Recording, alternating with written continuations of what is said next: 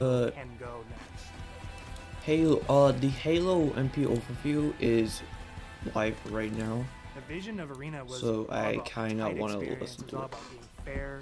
It was all about earning everything on the map, earning everything, every kill you get. Going back to like what is the core foundation of what made the great Halo multiplayer arena matches great. Halo, it's really about fair and balanced starts, so everybody's on equal footing when they come off the rip.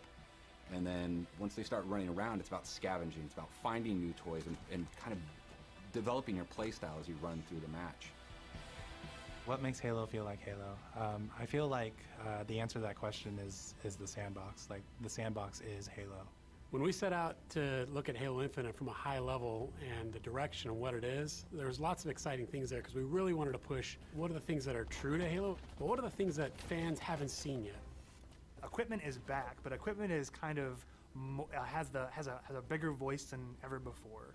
We ask questions to ourselves of if you could go after a power weapon to get a bunch of kills, would you do that, or could you go and get grapple to make sure that you swing yourself to the other side of a map to back cap a stronghold?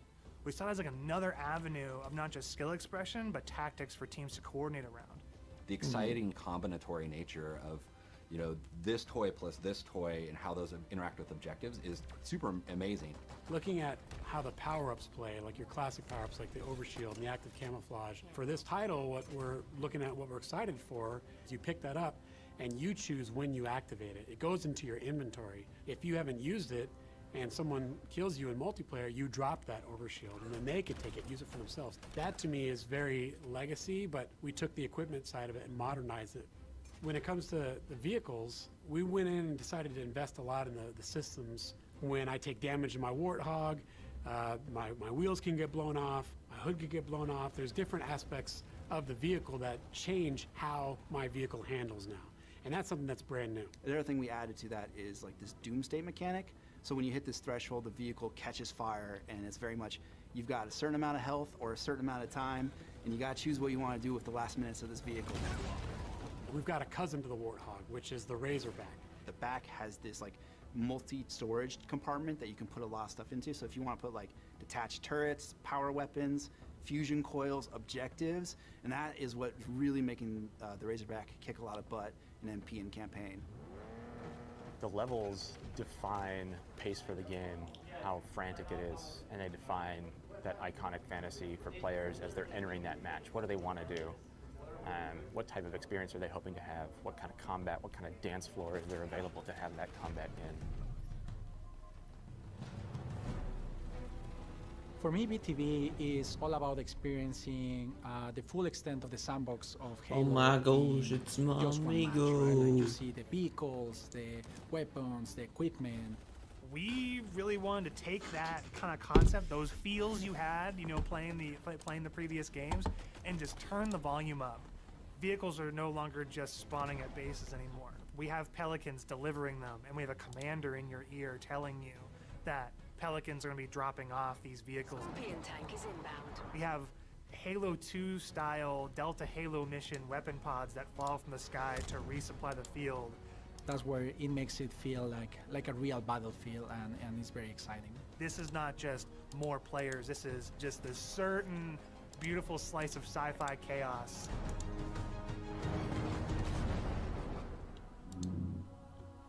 The announcer is your big gameplay moments, your game modes, just like the way it was before. Personal AI is really a reflection and information for the player.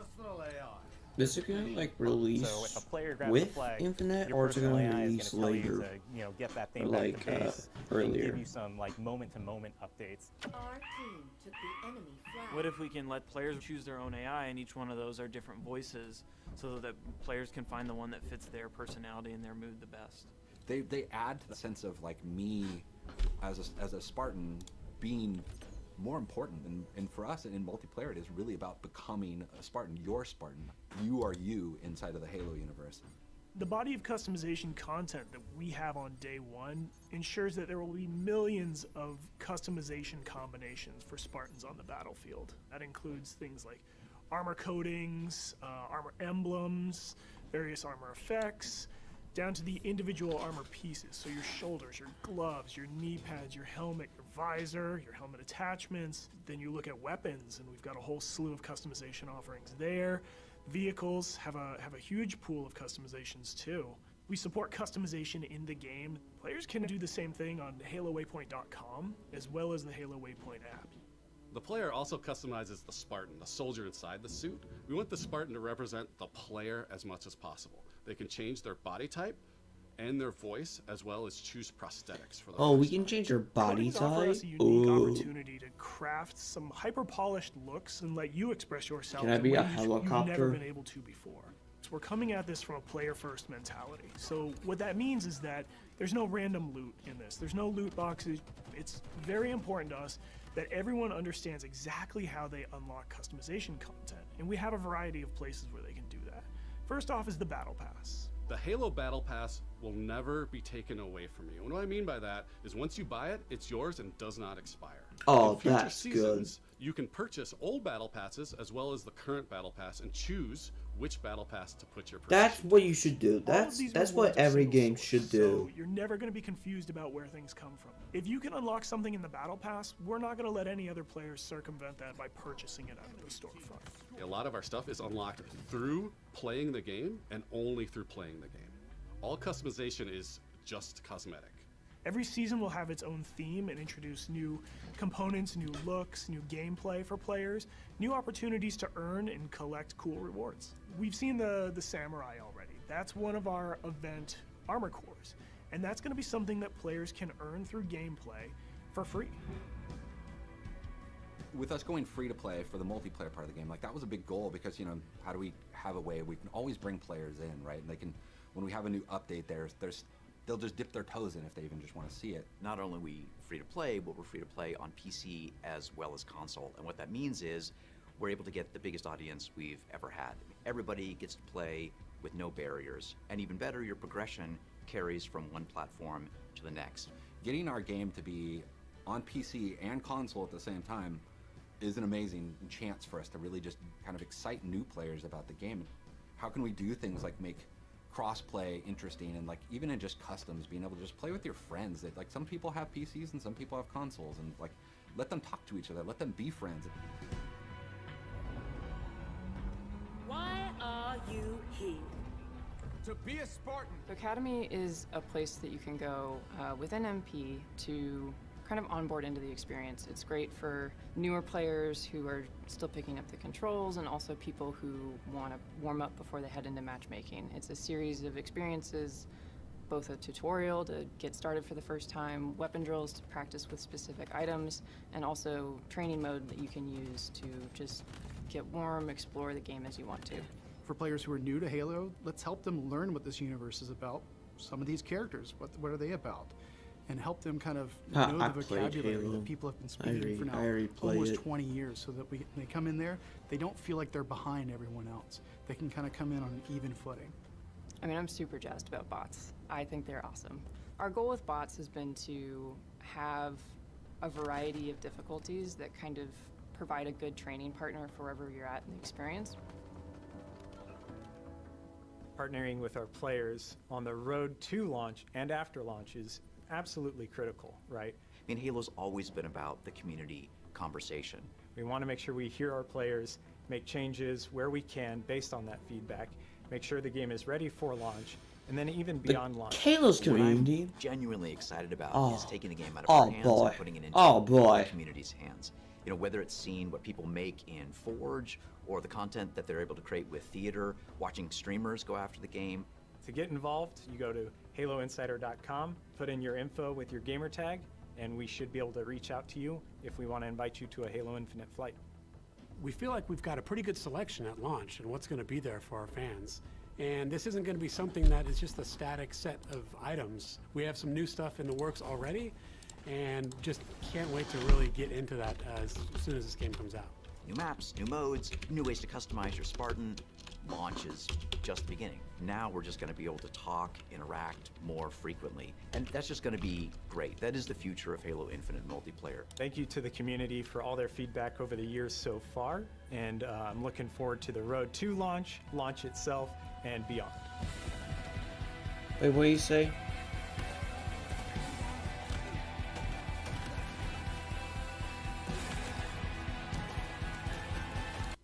If we want to invite you to a Halo Infinite flight. We feel like we've got a pretty good selection at launch and what's going to be there for our fans. And this isn't going to be something that is just a static set of theater, watching streamers go after the game. To get involved, you go to haloinsider.com, put in your info with your gamer.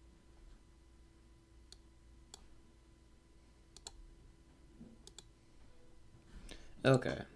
So now it's just possible to ignore force in the entire games industry when you take all of that as a whole. Now, if only Games with Gold didn't suck now, but you know, I can't really complain. It is definitely a strange time to say Dot. a PlayStation-developed game costs more on PlayStation than on Xbox if you have subscription services. It is a very strange place to be, and it's of course you're completely right. You can't compare what PlayStation's offering to Game Pass. Just nothing stacks up. But at least in a vacuum, thinking of what PlayStation players have been dealing with, things have been largely the same getting into the PS5 generation. But at the very least, I'd say PlayStation Plus's games lineup each month has been a lot better. Definitely when they pared down the lineup of games on PS Plus from 6 down to 2, they didn't really find a way to up the value there or, you know, keep the value the same. And for a while, PS Plus kind of felt like a waste with those games. But thankfully, since the launch of the PS5, we've gotten almost a brand new PlayStation 5 game every month on PS Plus as part of that lineup. Stuff like Destruction All-Stars, Bug Snacks. okay. Hold up.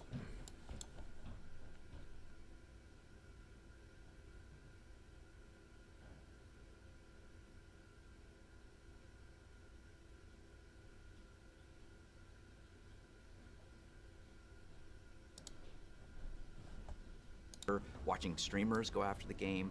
To get involved, you go to haloinsider.com, put in your info with your gamer tag, and we should be able to reach out to you if we want to invite you to a Halo Infinite flight.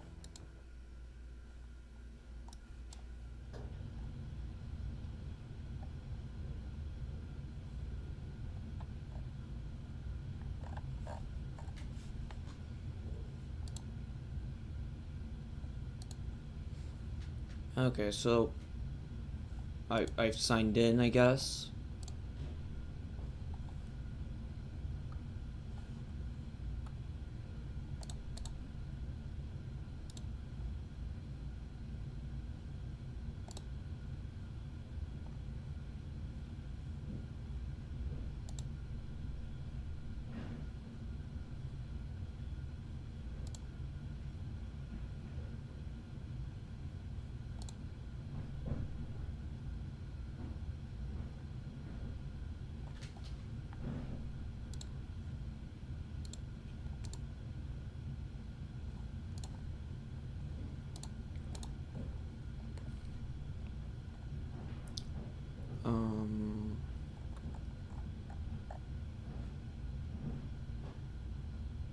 Yeah, I'm from Hong Kong.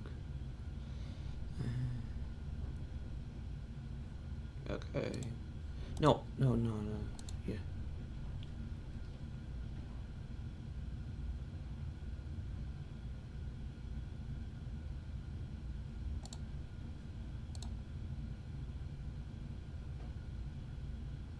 Yeah.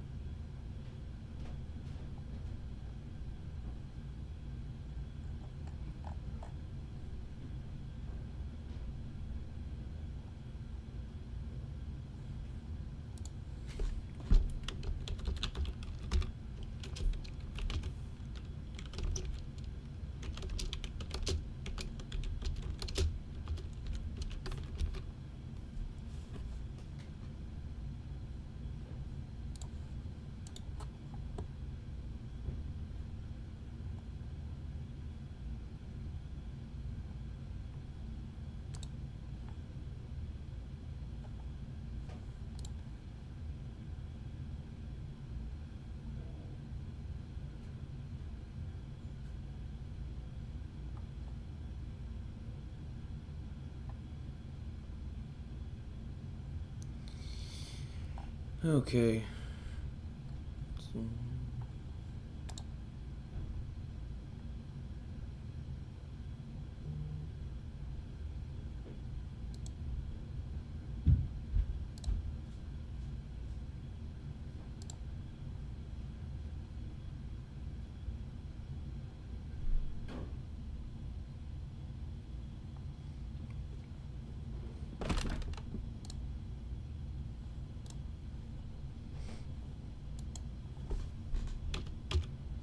Okay, I'll put this up.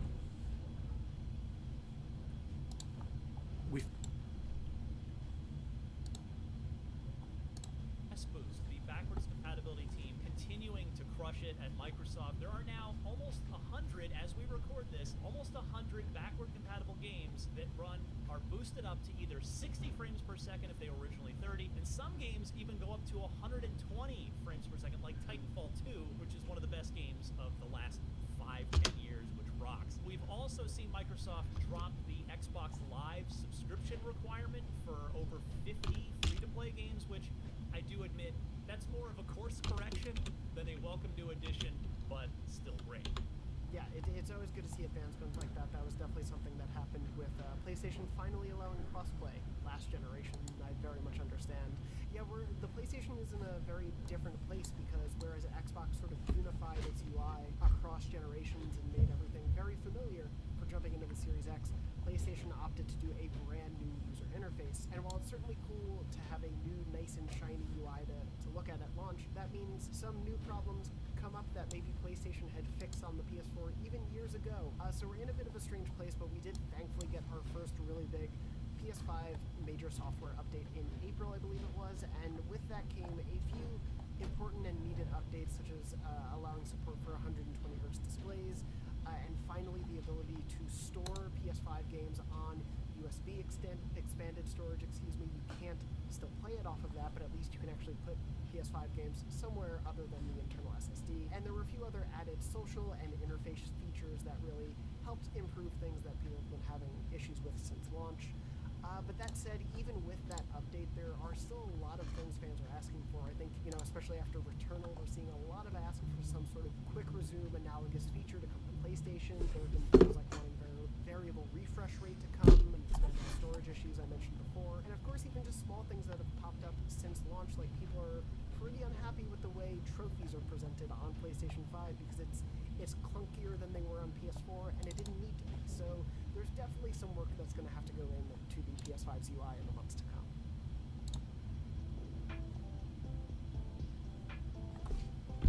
And so it's been really great to see PlayStation addressing things already with an update like that one in April and some smaller performance updates, both for the system and the DualSense since the PlayStation 5 launched in November. But that said, this whole span since that launch hasn't exactly been the smoothest for the PS5. Now, thankfully, there hasn't been anything that is as ubiquitous or widespread as the Red Ring of Death from the Xbox 360 era, but pretty much since launch day, there was sort of a whack-a-mole situation going on where a new PS5 issue seemed to crop up every few days, and so it's been hard to say what are the most proliferated issues that players have been having, how much of the player base actually saw these, but definitely one of the ones that we've seen stick around is DualSense controller drift. We've definitely seen some stick drift there that PlayStation is now facing a class action lawsuit because of, very similarly to Nintendo with the Nintendo Switch Joy-Con drift. That said, there have been a few other issues, such as rest mode bugs and occasionally downloading the PS4 version of the game when you wanted the PS5 version, but thankfully, again, nothing has been catastrophic across the board, but it's been a sort of strange, what's that new issue I'm hearing about today? On the Xbox side here, Series X owners complaining here and there of controller drift again and random disconnects, but other than that, really, the console's been pretty much working as designed. It is quiet, it is cool, it is powerful. There haven't been any major OS issues, crashes, any other real problems of note that I've seen out in the community. Basically, I would say it's been pretty smooth sailing on the Xbox side.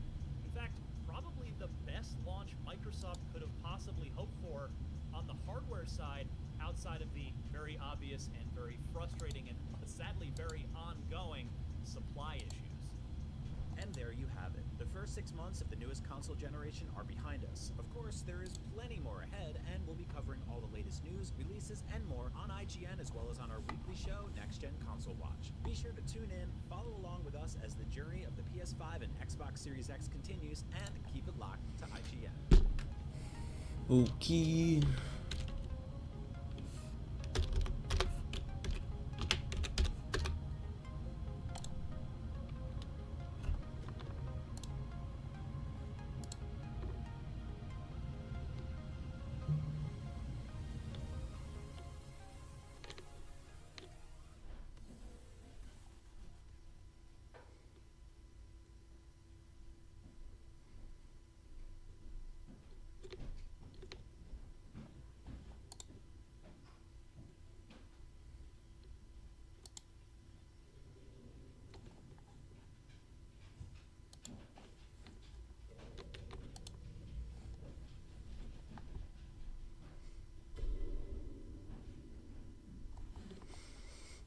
Okay.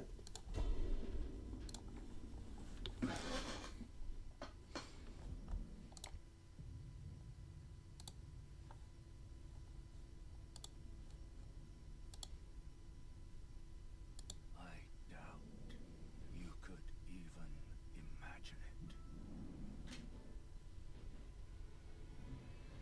it. Is that a frickin' That which commanded the stars, giving life its fullest brilliance.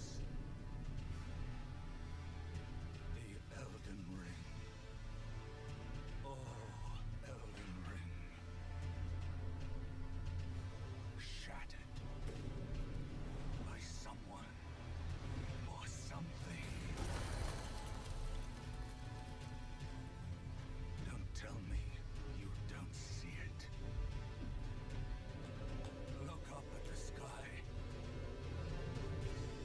It burns.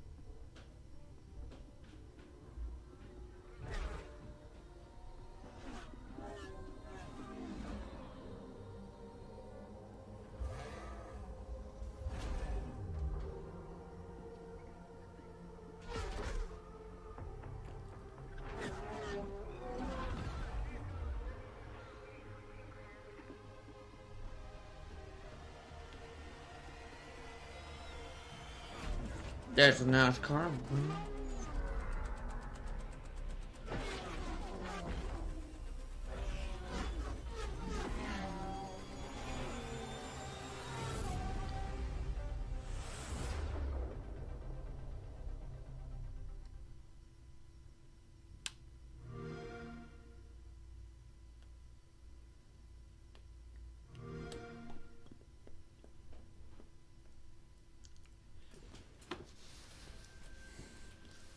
Oh, is this that Fable?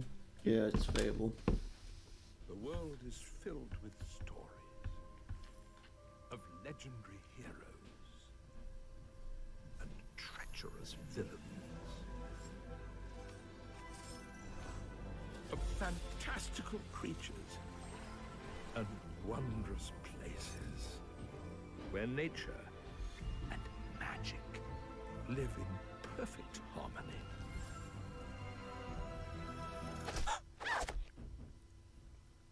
Not all stories have happy endings. But yours has yet to be written. You know, I wonder if you were to live in a fantasy place where could you bang Fairy.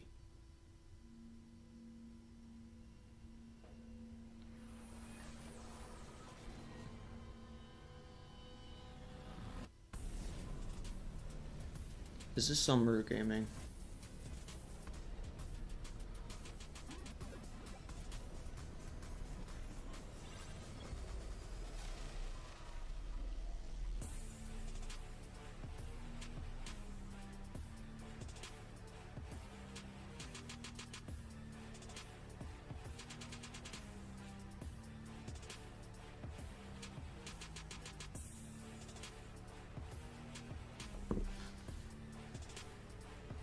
Oh yeah, Back 4 Blood looks good.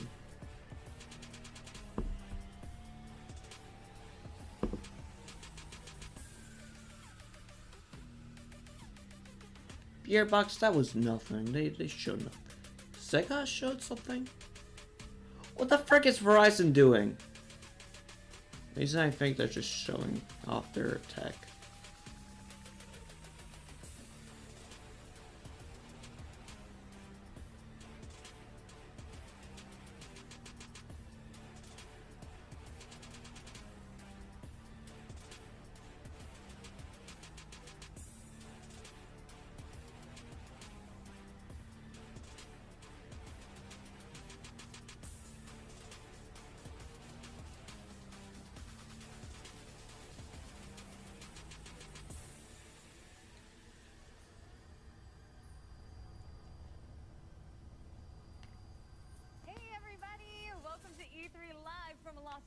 California.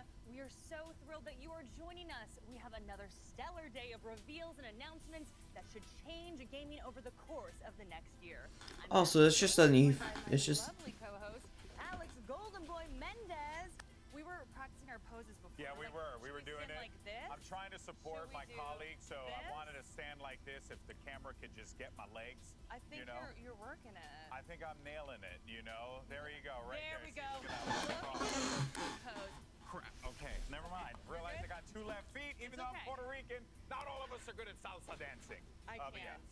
I do need to ask you though. Have you recovered from yesterday's announcements? Oh man, Halo head you. It's been a great day. Actually, we just had a multiplayer showcase for Halo as well. You're on your phone so like I'm this. like glued to my phone before the start of the show. It looks great. I can't wait.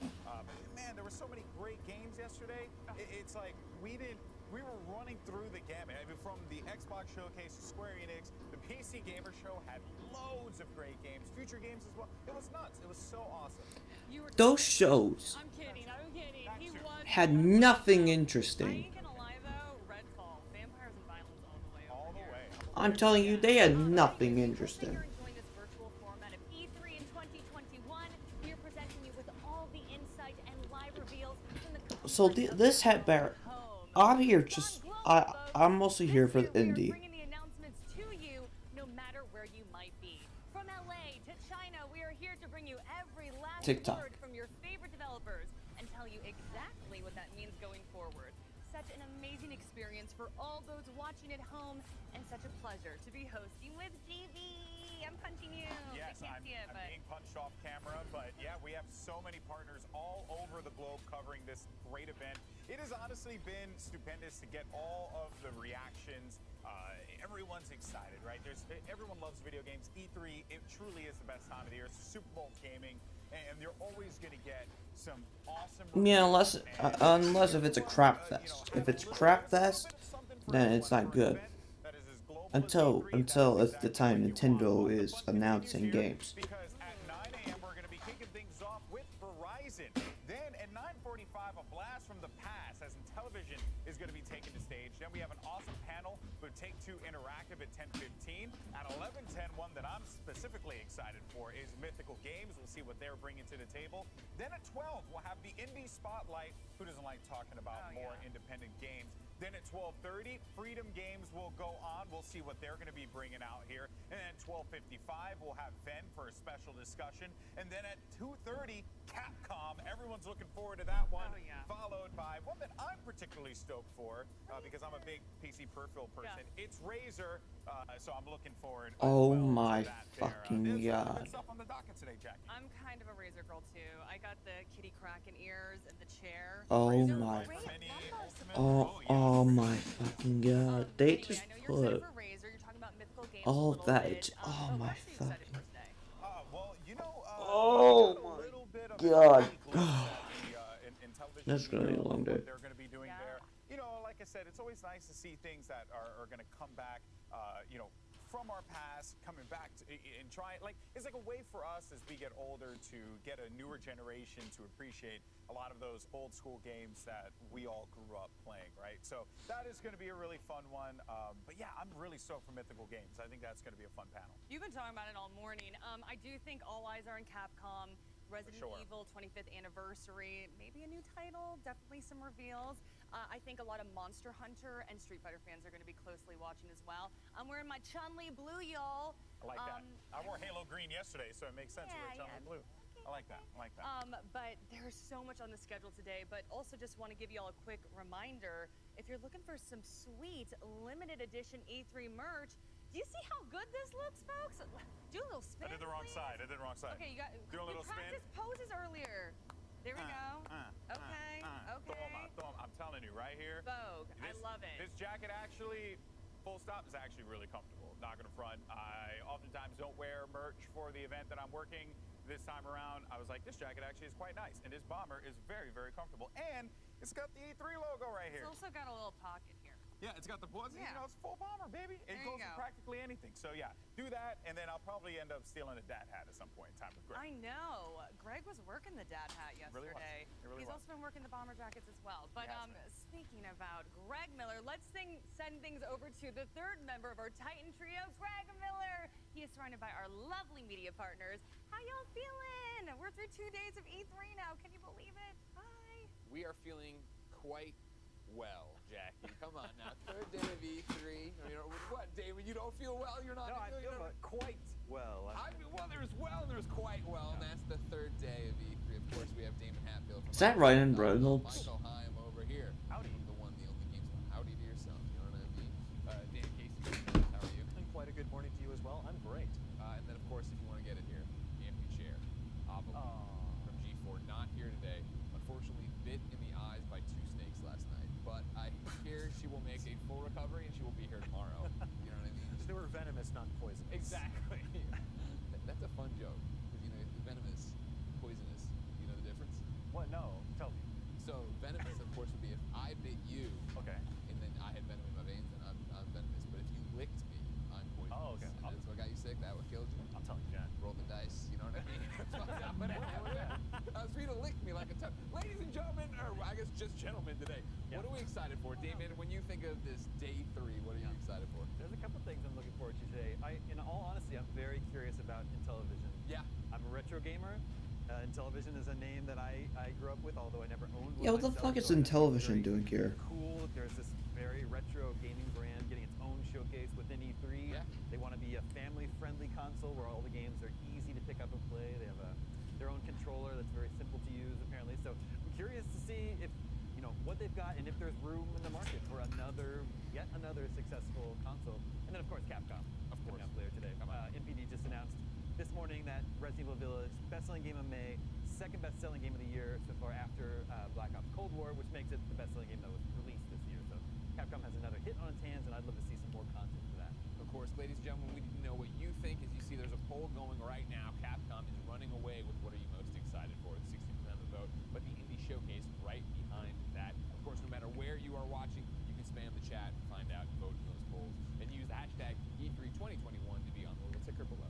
But Michael, what are you excited for today? I am with the audience and with Damon and saying Capcom because I love Japanese games. That's kind of what I've gravitated towards throughout my career at GameSpot, is covering Japanese games. And Capcom, I think, is going to be surprising. Yeah. Maybe, I know, like Jackie said, Resident Evil 25-year anniversary, and Resident Evil Village is hopped in. So, and there's probably going to be some extra content. I would like to see VR support for Resident Evil Village. That would be wild. But I think the thing that would be actually pretty cool. I think Dan is going to feel me on this one. Is the Great Ace Attorney? Oh yes. Objection. The Great Ace Attorney has been out in Japan for a while.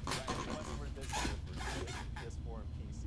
It's kind of a period piece with a character named. Okay, hold on. We need G4 representation here. I'm tired of this. Objection. God, that's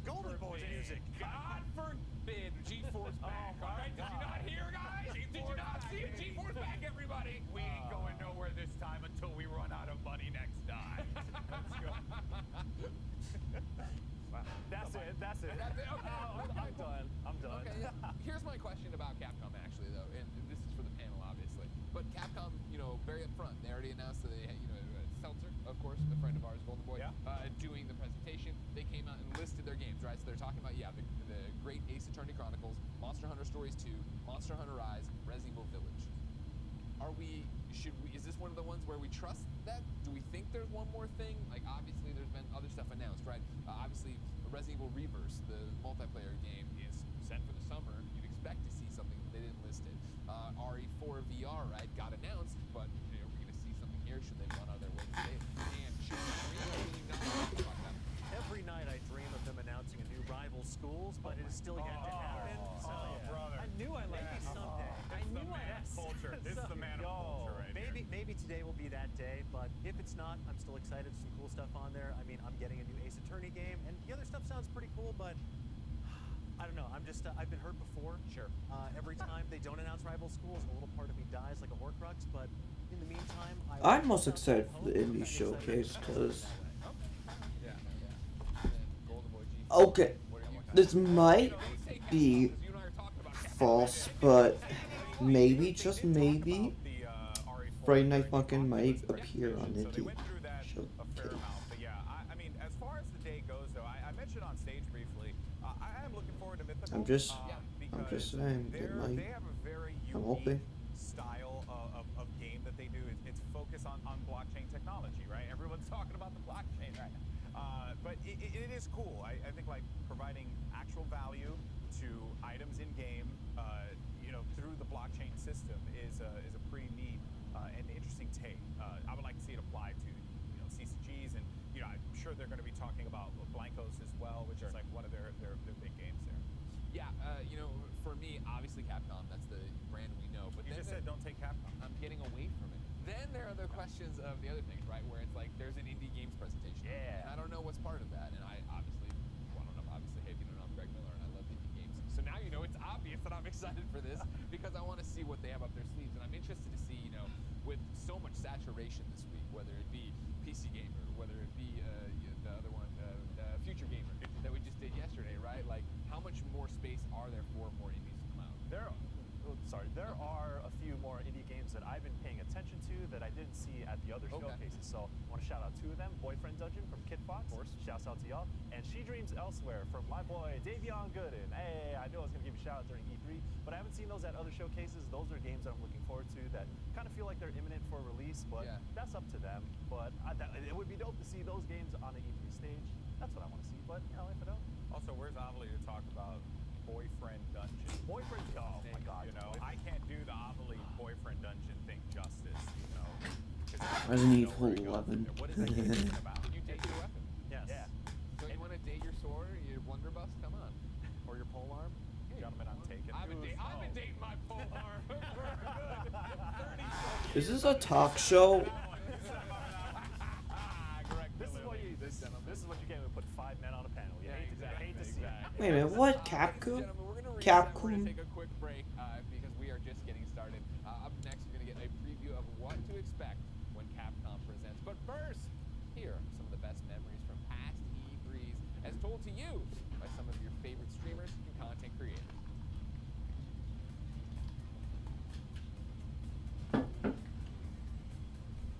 My biggest E3 memory that I remember being like, are you serious? Was Beatles Rock Band, because they had the Beatles there. I remember when they showed the Final Fantasy VII with new technology reimagined. What about Smash Bros?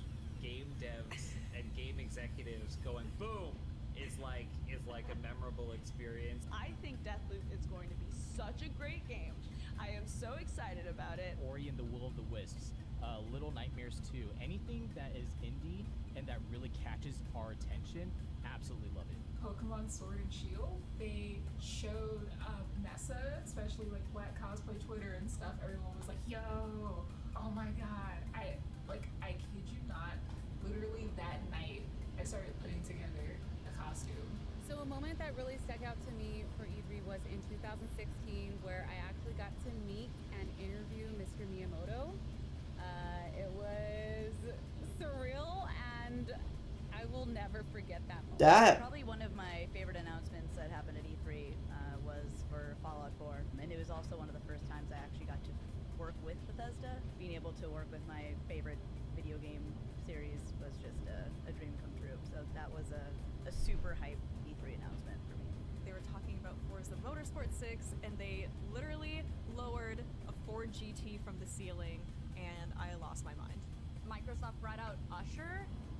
That was the time. That was when there were just random celebrities. The E3 announcement that I got the most excited about was winning the freaking Smash Brothers tournament and getting that dang medal. That was the best announcement that ever happened to me when they announced the winner, and it was me. Now that would be that is a good announcement. Welcome back to E3 live from Los Angeles. Greg Miller here with my cast of gaming friends, of course, the none other than Golden Boy Alex Minnis. Right. Hello, how are you? I feel like I just spoke to you. Well, you did because you crashed the other segment, you know what I mean, and then you burned it because we're supposed to have this bomber jacket moment where we're together and like our powers unite, but then you burst through the wall screaming about G4. I'm so sorry about that. I like I'm excited, you know. That's what people are tuning in for. They like the shenanigans. G4 is back for a few months. You know what I mean? Just get used to it, kids. Is this the advertising gimmick they're running with? Like, hey, how long is it gonna last this time? Yeah, man. Well, so Cops and Cheaters shows up. You know, like, well, I'm joking. Joey Greco. Golden Boy, I want to talk about a developer we are all familiar with. That's Capcom. What do you want to see from them today during their E3 presentation? All right, if we're keeping it a $1.50, okay? I don't know what that means. What's in? Like we're keeping it real. Oh, okay. Like, you know, there's nothing more real than $1.50. Okay. You know. Sure. I know you know. He knows what I'm. He knows what I'm talking about. Yeah. He knows. I'm right there. It would be so sick if we got a Lost Planet game. Oh my God! Why are you dreaming so big? This is the problem with gamers. They come out and they say, the Great Ace Attorney Chronicles, Monster Hunter Stories 2, Monster Hunter Rise, Resident Evil Village. That's our presentation. He's like, I want Lost Planet. Hear me out, Greg. All right, because if you know, yesterday Square Enix was like, hey, we're Square Enix and we're gonna do this. We're gonna talk about this. Yeah. Right. And then they dropped Strangers of Paradise. Sure. You know, which was a special surprise. Sure. So I would like it if Capcom did one more thing.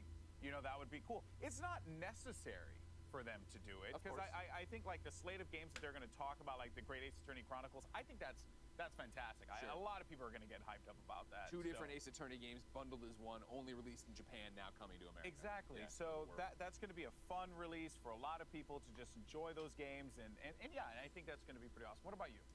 Oh, for me, like I like that they called out Resident Evil. I like, hey, we are going to talk about Resident Evil Village. Of course, Damon just went over. Okay, is there another? The success Resident Evil Village has had since its launch a month ago. So what does that mean today? Is it DLC?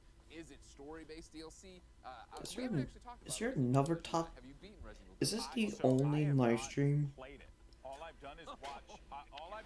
Watch streams of it. Oh, okay. Because I mean, I've been in California for like a month, so I haven't had time to play any. Among Us Naked mod. That said, though, I have liked what I've seen besides the hand stuff. The hand stuff really doesn't do it for me. I understand. They have a thing about hands over there. But the story goes places. It does. And ends in a very interesting place that we won't spoil here if you haven't gotten there. So my question becomes then, if it's DLC, is it continuing that saga? Are we getting a tease of what happens next? Like, where do we want to go with Resident Evil Village and double down on the success they found it? Do you feel like we have a pathway, though, for Resident Evil Village? Like, there's multiple pathways I think they could go with it, which makes it so exciting and interesting to see what they'd want to do with it, what they want to add. Okay, screw you.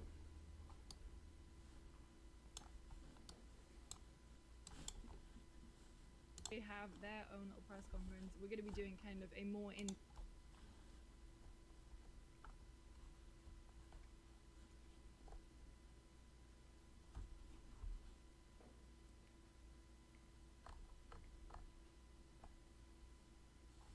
The AMA for that one, and some Resident Evil Village. Yeah, I feel like my hope is that they have more beyond that. The Monster Hunter and Resi stuff is going to be a big part of it. Rumblings of a Street Fighter 6 have been knocking around for. Okay, so 11 o'clock is when 11 o'clock is when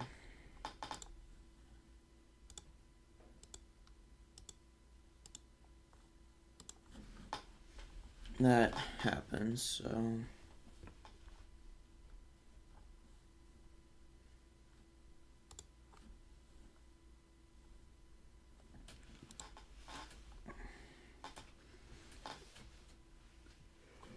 I mean, 11. Yeah, 11 o'clock.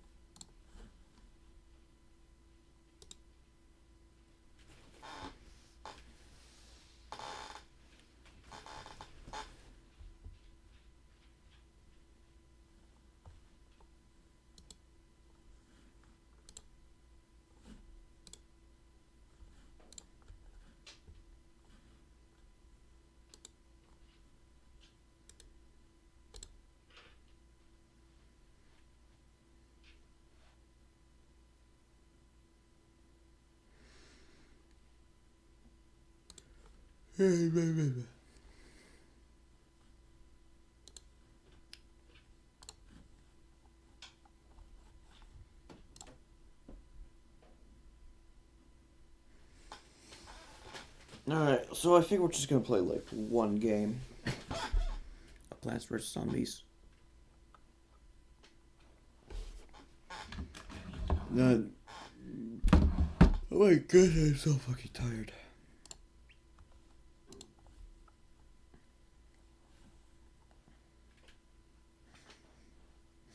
And watch the Verizon show. I don't know why I'm so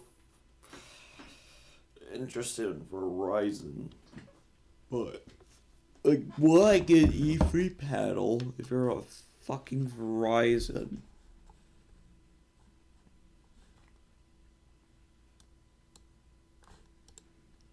Like, out of everything Verizon gets an E3 panel and then television.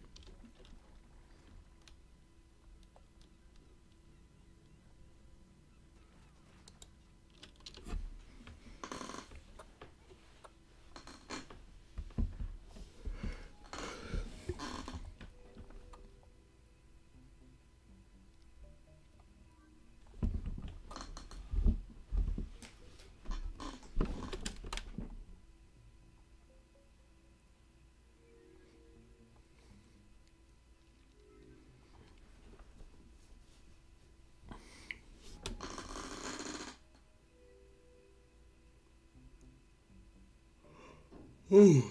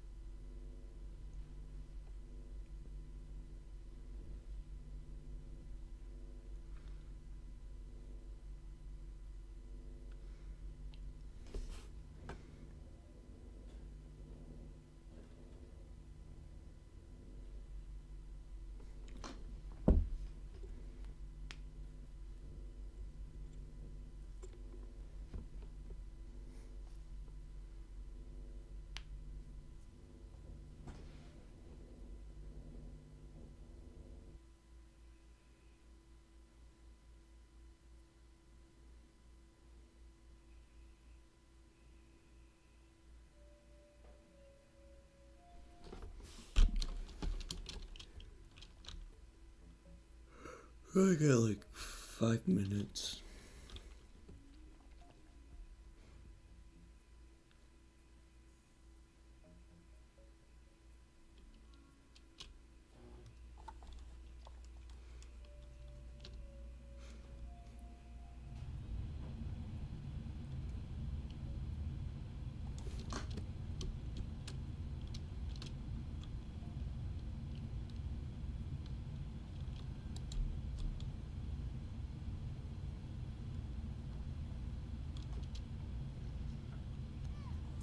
Okay, so I'll play like a little bit of this.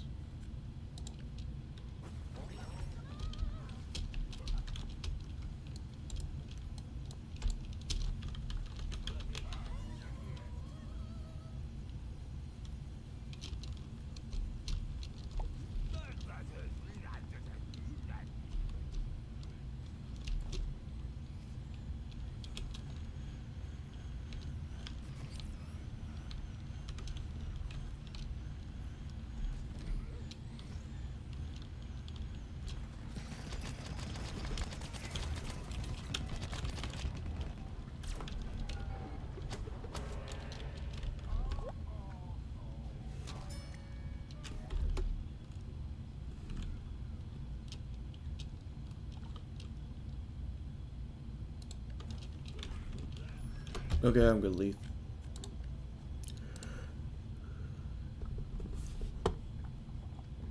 That was really short, but okay.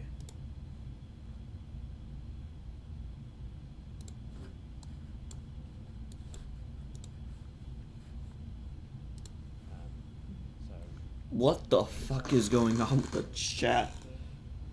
I don't even know I'm putting that there, no one. I'm a massive, massive coward. I'm not even gonna, I'm not entertaining the idea of playing Resident Evil. It's not on my face. I know loads of people are gonna love it, but like, it's cool that it exists, and more Resi 4, and I know it's like, you know, whole classic and everything, but I'm not having it that quick in my head. It's not a horror game. It is definitely more of just an action game. And it's very... There are certainly... Because I know you so well, like, I know there will be moments where you would definitely jump, especially it being in VR, but I'm generally very intrigued about that one, especially because we don't really have any kind of a pipeline of news on the... I mean, they've remade 1, 2, and 3. It's probably on the cards they're going to remake 4, given that it's on every other platform and one of the most beloved games of all time. But it seems like Resident Evil 4 VR is going to be a stopgap thing.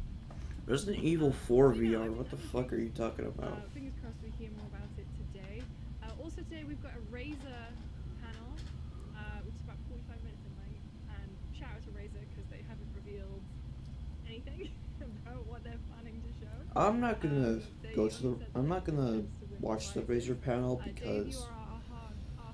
Holy crap! This is a long. This is a long day. I know it's usually reserved for CES, but I want to see. I love seeing more of Razor's weird stuff. So I'm just not gonna watch it. So. That was their smart mask concept back at CES, but like make that please. That would be rad. And you know, us wearing masks is going to go away anytime soon. COVID could disappear tomorrow, and I'd still be wearing a mask because frankly I don't miss having a cold every time I commute to work. So they might say, hey, you loved Project Hazel, we're actually gonna make that now. But other than that, I think maybe just the usual showing from Razer, they're dipping more into sort of gaming culture sort of scene, like chairs and everything. So we might see more of a push towards that, as well as new keyboards with probably more OPX Switch stuff, some of their new Switches. That would be really cool to see.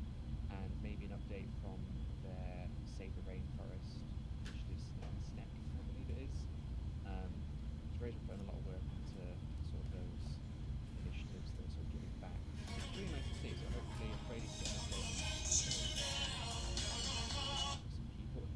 Please do not copyright me. I just happen to have a Never Gonna Give You Up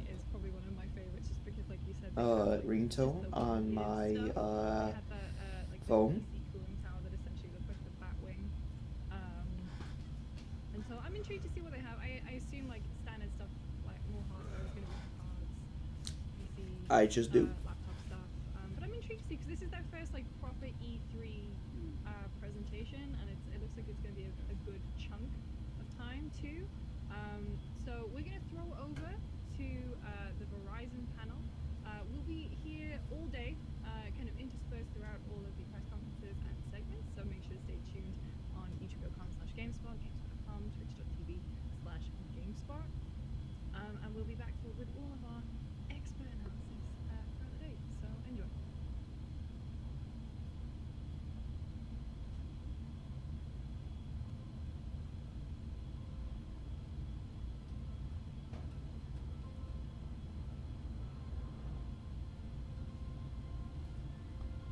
Is Verizon a gaming company? Is Verizon a gaming company now or something? Gaming company.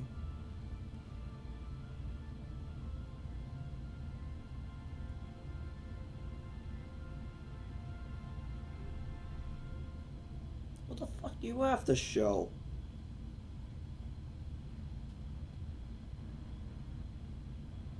Hello everyone, I'm Diego Scotti, CMO of Verizon, and it's great to be here. This is my first E3, so you might be What the wondering fuck why am I do here you have to show at E3? industry's biggest gaming conference. Well, let me tell you, this past year changed everything, including the world of gaming. The pandemic sparked a massive growth for the industry. New players came in droves, and for many, gaming took on new meaning. It was a source of comfort, a creative outlet, and a means of connection. In fact, we estimate that 5 out of 6 people in the US have played a video game at some point in the past 6 months. That is amazing. And this growth has propelled the gaming industry towards massive new creative opportunities and cutting-edge ideas. Gamers know better than anyone that cutting-edge ideas demand new technologies that can keep up. And that's where Verizon comes in.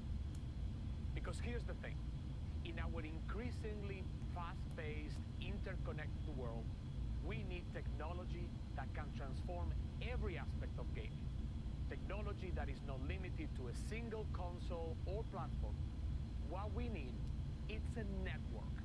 And that network is Verizon 5G Ultra Wideband. That is why we're here today, to tell you about Verizon 5G Ultra Wideband's high speed, low latency, massive capacity, and the power of mobile edge compute, or MEC. And Mobile. how Verizon is powering a gaming revolution. We're going to talk about 3 gaming communities that will benefit the most. The first community is the developers who create the games. We'll see how developers can make the most graphic-rich multiplayer games ever created. And immersive gaming formats like virtual reality can come to life in whole new ways. The second community is the sports teams who play them. We will look at how players can download games in seconds, and data-intensive multiplayer games typically reserved for consoles can now be played on mobile. And third is the community of Mobile. fans who engage with them. Fans can stream games on the go with no additional downloads or consoles needed. So in all these 3 areas, Verizon 5G Ultra Wideband is the innovation that makes other innovations possible. Let's take a look.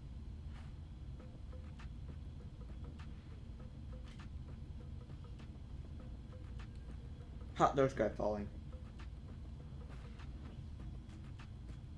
Doom? I just saw Doom. Doom! Doom! Rocket League. Rocket League.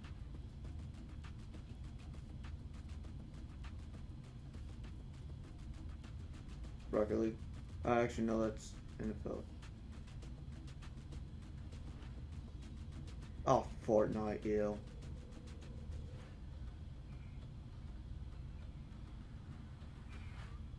Oh, crap. What is next with them? Are they going to go to E3 2022 and announce that they're making games? 5G Ultra Wideband and mobile edge compute are literally game changers for this industry. And to prove it, we'll hear from friends I'm proud to have here with us today. Dignitas, EA, Team Liquid, and Riot Games. It's an amazing group. All the games, all the programs, the hardware being announced here at E3, all of them require a powerful network. And Verizon 5G will take all of them to the next level. We're talking about capabilities that include speeds that can reach up to 4 gigabits per second, latency measured in milliseconds, the potential to support more connected devices than ever before, and smaller handsets with extended battery life. It's simply incredible. I'm so excited. To bring this to life, let's see how 5G will change everything.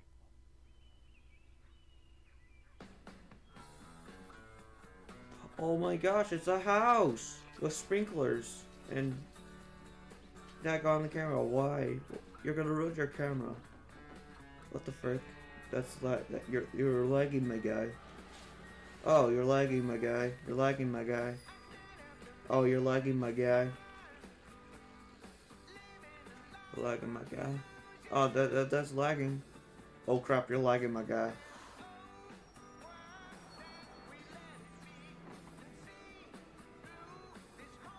Oh, you're lagging, my guy. You're lagging, my guy. You're lagging, my guy. Oh my gosh. Oh gosh, you're lagging, my guy. Oh crap, you're lagging, my guy. Oh crap, you're lagging, my guy.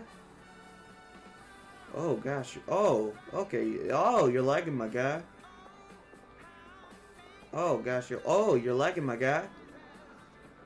Oh crap, you're lagging, my guy. Whoa, whoa, whoa, okay, you're lagging, my guy. You seriously lagging, my guy. Oh crap, that's a lot of staplers, my guy. Oh my gosh, you're lagging, my guy. Oh crap, that's that. Oh yeah, you just failed, my guy. Oh my gosh, you're lagging, my guy. Oh crap, that's okay.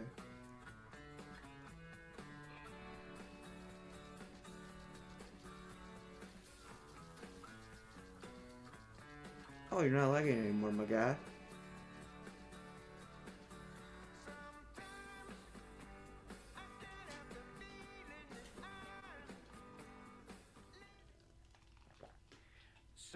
So amazing. I really loved that video.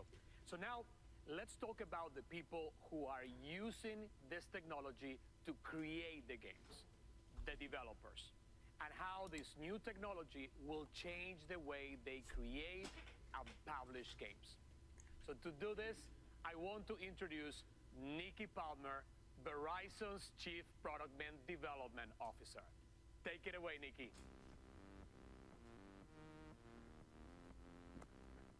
Thank you so much, Diego.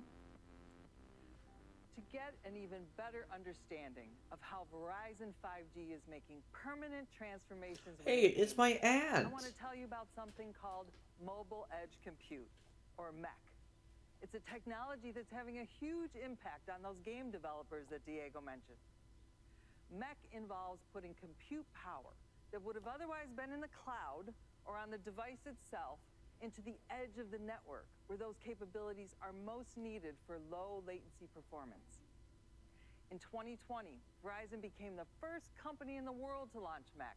We did that with Amazon Web Services Wavelength. So far, we've deployed MEC in this fashion with AWS in 10 major metropolitan areas across the United States.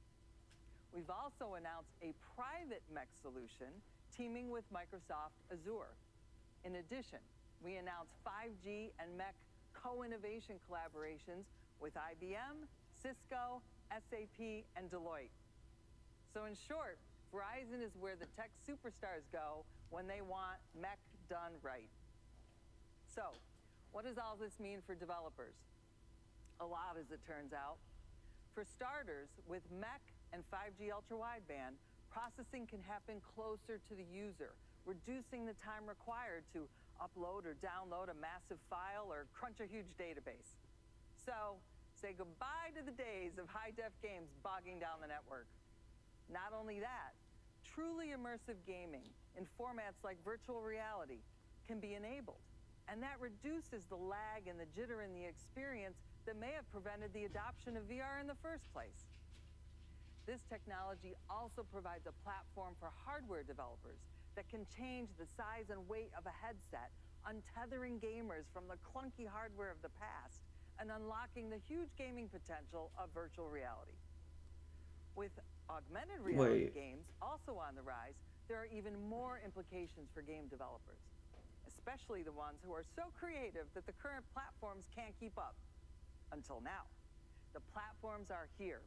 Thanks to 5G ultra-wideband, even the most visually complex cloud-based games can come through beautifully on any user device, just as their creators intended. Developers can now focus on making the best games. They can rewrite the rules for creating eye-popping, graphics-rich, multiplayer action without worrying about hardware or network limitations. So, now that we've lifted the creative limitations for developers, I want to shift gears to talk about the second community being impacted by the power of 5G, and that's esports teams. Esports has been one of the fastest growing entertainment categories in the world. With access to Verizon 5G ultra-wideband and mobile edge compute, new games can be played with higher fidelity and lower latency, creating new opportunities for esports leagues, especially mobile esports. Our 5G labs have been the perfect place for esports leagues. These 5G and mech-enabled environments are cutting-edge incubators for forward-thinking companies that are ready to build and scale the future of gaming. In early 2020, Verizon's 5G lab right here in LA became home to the Verizon 5G Gaming Center. This first-of-its-kind facility was created in partnership with Dignitas. Holy crap, I think I just burped, like, throw up in my mouth. Ew. And placed to co-create But actually, the future tastes of good. esports engagement and content. Since then, we've expanded our capabilities to include a world-class XR stage, cutting-edge volumetric capture, and a space for player analytics. We are taking it to the next level, exploring how 5G ultra-wideband network can enhance player performance, enable new fan connections, and empower the next wave of Fans. gaming I and like esports fans. experiences. Let's see how. I don't think any other organization or company has what we have here at the Verizon 5G Lab. It's the first in the world, so it's really exciting to be a part of something so innovative and seeing where it can take esports. Verizon is definitely elevating the game to the next level. My name is Emily Garrido. I go by Emilite in-game, and I'm the team captain for Dignitas's all-women's Valorant team. We have Oh, everything that we crap. need here. We have streaming pod rooms. If they Yo, want I to should connect with their get fans tons on of a keyboards and personal line level, them up and make them look rooms cool so or we can really whatever. get down to business and prepare for tournaments. It's really nice to have the gaming center here and our own little personal streaming pods and basically have one-on-one conversations with all my viewers. My full name is Carolyn Noquez, and in the gaming community, I am known as ArtStar. I am a content creator for Dignitas, and I was formerly a professional player on the Dignitas CSGO female team. Esports is really just like any other sport. They want to interact with their fans, and there's a very high level of accessibility. We have a ton of different technology. We have a virtual production stage that allows for XR. We have a volumetric capture stage. 5G is going to have a huge Oh impact on gosh. gaming. Oh no. Oh, that does not look good. Right now, mobile games utilize either processing on a phone or processing in the cloud. 5G combined with MEC is going to completely change that paradigm. The lab is a fantastic place for us to partner with game developers to learn how they want to build their games in the future in order to take advantage of our network.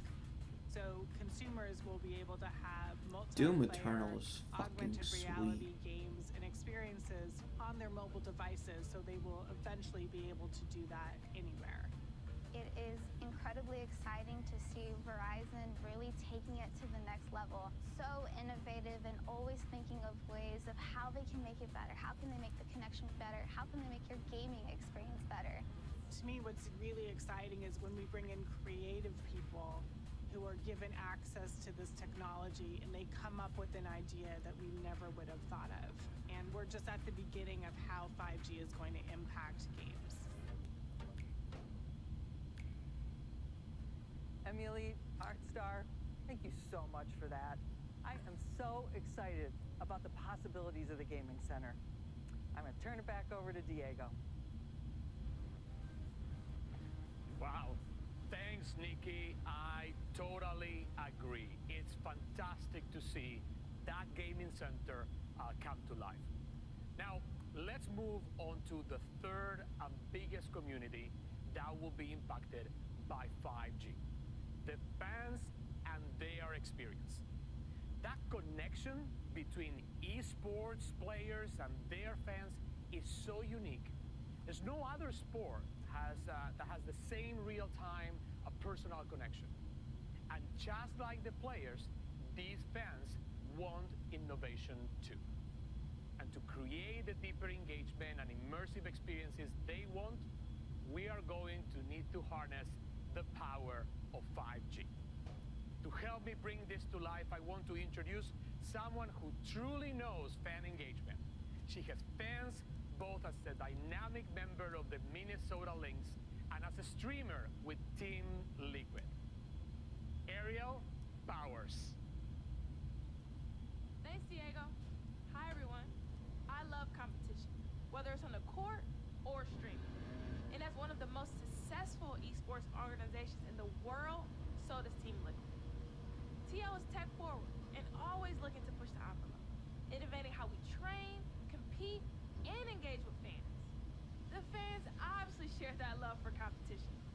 This synergy between Team Liquid and the community lends to a critical connection, one that shapes who You know, we are. I could just imagine her. Only just begun to scratch the I'm sorry. I just have to say this. I just imagine her going, "Oh my gosh, you gotta be kidding me! Oh my gosh!" I could just imagine her going like that. Ultra-wideband is the key to unlocking the future of these experiences. Like I'm sorry if you're a fan, but like I could just imagine her going like that. Experiences ever. The technology is transforming the way fans play and consume content. Team Liquid has a 20-year history of changing the game through the power of community and innovation. And we could not be more excited about the next phase of gaming, brought to life with Verizon 5G. Thank you. Thank you. Thanks so much, Ariel. This is really exciting stuff. Now, there is clearly new territory to tap into with fan engagement. I am convinced it is the future. And to help build that future, Verizon and Team Liquid are joining forces for a groundbreaking 5G innovation partnership. We'll generate fan-facing 5G experiences that will reshape engagement around esports tournaments, whether you are there in person or watching virtually at home in real time. Let's look first at in-person events. This year, as live events return, Verizon and Team Liquid will give fans new experiences at the industry's biggest events. We have over 60 stadiums and arenas around the country with Verizon 5G Ultra Wideband. In here, fans can look forward to 360-degree portal views into the gameplay for a fully immersive experience, and the ability for top streamers to play live from venues during these events. You can see his nipples. Something that has never I'm sorry. been I'm done sorry. I'll shut up. Only with that powerful connection can you unlock second screen experiences that immerse fans in the competition and that allows top content creators to stream live from those venues. And for those watching remotely, VR innovations will allow fans to experience live events together virtually, giving them the best seats in the house. And 360-degree access that puts them in the middle of the action. I can't wait to see what comes from our Team Liquid 5G innovation partnership. Now, Verizon's expansive collection of gaming industry partners is capable of reaching over 120 million of those players, and that's in the US alone. We want to show every one of them how Verizon's networks will benefit both players and developers in totally new ways. A great example of this was our partnership with Epic to create the Super Bowl 5G stadium in Fortnite creative mode. This was the largest Fortnite experience ever built in Fortnite's creative mode. And it gave players the opportunity to interact with their favorite NFL players and pro players in a way that's never been done before. The activation featured 4 football-inspired games and a few hidden surprises for players. It was a great demonstration of the power of 5G for gaming with the low lag and highest speeds made only possible by Verizon 5G Ultra Wideband. But 5G doesn't just transform battle royale games like Fortnite. It also changes single player and strategy games. I am thrilled now to invite a friend of mine to talk about how Verizon 5G is amping up the player experience. He is safety for the LA Chargers and a seriously engaged model NFL player, Derwin James. My man. What's up, my man? So great to have you. Thanks for having me. Thanks for coming. You know, you all. They got an NFL boy agency. What? What the fuck? What the fuck? Stadium, which is amazing. It was created with the most cutting-edge technology in existence. He doesn't know what the fuck is going on. Verizon's largest He doesn't know what the fuck is going on. 5G at its core, so ultra wideband coverage can be found throughout the entire stadium. I can't wait to get the fans back out there into the stadium for many reasons. The venue is incredible. The tech is built around is going to totally reshape how we watch and play the game.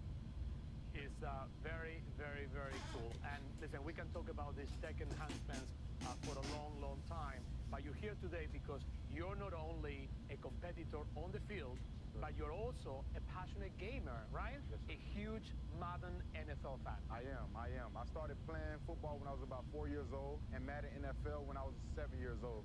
So you can say I've always been a competitor. I always wanted to be a professional football player. When I played Madden NFL as a kid, I created my player. I wanted to have super speed, super size, and of course handsome.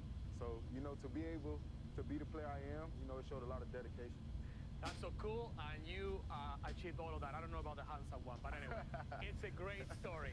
And I'm sure you've seen tons of changes in the game since you started playing, both on the field and also on the screen, right? You could say that. The innovations around Madden NFL and the gaming overall are incredible.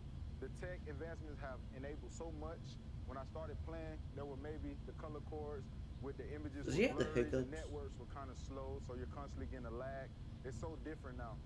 The visuals are more realistic. Networks have gotten better, and you can play with a group of people all over the world, so you don't even have to be in the same state or city. You can be playing with a friend in a whole nother country, which is amazing. Oh my God, it's amazing, and you can't believe what 2 decades of innovation can do to the game. So, as you think about the future, what do you want to see next? Madden NFL is already delivering a lot, but I'd love to see more new modes and experience with deeper and authenticity and to what it's like to be on the field. You know, I want to feel like I'm in this moment as a player. I want to feel like I'm out there. So more engagement with I've never opportunities to seen connect with people. Other people This is across the true. world. So being able to be mobile, because I'm constantly on the go as an athlete, so I want to be able to connect with my friends mobilely too. Oh, that's really cool. And listen, I'm glad that you mentioned mobile because we believe at Verizon that mobile is the future. Yes, sir. We ended the year, and I want to hear this number, with 17,000 5G small cells all across the country. Yes, And we yes, expect to have by give the us end Slime of the Rancher year free. 30,000 so everybody can enjoy 5G. So I tell you, this kind of expansion means that the powerful connection you need for console quality gaming experience on mobile, like the one you want, will continue to grow very quickly. And here's one other thing.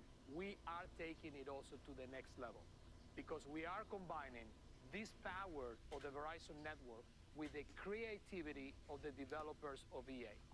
Their team will work with our 5G labs to innovate using 5G. Yeah, that's not also true. creating the most dynamic player experience ever. So together, our goal will be to produce optimizations for EA Sports, including your favorite Madden NFL Mobile using low latency Engineered to game. develop mobile experiences, the kind of the ones that Derwin, you Yeah, I might think he get, has and this so thing. many others. I think that guy has that a thing called like Literally changing the game. Seeing it's like twitching or whatever. I forgot what it's called, but can't wait to see what the next 20 years I think it's where he's shrugging. It's where he shrugs, I guess. Power of 5G. So great to have you, man. Thank you. It's weird, but I think I know why he's doing that. It's so exciting to talk about the new technology and how it is impacting the entire gaming ecosystem across the three big areas of developers, esports teams, and fans, all bringing fantastic innovation to the industry. But today, there is also a fourth area that is very timely for us to talk about, and that is the importance of supporting diversity in the gaming industry. As technology stretches the boundaries of what's possible, and as the industry grows, I want to hang off that like and the big fans thing right there. are more diverse Like than ever. that would be a So cool a jungle different gym right sort of there. innovation is required. With this shift, and this is something that is very close to my heart, actions to increase diversity and inclusion within the gaming community are more important than ever, more urgent than ever, especially those supporting female representation. Diversity has become a major force driving the industry forward. And as the players and their fans who are consuming these products become more diverse, it makes a lot of sense that the people who make the products, so the developers, should also reflect that diversity. I am a firm believer that change starts with action. And we are taking action together with Riot Games. In March, we partnered with Riot to launch the Valorant VCT Game Changers Initiative. It is a fantastic program that elevates women and other diverse groups within the esports community. And most importantly, it inspires the next generation of players. But So to why talk more just about the women? need for Like, increased female why just representation, women? Why not men? Why are you just doing women? the executive producer of Valorant, Anna Donlon. Anna, welcome. Here you go. Thank you for having me. It's so great to have you here. I've never. Oh, because like that, you know, but there's a I'll tell you what woman. makes us two, because this is my first E3 too, but I'm very excited to have you here, especially because you are one of the most influential women in an industry that is predominantly male, from players to developers to heads of publishers. So I really was looking forward to this conversation and ask you, what are some of the biggest challenges you see for female players and also for those that are trying to build their careers in tech? It's a great question. It's an important question, and I really like that you're asking it from both angles. So when it comes to competitive gaming, women still find themselves at a huge disadvantage, and it has absolutely nothing to do with skill. It's because they can't focus 100% on the game. Instead, they need to spend energy dealing with all the harassment they face. What harassment? Firsthand myself, it can be daunting, and it takes away from the focus of the actual Okay, competition. women gamers barely get any harassment anymore. That was like 2015, 2014. Women gamer, like women gamers, women gamers, like they barely get any harassment anymore. I honestly, if you're a woman and you game, okay, like no one cares. Cool. No one's gonna harass you, unless some guy at the computer who has no life. Like, no one's gonna care. Why? So why are you doing this? No one's gonna care if you're a woman and you're gaming. I had just started a job at a temp company, and while I It's so funny. It's so funny that you're still doing this. Well, if you're a woman, you can still game, but like, why are you doing this? I had no idea what a game producer was, but I went with it, and now 20 plus years later, here I am. And as you mentioned, there are not enough women in the industry, so it means a lot that she brought me with her. I try to pay that forward to all the women who are coming up after me, but we need more. Wow, I tell you, your story is so inspiring, and it's the first time that I actually hear you saying it like that. So thank you, and it just reinforces how important mentorship is. So a little bit of a follow-up to the previous question, but how can both then technology and commitments to allyship play a role? Gamer girls, that's the word I was looking for. Gamer girls. In the industry? So I'll tell you, one of the most exciting parts of being a developer is that I get to be part of creating the future of Valorant. My team and I spend all of our time dreaming and exploring ways to I make played Valorant, and it's fine. But I prefer we get CS:GO. to go and actually build it. It's a really interesting mix of creativity and engineering. All of the technology you've mentioned on stage today is impacting how we work and what we're able to create. So I mean, I would play those Valorant sometimes. I mean, when it comes to specific changes that need to be made to protect women in competitive gaming, we absolutely need to keep investing and prioritizing innovations that help fight against harassment. And honestly, the gaming community needs to take a more active role in the community. oh yeah, I heard some guys say this, but Can be allies, and I truly believe we can. I did see it, but that girl on stage. So some guy said this on Twitter. This girl created the best porno. And we're finally starting to see that. I like the way you said, and I couldn't agree more. We need more women, we need more diversity in the industry, and that's why we're taking it to the next level. Today, we are announcing an expansion of our commitment to the Valorant Game Changers Initiative. We are launching together today a new training program dedicated to mentoring up-and-coming female esports casters. The program that is launching very soon this fall will team up them with professionals in the field to provide them with practical tools and knowledge to help advance their careers. It's pretty cool, huh? Okay, so this is amazing. Game Changers is all about providing experience and exposure to women in gaming. We want to inspire the next generation of not only players, but any women who want to build careers in any aspect of the gaming industry. So this Again, like, so perfectly there's. with our mission. It'll provide a pipeline It's easy if you're a woman and you want to game. I am so glad that Verizon If you're a woman and you want to game, I mean, go ahead. to push for change. Well, I love what you say, but the reality is that no one can make real change alone. So we are equally thankful for your support and for Riot's support as well. I think they both watched Starman. So Anna, thank you for being here with us today. Thank you for the great conversation. Thank you so much for having me, Diego, and honestly, thank you so much for caring about it as much as I do. It's great to have you. Thank you. So, now I have a final big announcement, and I want to ask Nikki to help me with it. So, come on out, Nikki. Yes, Diego, this is big, and I am so proud to help announce it. Half-Life 3? To building a more inclusive and diverse tech sector. Our work in this space has been going on for decades, and frankly speaks for itself. We are so proud of the work we've done, but we also know that more action needs to be taken to address the lack of female representation in gaming and more broadly in STEM. So today, Verizon is making a new $1 million commitment to increase female representation in gaming and STEM. For this, we are creating the Verizon Game Forward Scholarship. The scholarship is an expansion of the Future Fund, our initiative to support. Well, you just wasted $1 million, buddy. You just wasted $1 million. That's right.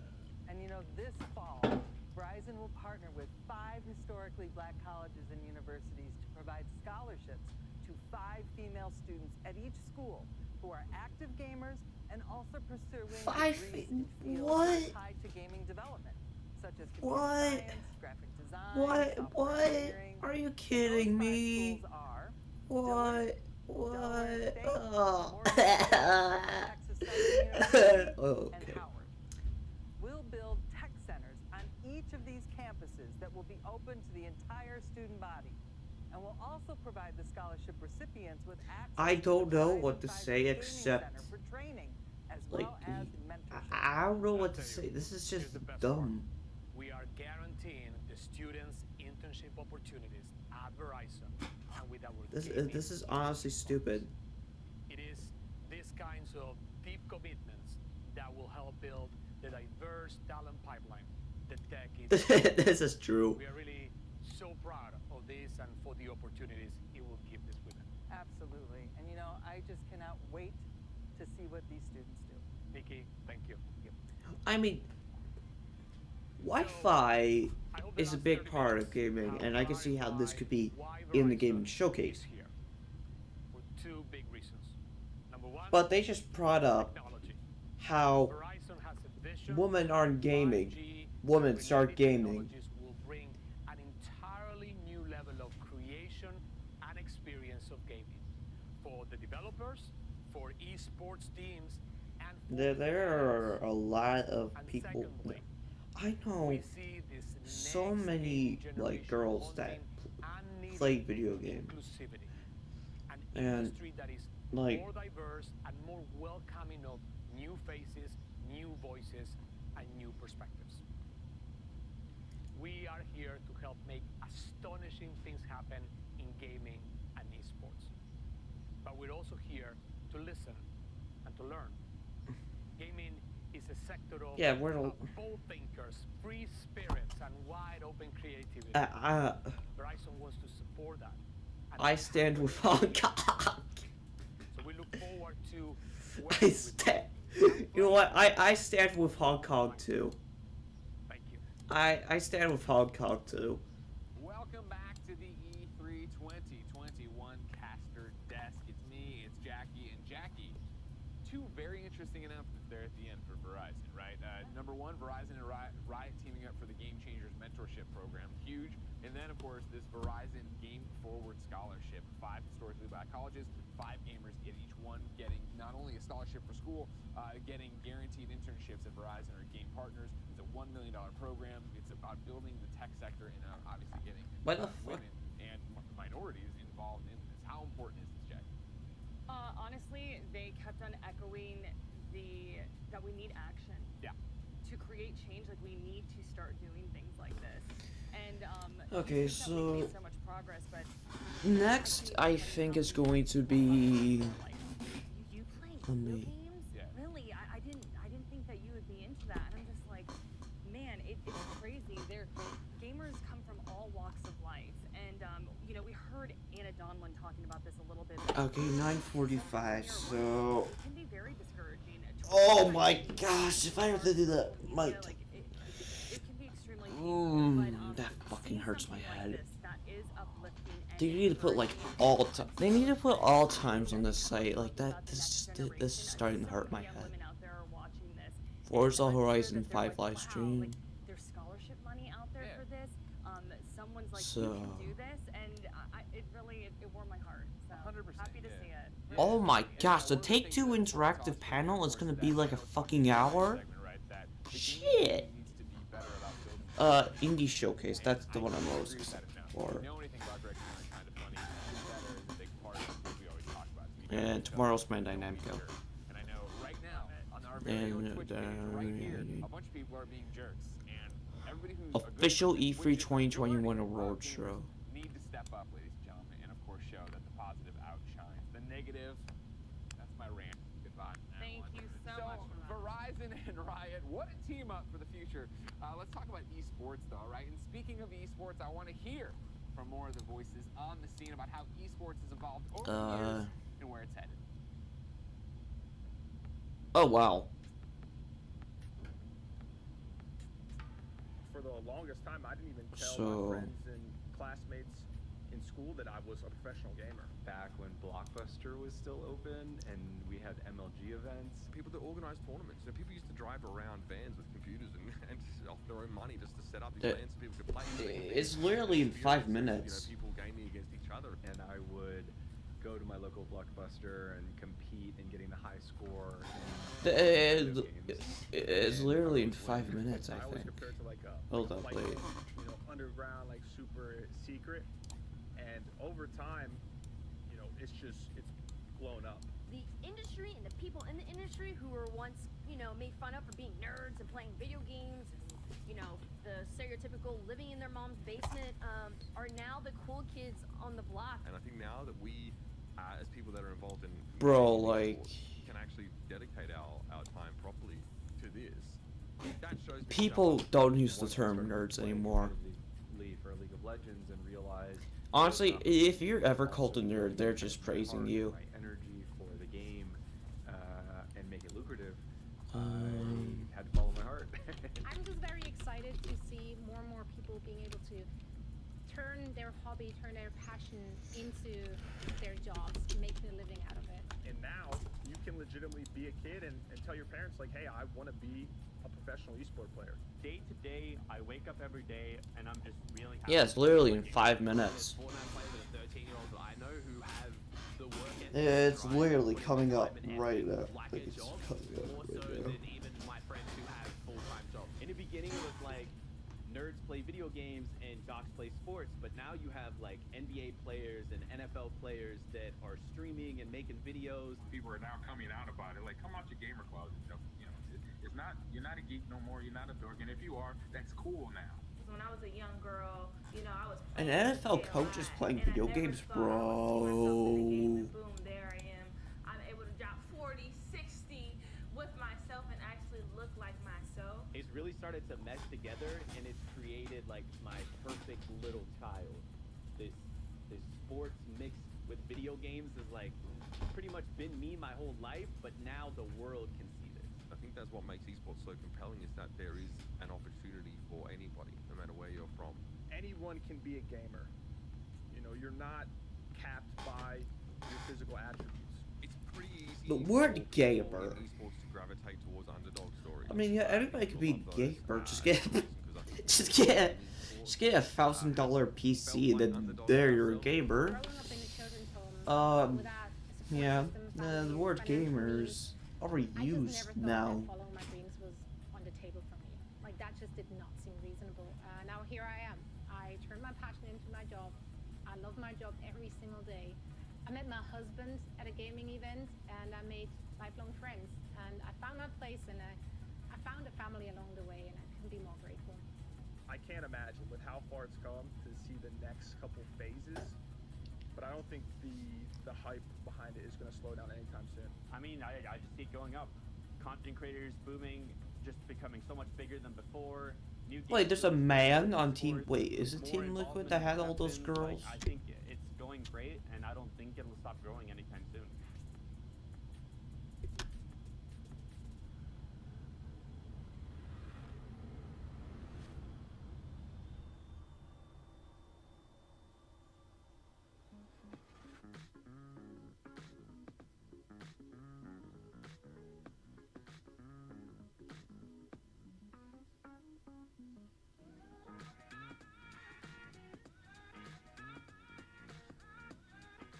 Pog.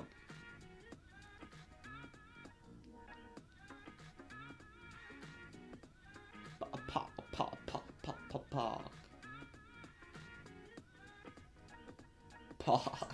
As a part of Play for All, GameSpot will be bringing you the latest gaming news and announcements, interviews with developers, the biggest press conferences, and lots more. Play for All is our yearly online event that combines the Where the fuck is Introducing Intellivision? Fuse TV, the richest video editor for gamers. Fuse TV makes it super for able gamers. So join us in June for E3. Where's Intellivision? GameSpot.com, YouTube.com. Who the fuck is Intellivision? See you then. This isn't Intellivision.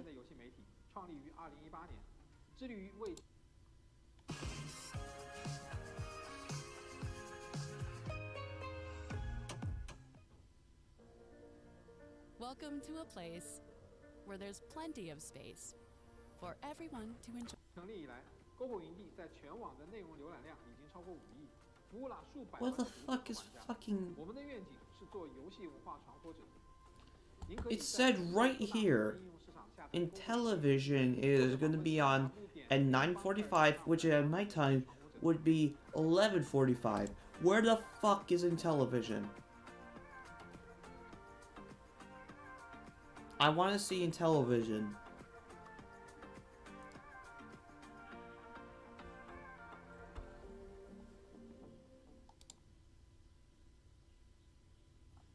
Is this in television? Witness. Television? The birth?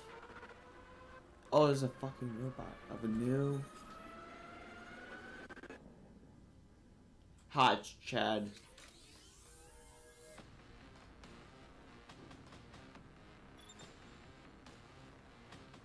When Verizon looks at the chat, they're gonna be fucking pissed. As the console wars continue to rage and next-gen consoles remain scarce to find, a blast from the past has come along with a new focus to bring gaming to your sofa. Ladies and gentlemen, here is Intellivision. Let's go fucking Intellivision. I really want to see this. They did an error. Hi, I'm Tommy Tellerico, and what an honor it is for Intellivision to be a part of this year's E3. I want to personally thank the ESA for having us be involved. And we have seen some incredible stuff. What a great time to be a gamer. I've been in the video game industry for over 32 years and have been a part of the creative teams that have made some of the greatest video games of all time, including things like Disney's Aladdin, Earthworm Jim, Tony Hawk Pro Skater, Metroid Prime, Guitar Hero.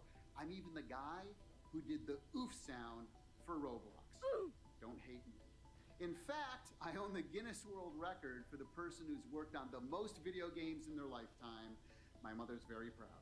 But I'm here today to talk about Intellivision and our They did the brand new oof video sound? game console, Wow. Amico. I mean... Now, Amico is the Italian word for friend, and that's basically what we've designed our entire system and games around. That friendship, that multiplayer, that couch co-op experience. See, when I was growing up, we didn't have the internet to play video games, so if you wanted to play with somebody else, you went over their house or they came over to your house. It was everybody in a room. In fact, I bet if you're a hardcore gamer, you're probably like me, and I bet your fondest memories of playing games were when you were playing with other people in the same room together. That's what we're all about. Now look, I'm gonna be honest, for a lot of you out there watching this, I'm not gonna impress you with our teraflops and gigawatts and screaming processor and incredible lifelike graphics. That's not what we're about. What we are is a really simple, fun party Oh, machine thank gosh, like, that you can bring honestly, out I when really maybe don't some of your care about, non-gaming like, friends come how over. Maybe you have a impressive husband or your a wife who lives processors in are. your Yeah, I basement just as much care as what the you are. fuck it is. Maybe grandma comes over and you want to play a simple motion control game or a card game or a board game, dice, whatever it is. See, all of our games Oh, so it's a new are built Wii. around fun and simplicity. That's the most important thing for us, and gathering people in a room together to do it. Here at Intellivision, we've assembled an incredible, passionate team of game makers who have over 600 years experience making some of your favorite games. Everything we He do, looks like a fucking focus on pedophile. bringing people together and having simple fun. In fact, we've designed our hardware entirely around those two things. So for example, our controller is really unique. It has a color capacitive touchscreen on it. It really comes in handy when you're playing others that might not be as good as you in gaming. So it's a great way to give them little hints. For example, here in Shark, whoever's in last place, it will vibrate because we have haptic as well. And then it shows the color of the clam that's going to release the next big bonus pearl. So only that player. Oh, so it's kind of like a Wii U And also having a slash... screen on every single You know, I always imagine them kind of, people kind of going towards like the touch screen. For example, everybody has their cards and they can hide it in a game like Spades. And here you'll see it on Oh, Farco, another one of our that's actually kind of clever, I guess. on every console. You can shake it and you'll feel the vibration. We have haptic feedback. And watch, you pour it out, boom, and the dice pour right out onto the screen.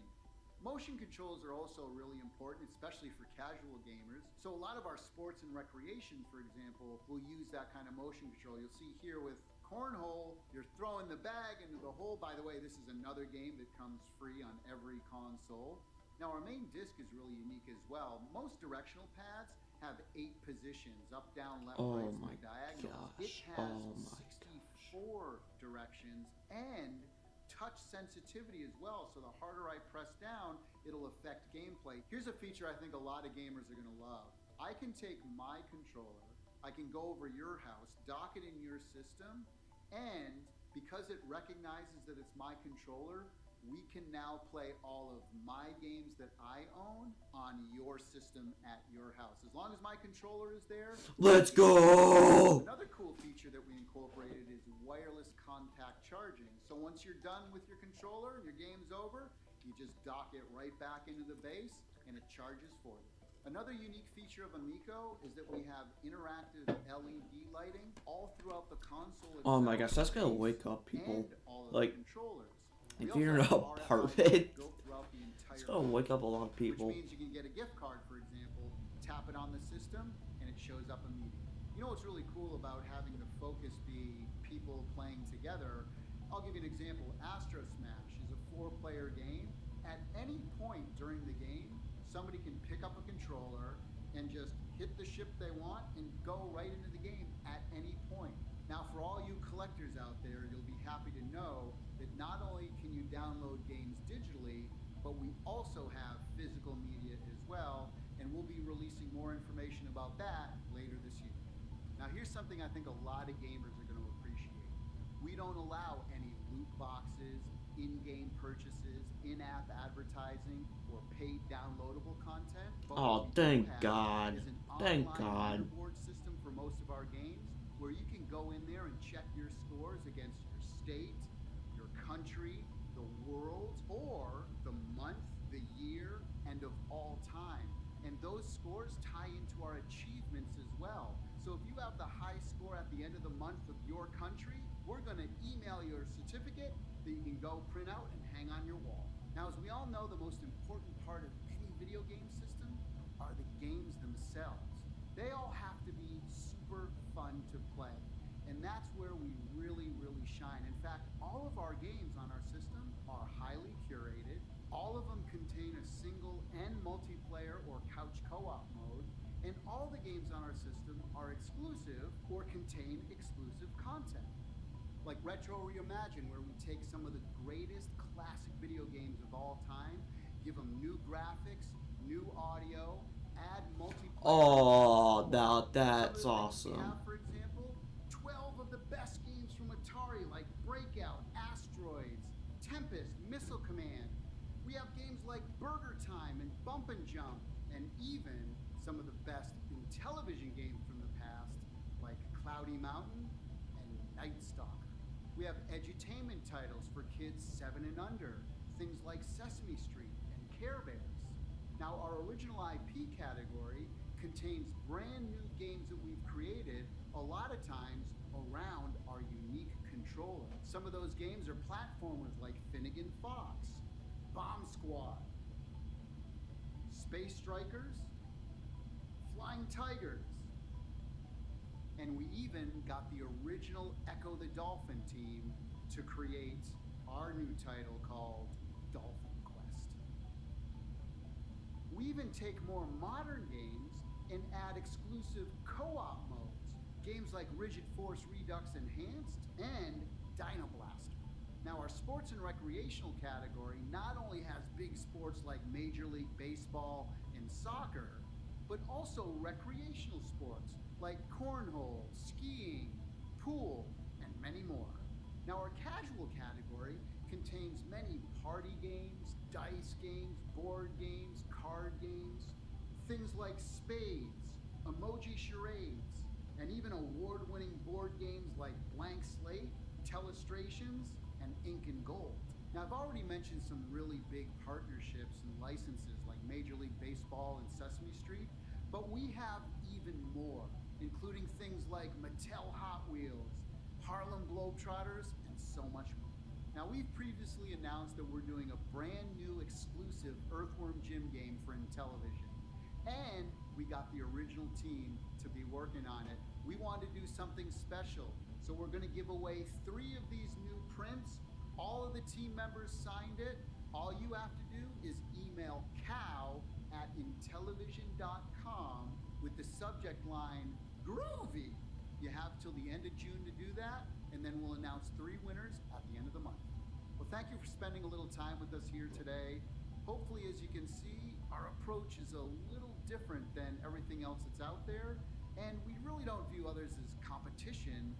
What we're doing, we view as complementary to what the video game industry is doing. It's such an exciting time to be in the industry, to be a fan of the industry, and we are fans of the video game industry. And you know, if there's something that you've seen here today that might be of interest, or maybe you're a developer who wants to make some games for us, maybe you want to place a pre-order, please go to Intellivision.com. We want to hear from you.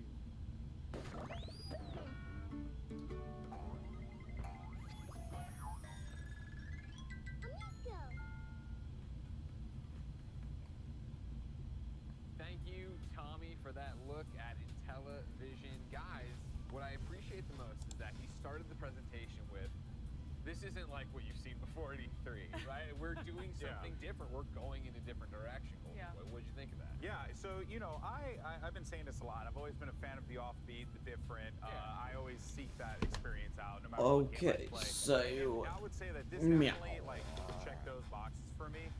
You know, I owned an old Intellivision, a ColecoVision. You know, like, I had those as a kid. My uncle would bring them in, and we'd play games together. It was always a fun time. It was a Smurfs game that I could never finish. It was like the bane of my existence. This is your second chance. Yeah, you're going to get another opportunity of doing it. But I do like the idea behind it. That was cute, but it never said the price, I think. Even for independent developers, to like get involved and make something super unique on a platform that is unconventional in comparison to what you see out there, you know, in the modern gaming era. For that console, like, So all I heard was Earthworm I feel like that's about the right price. I feel like it should just be My brother and I used to mess with like that all the time on Super Nintendo. $150. It's not like the best cons. It's not competitional, so. This is something that if your friends don't game, you could be like, hey, this is really simple. Very true. Yeah. I was gonna say it looks like a phone, but it's kind of like a 2001 iPod. But you know what I mean? Yeah, with the dial. Yeah, with the dial. Right? Yeah.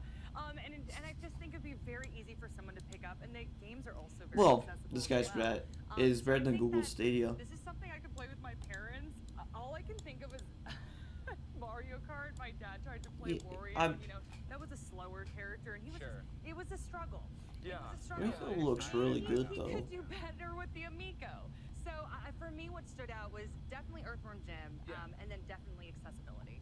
Yeah, that's the whole thing with it, right? And again, I like the idea that they're presenting something different at the end there. Tommy talking about the fact that we don't look Yes, yes, she did. She did. She did. Very. Yeah, she paid herself with a Smurf. She killed a Smurf. Call her out. Call her out right now. She killed a Smurf.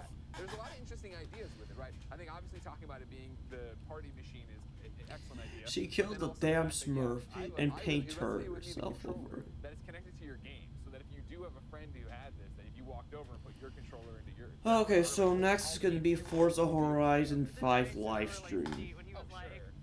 Yeah, we got half. Well, I mean, they were definitely on purpose giving us very many callbacks to the Wii. Yeah. When I saw the little girl bowling, I was like, all right, I know what I'm getting. I also like the price points they set for a lot of their games, very cheap. I think it was like $10 for downloadable. I think it was like $15 for physical or $20 for physical. You know, it looks like a very good family console. I would definitely get it for like family. And in this case, the controller is the appeal for this. I quite like it. We live in an age now, especially you know, with the year that we had, where let's be real, like having couch co-op, that's unrivaled. Like we need more couch co-op games. Look, I love online. I love online, but more couch co-op. I'm all about it in television. Thank you so much for bringing that to light, and I hope it becomes more of a staple with a lot of the big name game companies moving forward as well. Yeah. I love the idea too of that if you are the top in your country or whatever. She is so. Oh my gosh. That's pretty cool. Yeah, it's like Oh my gosh! I just realized that dress looks like she killed a Smurf. That's all you need. Ladies and gentlemen, the year was 1995, and the Electronic Entertainment Expo debuted for the first time in front and center in the world of gaming. Lots of things have changed since then. 16-bit graphics have given way to HD renders and virtual reality headsets, but we wouldn't be where we are today without the developments and announcements of those early years. Here's a look back at the first adventure. The first E3.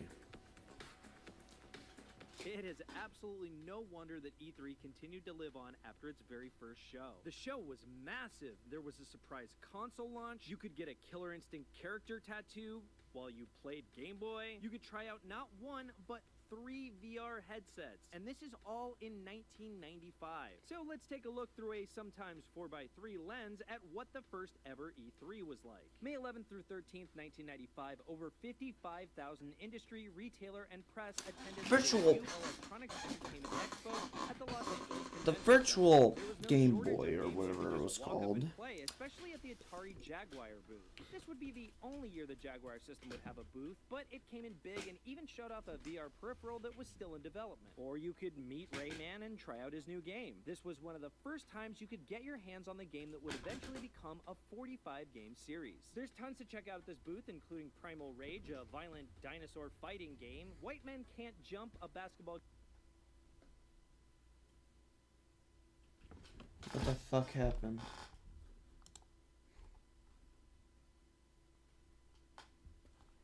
Yep, Amico won E3. 10 out of 10 Amico. Like, honestly, Amico won E3.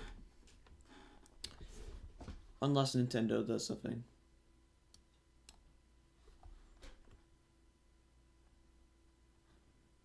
like Street Fighter. Oh, fuck me.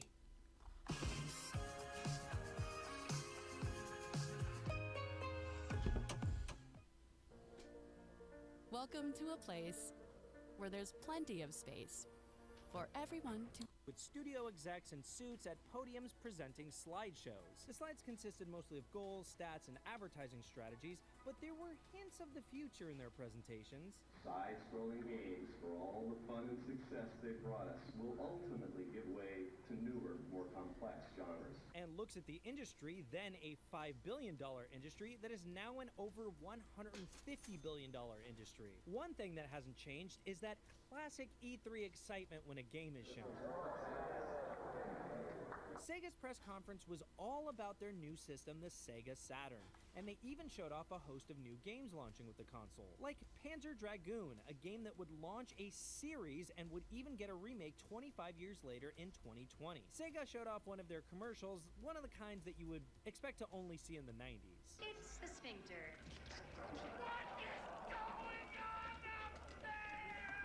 And Sega even had the first, and it's available now, with the surprise announcement that the Sega Saturn is now available in stores. We started our rollout of the Sega Saturn yesterday.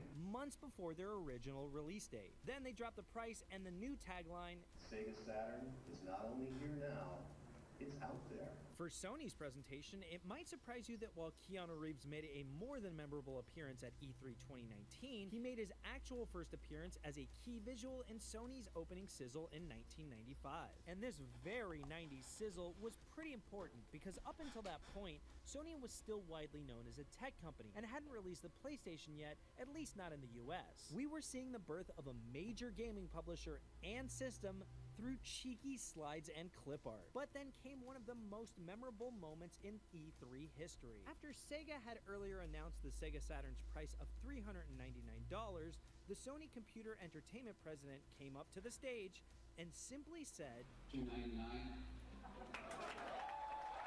People reference this moment as the price heard round the world. 3DO also had a press conference showing their successful 1994, how the 3DO console compares to the competition systems, and they even combated the age-old debate of PC versus console. You don't need a dedicated system. A PC can do everything. That's a little bit like telling a family that they only really need one car. They also showed quite a few next-gen visual demos of what their planned upcoming console, the M2, could potentially do. Nintendo spent almost their entire presentation directly discussing forgery systems and piracy that was plaguing the industry at the time. But what they lacked in any formal announcements, they made up for at their giant dome with big letters spelling out Nintendo. This is where you'll find a stage performance for Killer Instinct, as well as a place where you can get an orchid tattoo. Also, there was an early peek at the Ultra 64, which would officially be renamed the Nintendo 64 a few months later. Nintendo also had Earthbound, which was the origin of NES, Donkey Kong Country 2, Diddy's Conquest, and Nintendo's VR headset, the Virtual Boy. Also on display close by was the X-Band, seemingly the first online gaming attachment for a console. So that's the first E3.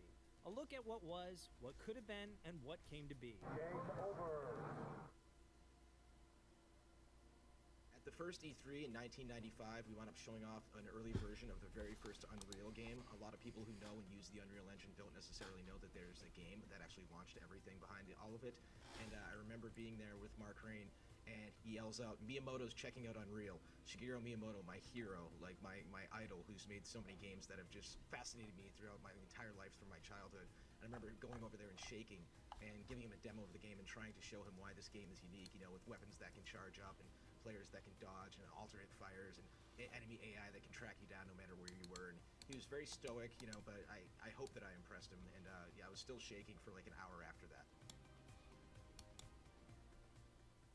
First E3, wow. 1995, $2.99. What a moment. You know what I mean? Killed the Saturn in its tracks. And so that's where I want to start. 1995, mid-90s. We're talking about video game consoles. Yeah. Golden Boy, we'll start with you. Were you a Sega kid or a Nintendo kid? Oh yeah, I was a Sega kid. I was a Sega kid, baby. Sorry. So here's the thing. My mother bought a Super Nintendo for my brother. Sure. But she was like, "Well, I can't have them sharing it because we're just going to argue and fight the whole time." So then, you know, she ended up telling my father, "Hey, you got to go get him a Sega Genesis." She took the credit for it, by the way. Boss mom. Shout out to you, Ma. And yeah, and then, you know, I had the Sega Genesis, but the only game I had for like the longest time was Sonic Pinball or Spinball. Spinball. So yeah. and that was like one of my favorite Sonic games. Oh, very nice. Yeah, I was a Sega Master System kid. I was walking through the store, saw the Ghostbusters game, said I want that, and my mom did no research, and she got me what I wanted. Yeah. But then I was a Sega kid, ride or die the rest of the way. Yeah. Through the Saturn. I bought a Saturn. I had a Saturn too. Clockwork Knight, by the way, one of the most underrated platformer games ever. Clockwork Knight, so good. Jackie, I feel like I don't need to ask. You want to know what's funny? So actually, the first console we ever got was a Super Nintendo, and it is one of the most vivid memories of my life, actually. I remember my dad came in with a box, and my brother and I were chasing after him. We're like, "What is this? What is this?" And it was this little. Yeah, where's Take Two? And he was trying to get it all plugged in. My brother and I were Two. screen, you know? And then, Wait, they just skipped the Forza Horizon 5 panel. It was supposed to air at 12. Little did they know that they were going to start a full-blown video game obsession after that. But I messed with Sega, okay? I would go to my neighbors and we would play NBA Jam. We'd be like, "He's on fire!" Oh my gosh, I loved it. And actually, my brother and I got a Dreamcast as well, but we were mainly a Nintendo family. Well, yeah, the only reason I said I think I know is because you have an SNES game in front of you. Actually, I did bring Chrono Trigger. I thought we were going to be talking about our favorite games from the 90s, and obviously, like, this one, it's near and dear to my heart. My brother and I played it repeatedly. Sure. And Robo's theme was my ringtone for probably 10 years, and then I got an iPhone, and I was like, wait, you can't make a ringtone for these, or can you? And I just haven't figured that out. But anyway, yeah, this story just always resonated with me so much.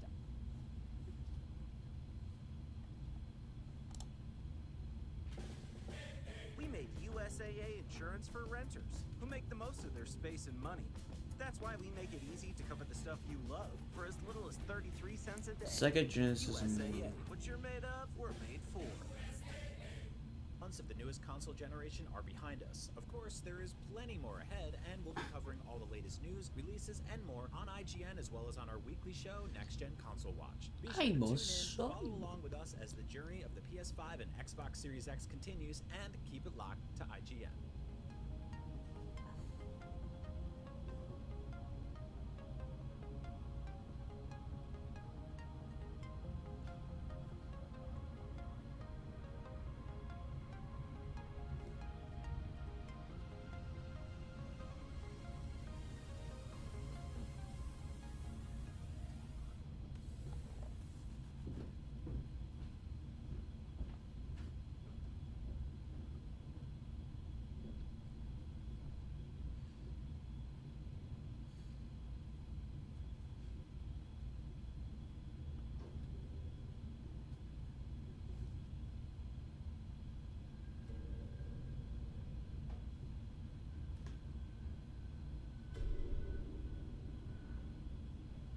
A room decorated by Hideki Badil.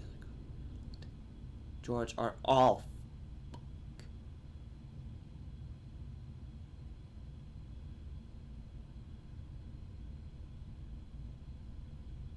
I doubt you could even imagine it.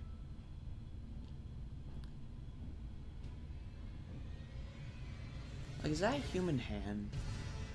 That which commanded the stars, giving life its fullest brilliance.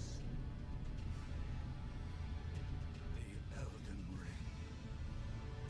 Oh, Elden Ring. Shattered by someone or something. Don't tell me you don't see it. Look up at the sky. It burns.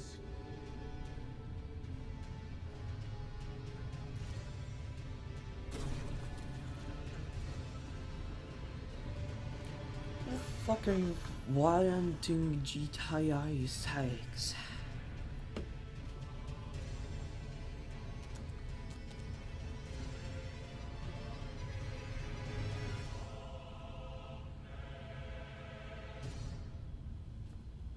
Elden Ring.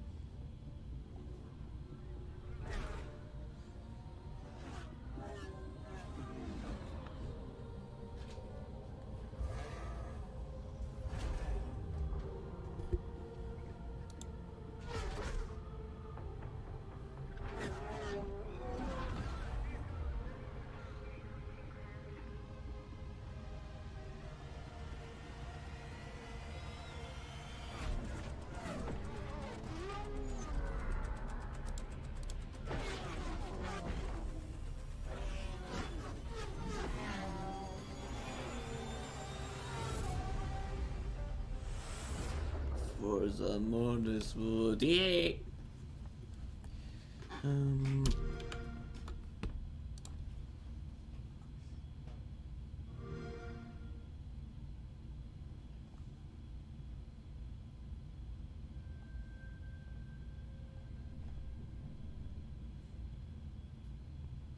The world is filled with stories of legendary heroes and treacherous villains, of fantastical creatures and wondrous places where nature I wonder if you can have sex with a fairy.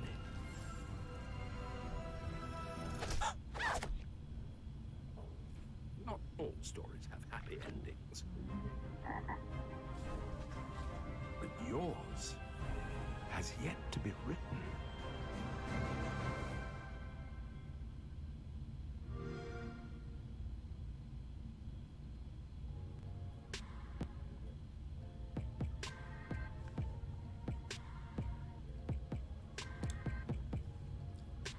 God damn it, you better start before I fucking end.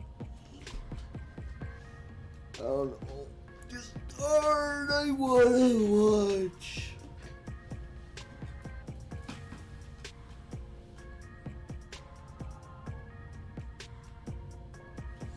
I want to watch fucking stuff.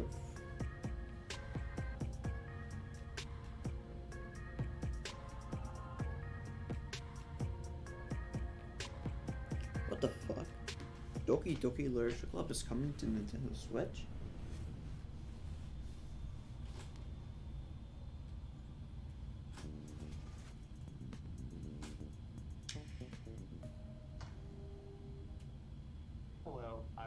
Davis, Vice President of Corporate Communications and Public Affairs for Take-Two Interactive. Thank you for joining us today and welcome to Virtual E3 2021.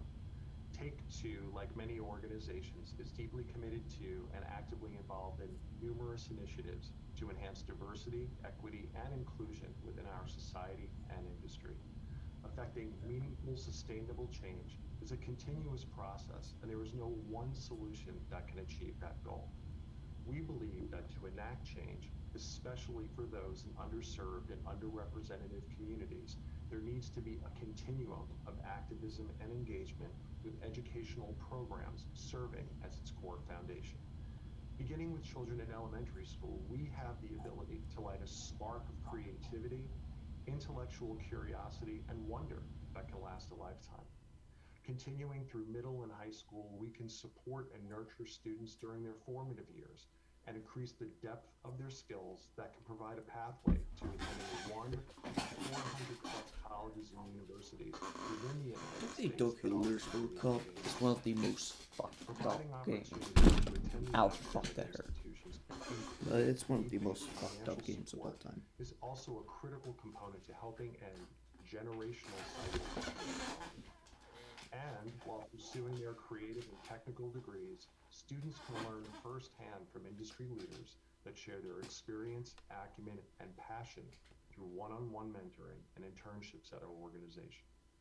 Together, if our industry can execute this continuum, we will have invested meaningfully in the lives of the youth from these communities for more than a decade before they begin their professional journey. Diversity and inclusion make us a better industry for today, and most importantly, for tomorrow. It allows us to make better entertainment experiences that are authentic, culturally relevant, and reflective of the audiences that enjoy them. Today, we have brought together a few of our important partners who will share their organization's mission and role in this endeavor, as well as their insights on how we as an industry can continue to take these important steps together for the future. We hope that you find their work as inspiring as we do. It is now my pleasure to turn things over to my colleague, Tony Lagans, Director of Diversity and Inclusion for 2K, who will be the moderator for today's discussion. Thanks, Alan. It's my pleasure to be your moderator for today's session. Before we begin, I'd like to introduce my esteemed panelists today. We're going to start off with Jim Huntley. Jim Huntley is currently the professor and head of marketing at USC.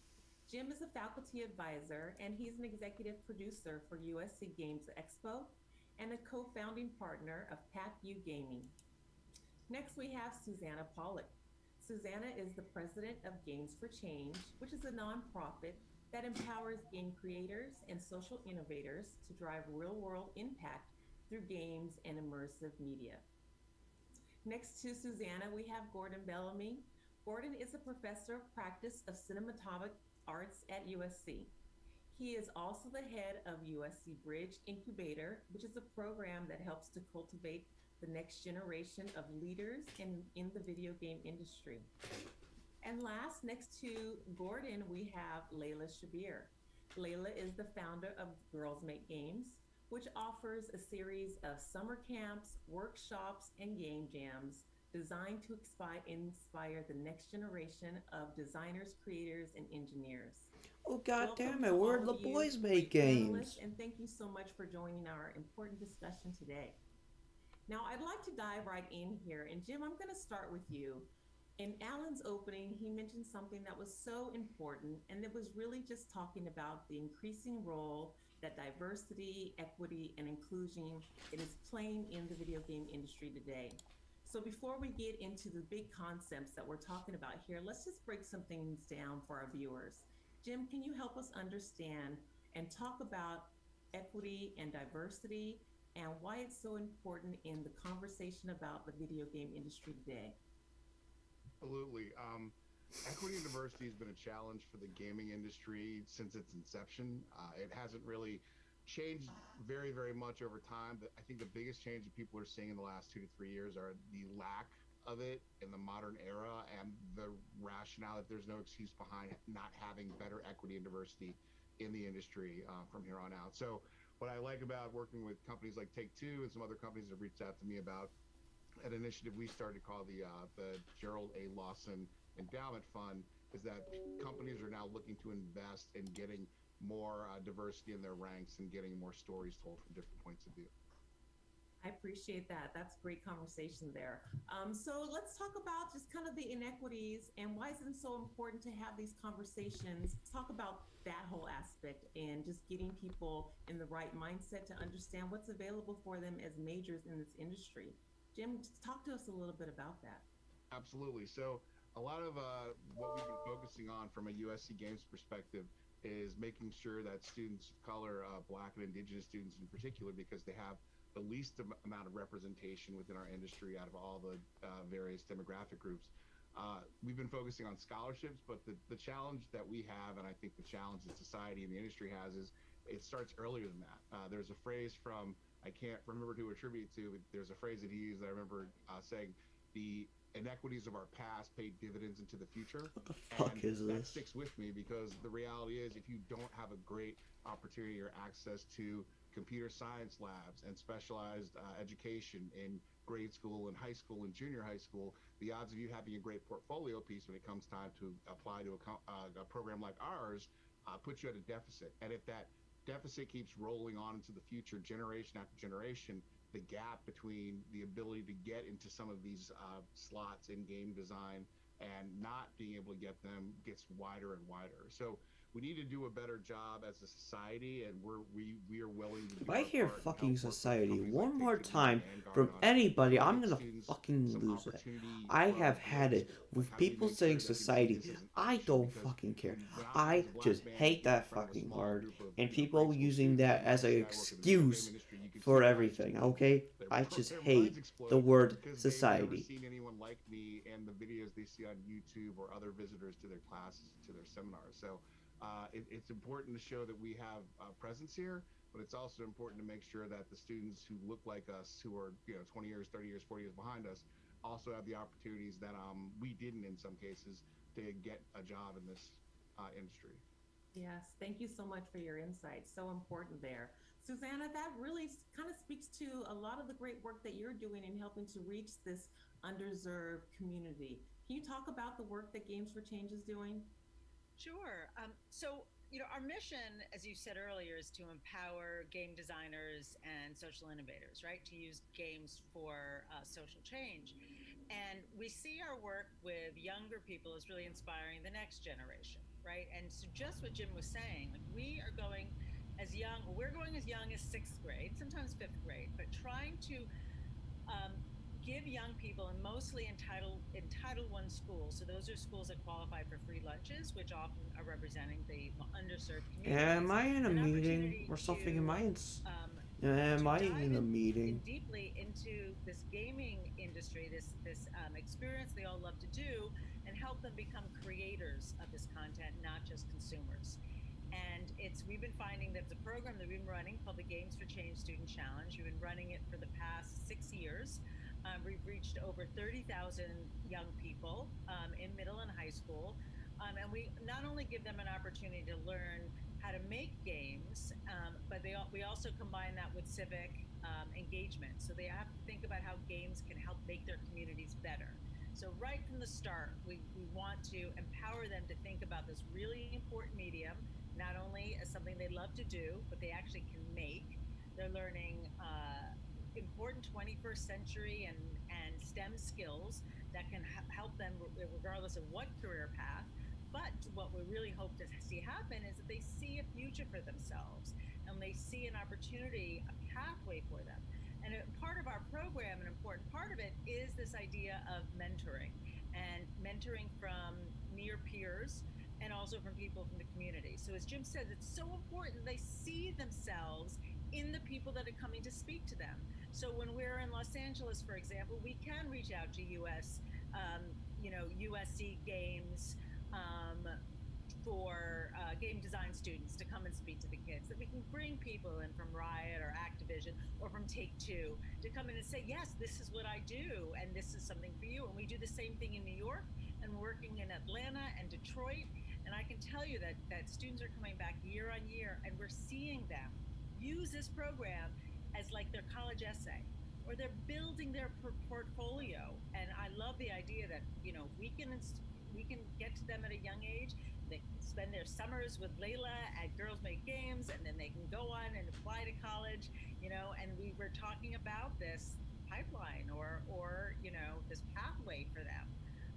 And so that's the role and what we hope to inspire. I love what you said there, Suzanne. There's so many little nuggets that you just pulled out there. The different avenues you can have and career pathways there are in the gaming industry. Just the activity that you can have in terms of having mentorship and role models and representation, and just, you know, having good gamers out there. So there's so many things that you talked about that I want to hit on. I'm going to Let's piss. just pull Layla into this conversation and just talk about the idea of mentorship and representation. Layla, talk This about is the so workshops goddamn and the boring. summer programs that you offer to girls. How does that help to increase the representation and the mentorship aspects that we've talked about? Thanks so much for having me. I was on mute. This is 2021, still going on mute.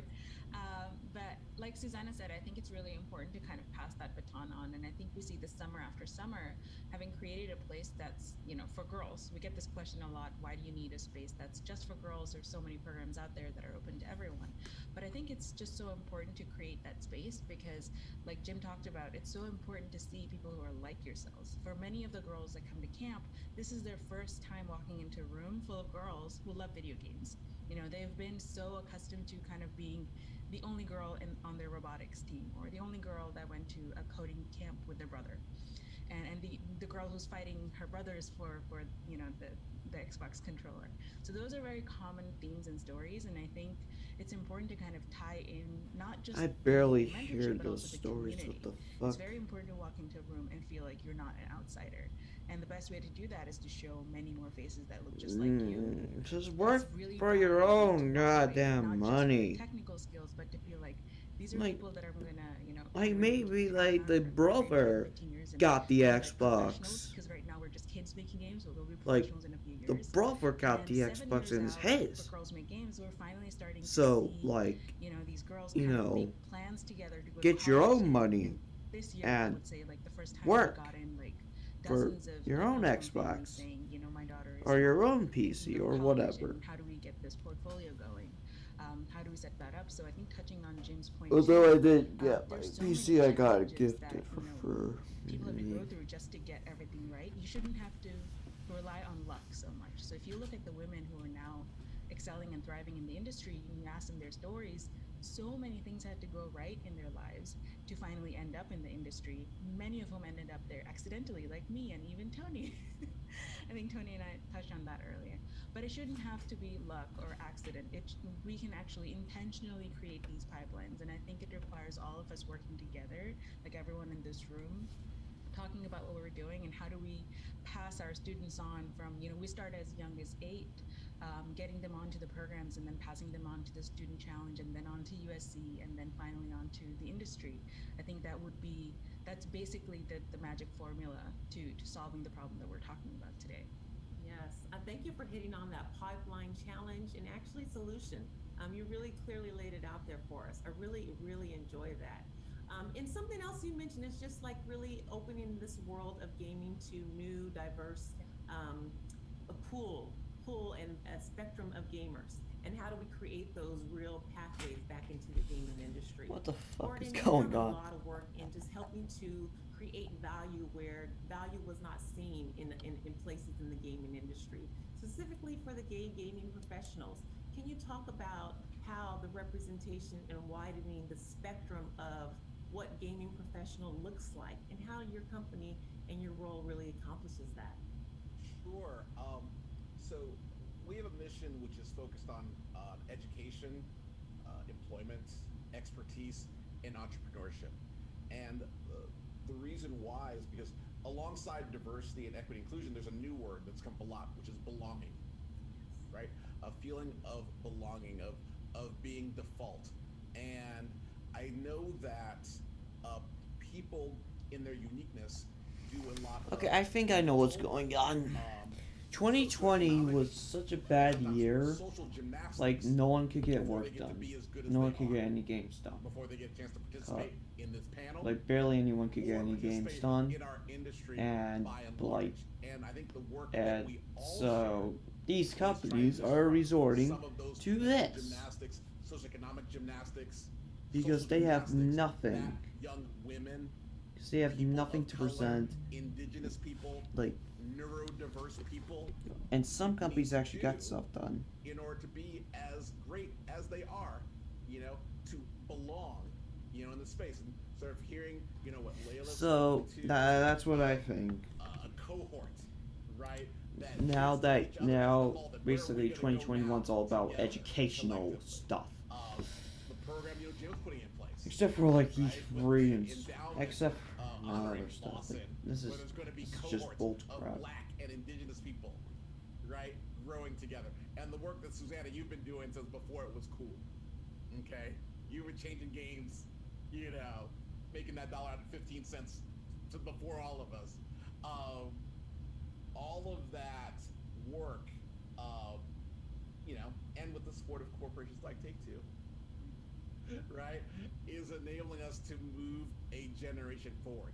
Specifically with GGP, we have a scholars program I got just in partnership right with back to Take-Two. life. Some go to USC, many go on to participate in Games for Change, and many have been girls who made games. And that's where we find ourselves intersecting, is at that college point of how do we take towards professionalization, and then we hope to carry them through into employment, into being experts, right? Because that's the real challenge. We're trying to discover people.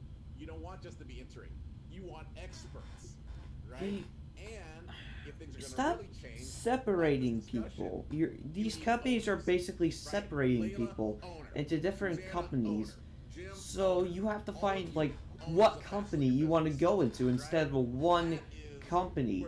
Just one company where you can learn. This is what's happening. See, why can't we all just go into one single company and just learn? But what's happening? You want? What's happening is there's all these gay companies, like the gay gaming professionals and women's professionals. Why would we need that? All we need is just one company that just like you just need one company that like you can learn from.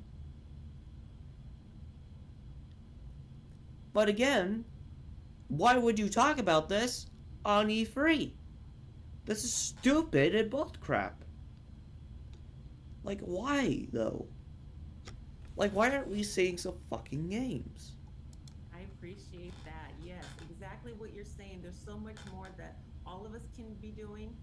The accountability piece is really very important, Gordon. Thank you for bringing that up. I just want to lay this out there to all our panelists.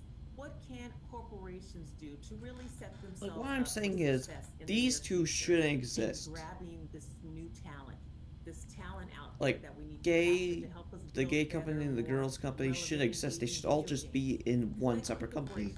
Like, Retarded Kids gaming company that you can learn. Scholarships that he puts forward. So having organizations, companies like Take-Two have to be visible to young people, not just This because is they're so buying, goddamn stupid. you know, they're downloading the games off of off of Xbox or PlayStation, but because they're there in front from the beginning.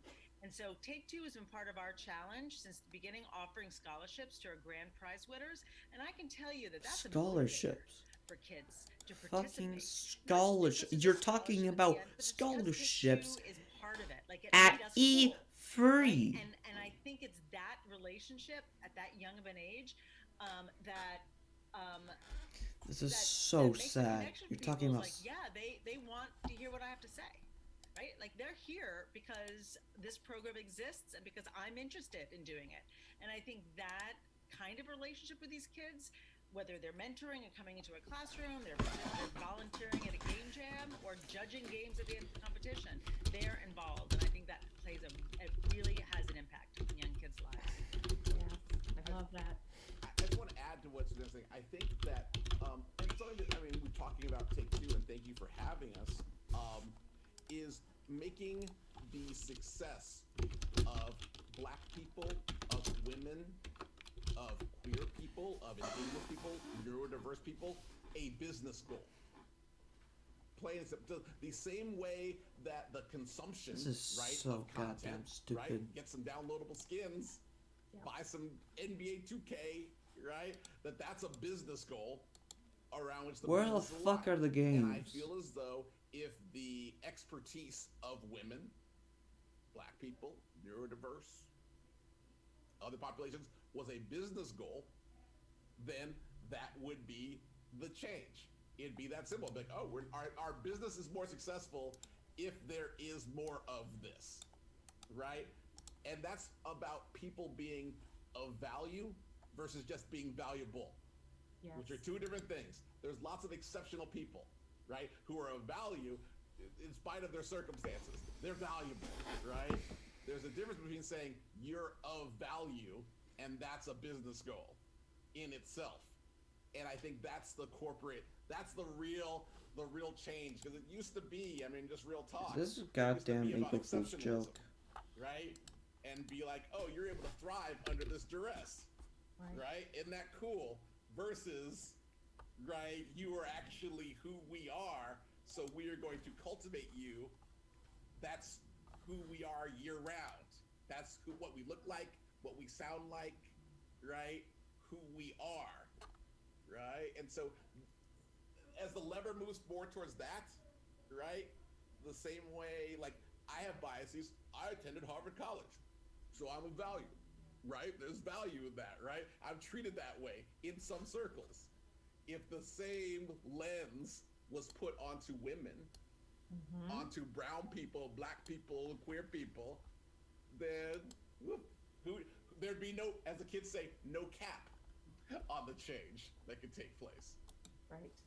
Right. And that just speaks to being deliberate with our diversity, inclusion, equity practices. Corporations really have to take that accountability and, like you said, do what's right in that spectrum, in that conversation, looking at value from different sources and kind of recalibrating our minds to that.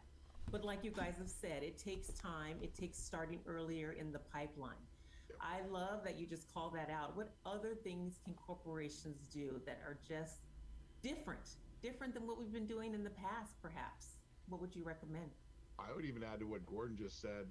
The looking at this challenge as a business challenge is key. That's what between the inspiration of the social justice marches from last summer and really talking to our chair, Danny Bilson, who said that, hey, if you were going to tackle this issue, this giant generational issue, as a business problem, what would you do? And that flipped the light switch on for me. Well, of course, like any business problem, what are my challenges? I've got gaps in my supply chain, if you will. So how do I fill those gaps in my supply chain? And really working your way backwards in a way where you're putting objectives, strategies, and tactics in place to achieve those goals from a business perspective. You're going to see outcome when it's not just, hey, here's a check and good luck with charity X. It's going to be more of, okay, here's a check. This is what we're hoping to see. Let's measure along the way and see if we're seeing progress on that. And it's the measurement of progress and adjusting in real time based on the data that you're getting back. That's where you're going to meet. That's where you're going to see the gap start to close in a meaningful way and be able to point out to other people in the industry, like, hey, this is what we can all do together. What if we scale this up and really had an impact on society as a whole? That mindset is really going to be what changes the game. So I like to think about it as like a pie. You know, when we think about from a corporate strategy, we always think about there's a piece of the pie and everyone gets a little piece of the pie. But I think the way we have to approach this is really, the pie is not a fixed size. I think by including more people, the pie gets bigger. So it's not a fixed size that we're trying to all get a piece of, but by including more people, you know, in the industry, by becoming creators of this medium, we actually expand the medium, expand it beyond just entertainment. And I think that speaks really heavily to me as a problem solver. Is like when I look at video games, it's such an underutilized tool for social change, and I think like that I can see Susanna kind of has been on the forefront of that. And coming in as an outsider to the games industry, I was just kind of blown away that, oh my god, you can do so much. this like game 9 looks out of 10 really kids play good. video games. You know, not 9 Yeah, out of 10 boys, 9 out definitely of 10 good. kids. We're talking I'm about gonna get this game when literally it comes changing out. perceptions and inspiring and educating generation after generation. And yet that power rests in the hand of like a select few. And I think when you think about it, not just from a corporate responsibility, but as a social responsibility, like what are we putting out there for our kids to consume? I think we need to bring in pretty much everyone, anyone and everyone who's interested in building a future together in that. So between the pie and the corporate responsibility, I feel like there's a lot that God that gets damn it. lost. Like I think there's a big dichotomy between these are people that are doing good and these are people that are self-serving, but it doesn't work like that. We have to work together, and everyone does kind of go between what's good for me and what's good for everyone. Okay, so basically, it's an interactive Thank you for bringing panel. that concept up, Layla. The codependency. We are all community members in this pipeline, and we have to be active, deliberate in our processes, in our systems, how we tackle this problem. Before we end this conversation, there's tons of questions that we have that we want to ask you. So I'm going to pause right now and give You our have questions esteemed that you want to questioner ask us. a We have chance questions to, we want to ask ask their questions you. that are top of mind related to our conversation today. So we're going to start it off with some questions from our other video game industry experts here. We've got Carrie, she's an executive producer from Private Division. We also have Vanetta, who's a director of talent acquisition with Take-Two, and Nir, he's the head of mobile for Take-Two. So go ahead and fire it away. Awesome. Thank you, Tony. First question is for Layla, but certainly open to having the rest of our panelists answer the question. But at the beginning of your career, did you ever imagine being a leader within an industry that is predominantly male dominated? Okay, so it's an interactive panel. I just realized it says on the schedule it's an interactive panel. They're not telling us any games. It's basically for I don't think I education. envisioned being in a male-dominated industry. So we just watched all this for basically nothing. I was painfully aware of being a girl. So hopefully Mythical Games has something way better than this bullcrap. Male peers, or my brothers, or my cousins, or any of that. I was fortunate. And then that after my Mythical Games, parents we were have very supportive and something they wanted me to that pursue should whatever fucking dream I wanted. help But I think this goddamn having that E3 mindset and presentation. coming from a world that was very much male dominated already prepared me for, you know, hey, whatever I end up doing, there's going to be more boys or men. Yeah, that- Mythical Games I has. think the piece of advice that I would some really cool give games. girls is to honestly not think about your gender when you think about what you want to pursue. Because God damn it, it's you're all always about speaking you about girls specifically. though. You Like, might end up liking things that people, even your age, your geographic location, your, you know, educational background, or your family might not have heard of or even thought of. And that is all the things that I ended up doing were things that didn't match anything that I had seen in my own environment, but I just kind of pursued what I wanted to. And then two is to kind of use a very selective hearing. Every plays And you rating need to kind of 0 out of develop 10. selective hearing. It's an Listen to the interactive people panel. that care about you, that love you, and encourage Yeah, you to that be more of who you weren't are, going to get nothing out and of to it. diminish It's an the interactive voices panel. of people who say you can't do things because it's never been done, or that's not how it is, or that's not how the world works. The way the world works is based on the world that we build, and we're continually building a new world. So it doesn't matter how things are done now; they're going to be done a different way as you grow up, and you can be part of building that world. So those would be like my two pieces of advice for girls: is to just pursue what you want and, you know, develop selective hearing. All right. My question is for Susanna, but also open to anyone else who would like to answer. And I think Gordon kind of hit it earlier when he said that, you know, most of us didn't have a lot of examples or opportunities. I'm in that boat. I didn't have any programs and anyone telling me that I could do this, and definitely had to, not necessarily an accident, but really had to work in a different way, harder than most. So, my question, Susanna, for you is, could you share an example of how your program has impacted someone that has participated, or, you know, a few people? Sure. So, as I said, our program is 6 years old in New York City. We're a bit younger in the other cities that we're operating in, and there are opportunities now that kids all over the country can participate. But we saw in New York a very particularly strong cohort. We're actually in over 125 schools right now in New York City, and there are some rock star teachers that have encouraged their kids to participate. They participate year on year on year, and that to me is certainly the beginning of getting this kind of program off the ground, and particularly in schools where students. Screw that. Screw. Like, honestly, screw that.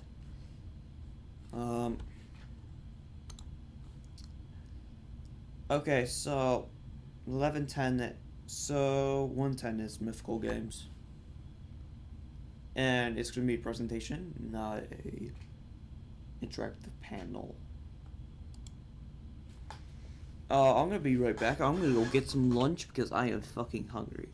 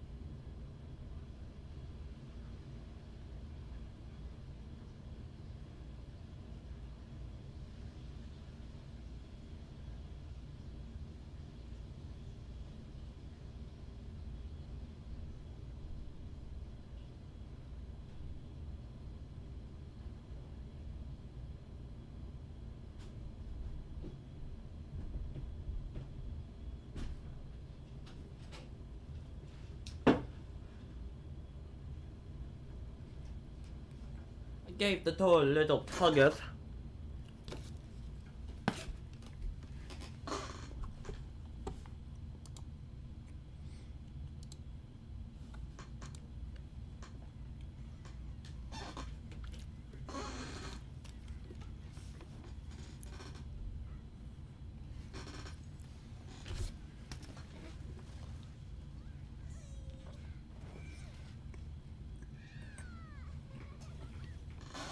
Did I just hear fucking moaning?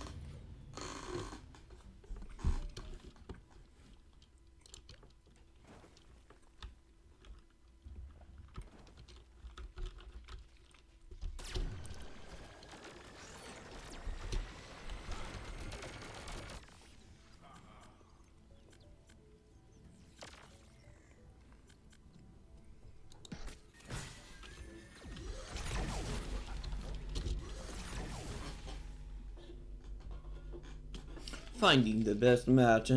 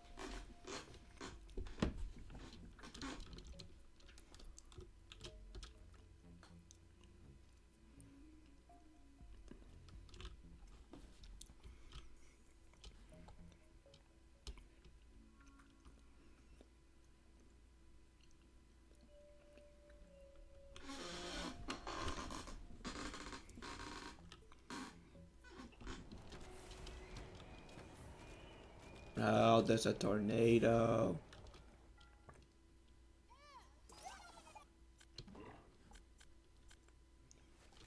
Okay, let's...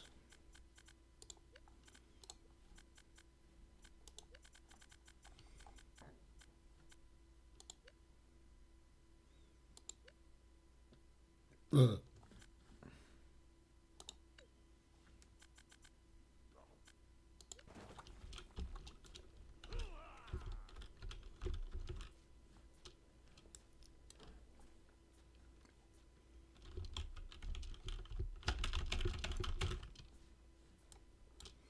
Come on, I don't have all day.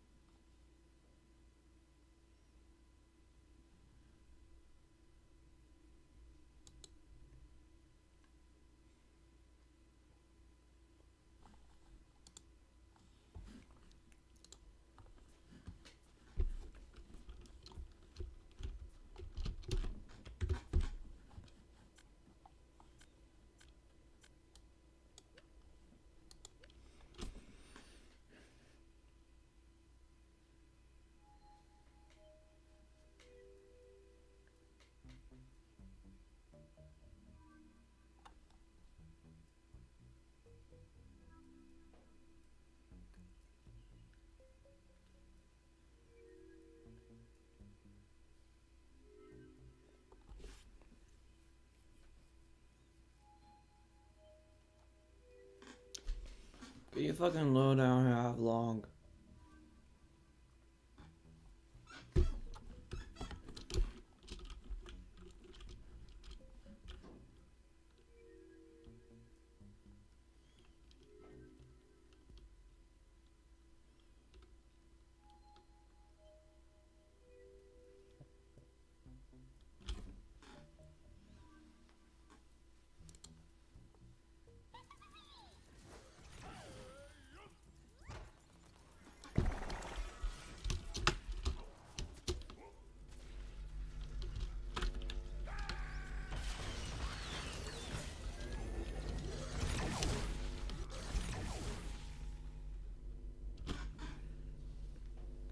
Finding the best match. Yes, I am Russian. Or German. I am German, and I can't. Actually, I don't know what that's. Hi, mate, I am Russian. Hello, I am British. Imagine if all that was copyrighted.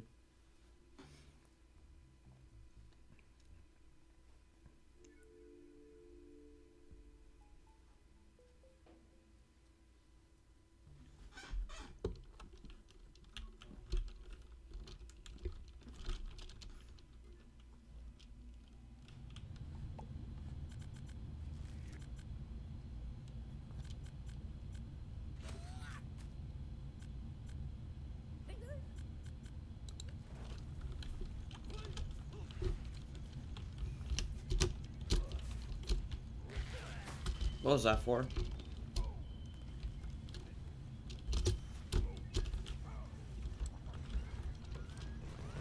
Oh crap.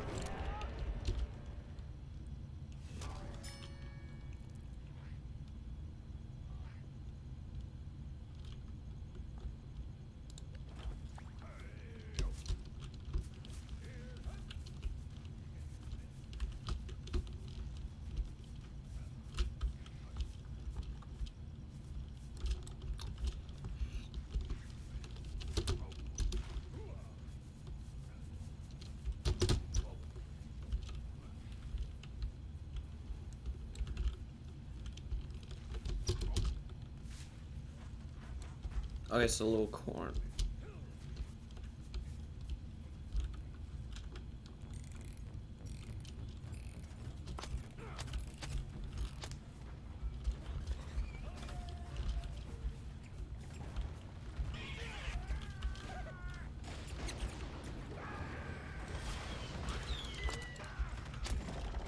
Oh crap. I am not good with that guy. I mean, I can be good.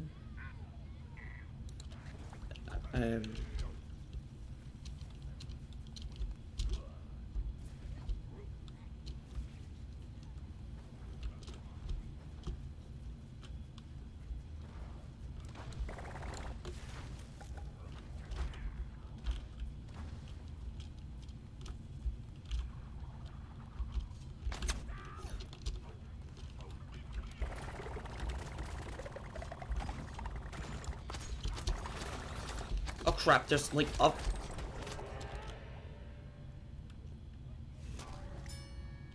How did he kill me?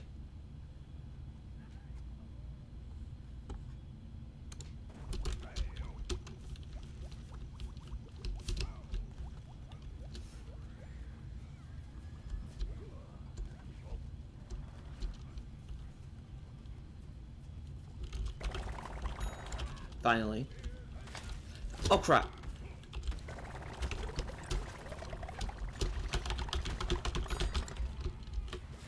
I tried to strafe in this game. It doesn't work that well. You gotta go long distance.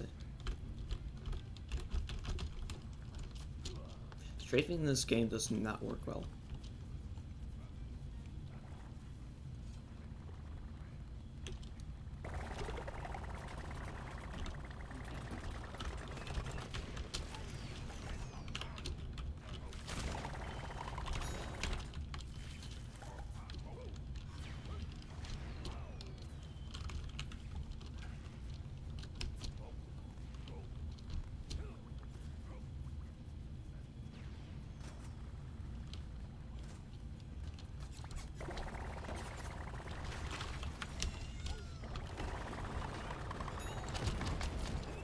Oh crap.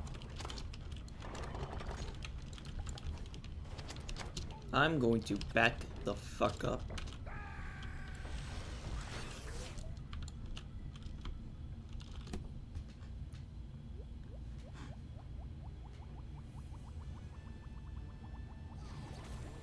Yay! Oh wow.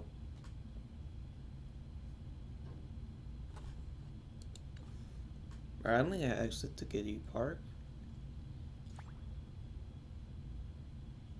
Because it's about 5 minutes till it starts.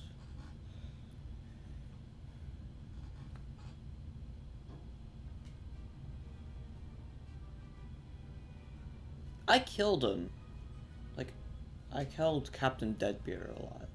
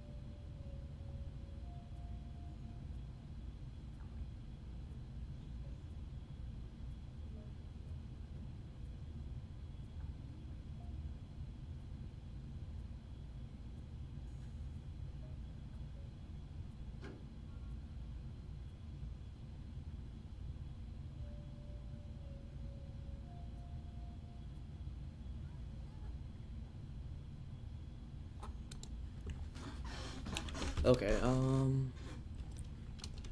settings. Shut up. Clicking.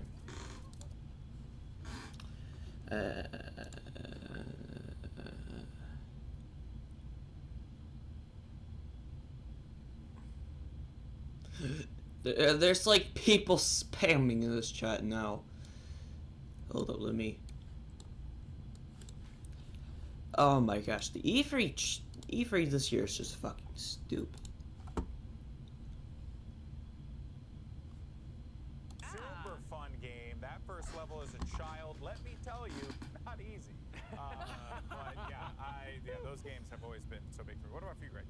Man, I think if you go back to the youth, there's so many things that put me on this path here, right? But I think for impactful games, the first thing that comes to mind is more modern. I think of Gone Home. Ooh, if you haven't played Gone Home, of course, right? It's a walking simulator, and when Gone Home hit, I was told by everyone on the internet to go play it and read nothing about it, which means I will now spoil Gone Home for you. I played that game like so many people did, thinking it was a horror game. And then slowly there's this side story building of, you know, your sister and she's missing and what's going on with it, and you're reading the notes she's left. And slowly over time, it's like, oh my God, like she's falling in love. Oh my God, she's discovering she's gay. Oh my, and then it was like, wait a second.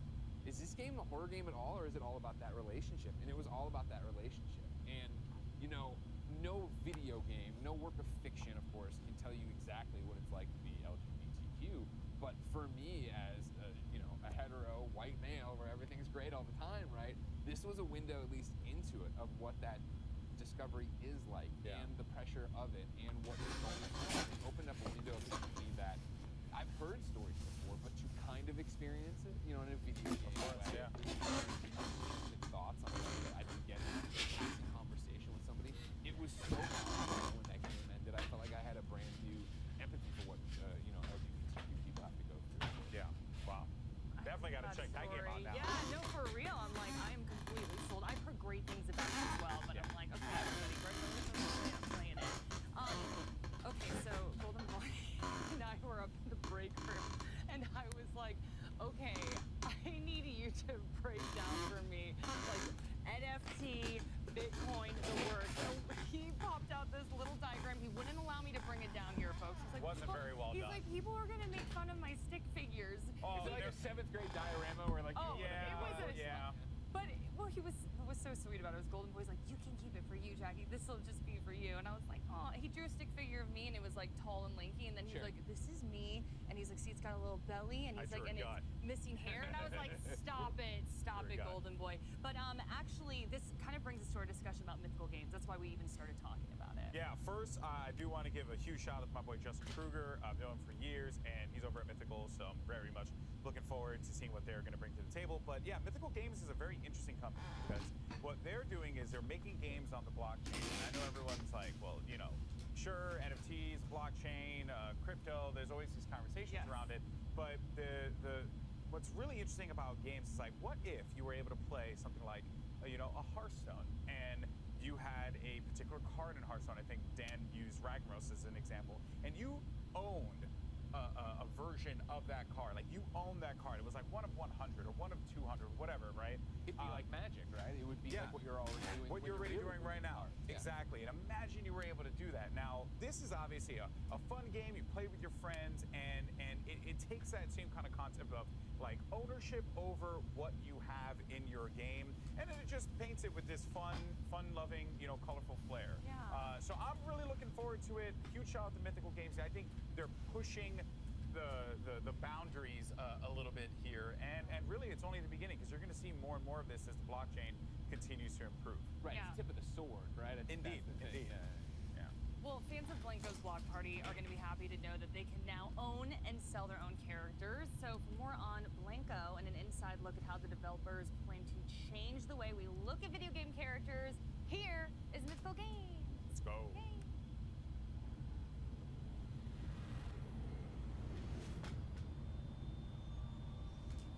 Oh, Mythical Games, a company that I barely know about, but I'm willing to look at their E3. Take one, ABC, Common Mark.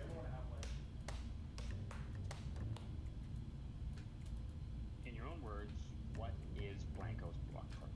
Oh man.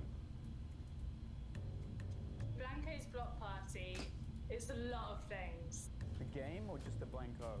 I'm looking at you. Perfect. Awesome. So Blancos was originally what we thought a player-owned economy in a video game could be. So it's a cool mixture of art, design, you know, music, entertainment. This is like the evolution of modern art. Seeing how those artists use different mediums again, you know, it's not just about canvases. 50% of my work is digital, and there's been rarely an outlet for that digital aspect of things. What the gaming industry has really become is a lot about microtransactions and getting as much money out of the player as possible. What we're doing at Mythical with NFTs and blockchain really changes that script. By the end of this time next year, I'm going to have a whole row of Blancos. So. Play, earn, collect, sell. That's it. Sorry, I got lost. Can we start again? I gotta say it again for him. I ain't felt this good in a minute.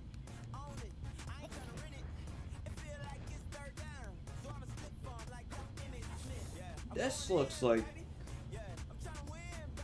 oh, well, like those toys. Like it looked like those like kind of toys that you would get at like the taller store, kind of.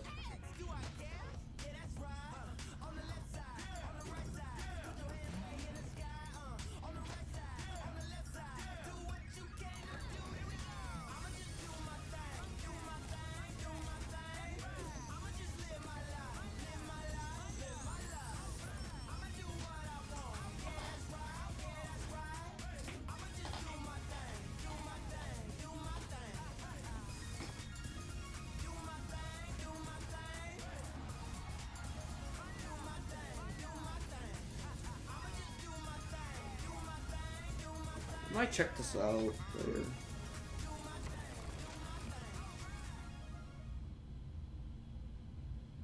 I just had a quadruple espresso. Is that a problem? Hi, my name is John Linden. I'm the CEO of Mythical. So working with Rudy and Jamie have really been a lot of fun because we really have kind of merged 3 different industries into one. So we have kind of obviously deep experience in gaming, but we also have teams from blockchain and we have teams in marketplace technology. And bringing these 3 worlds together, it's been a challenge at times, but also it's really helped us explore how to make this work. And I think that's been the intersection of those 3 industries together has really made Mythical special. I hope that players within Blancos can really kind of be what they want to be. You know, it's kind of a safe place that people can come. It's a great, strong community. And meanwhile, they have this economy behind the scenes that they can earn. They can really transact and be part of the world themselves. And that's really what they need to know. It really has become a great community, and we really encourage people to be part of that community. When you're building a game at the moment, if you want to move from 10,000 users to 10 million users, what you really need to do is have really, really epic gameplay. Blankos is a game that's all about what we imagine vinyl toys do when we're not watching. What happens when we go to sleep and these toys are left to their own devices, and an exploration of that whole fun world of creativity that these toys escape to. Every single Blanko has a story and have their own inspiration and their own flavor and their own style. And I think that players are going to find that they'll go, oh, I like this toy because it speaks to me. You are playing, building, and collecting. But then outside of that, you are also upgrading and selling. You don't need to understand NFTs or blockchain at all to play Blanko's Block Party.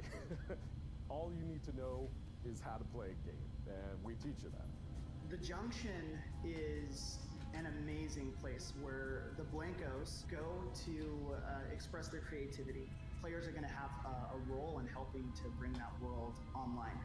It's just this city full of tons of different designs and colors and patterns. But the point is that you are meeting up with your friends, you're practicing your new skills out together, and then you're jumping into mini parties. Yeah, okay. Players can build their levels using our Blanko build tool. They can make whatever level they want. They can set the terrain, and then they could set the wind conditions, and they could set the game type. So you can make this level into a shooter, or you can make this level into a race. There are things that we didn't even think was possible with our level editor that they have been able to do. I've seen levels that recreate a particular science fiction movie that I might not be able to say. I wanted things that felt like beautiful pieces of art. We're just continually adding to this huge library of buildings and houses and vehicles and that kind of stuff. Things that you can throw together into to make your own block party. In the open beta, we've seen over 20,000 block parties. Once they're done playing it, there's a rating system, 1 through 5. So you can really get that feedback from the players. There's over 70,000 NFTs that have already been purchased in our open beta, and we've been seeing just tons and tons of people jump in. Now that NFTs are moving into the mainstream, the most important thing for games, for gaming studios that want to focus on NFTs is to really ensure that their gameplay, their player experience is on par or exceeds anything else in the mainstream market today. We're putting the fun in non-fungible tokens. That's what we're doing. It's going to be really exciting to see the game, the community grow over the next few months. What we're building here with NFTs and blockchain really changes that script, because then it's players that can actually benefit and profit off of all the money they spend. Part of my art exists in the fine art world, and in that world, I could create a painting and sell a painting, and then that painting goes off to a collector, and then I get paid once, right? And then I have no idea, no control over who gets the painting, no idea if 20 people sell it down the road for exponential amount of money. I never see a dime of that. I have no idea what to think. So one of the cool things about NFTs is that smart contract that's locked in, and you're able to just not only track who gets it, but share that profit forever. While one will collect for love, the other side that you want to collect from is also from a perspective of capital appreciation. You know, when we look at the collector world today, vinyl toys are on a tear, right? Just the very fact that Blanko's Block Party created a platform where you could not only collect digital vinyl toys created by epic vinyl toy artists. Yo, I'll look that up right now. Blanko's Block Party. Toys to battle other people in games. I truly believe that the magic formula for, you know, not only epic capital appreciation on the assets themselves, but also, you know, immense amount of enjoyment in playing the game. Today's gamers are used to having a lot of control over customizing the experience that they have. We've seen that in the trend of games coming out over the last 10 years. Players spend a lot of time online, they spend a lot of time in digital space, that's where they want to express themselves, through skins, through cosmetics, through the things they buy through games. I think that's where, you know, Blankos really shines and what we can bring to the table, but also where I think NFTs play a huge role, right? Like, because it gives you a chance to really own the world around you, the universe that you're customizing, you're creating. You've got a greater stake in this thing now. Rudy Koch, SVP Business Development. Okay. Am I just supposed to say that? Just my name? Title? All right. I'm a big-time collector. I collect vinyl toys. I have a whole wall of them at home. I'm a nerd. We're all nerds. We all collect. I love collecting. I actually started my career in comic books. I collect sneakers. I loved Magic the Gathering. I had hundreds. These concepts as collectors ourselves, like the box opening, you know, opening a box for your Blanko, or the serial numbers on each of the NFTs that you buy. These are concepts that live in the physical collector's world that we love so much, and we wanted to bring that and translate that into the digital world. And what's amazing is that with the players that we've seen so far and the people engaging with the economy, they are getting these concepts, and it's been a lot of fun to see that all unfold. With real toys in real life, right? When the way to keep their value is you put them in the box, you put them on the shelf, you leave them there. But with Blankos, as you play with them, they get better. You can customize them. You can make them the way that you want them to be, but also increase their rarity and increase their scarcity by playing with them. Our leveling up process, it's called Grade Up. It draws from real toy and collectible culture. It's kind of a neat turn on everything that you would think about collectibles. I'm looking to invest in and acquire assets from games that have the ability to move into the mainstream, games that have the ability to become AAA titles. There are mainly three that top my list. Again, Blankos Block Party, Gods Unchained, as well as Axie Infinity. They've been able to integrate blockchain within their gaming mechanisms, really in the background, rather than having it to be a requirement to be able to participate in the game and participate in the community.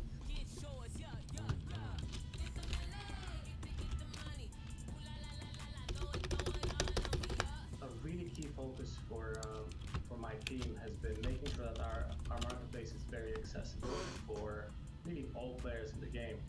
This is going to continue to develop as we add more functionality around cryptocurrencies, being able to use your crypto wallet, but the core focus of our product is making sure that the mainstream audience is able to enjoy the game and have a super simple experience.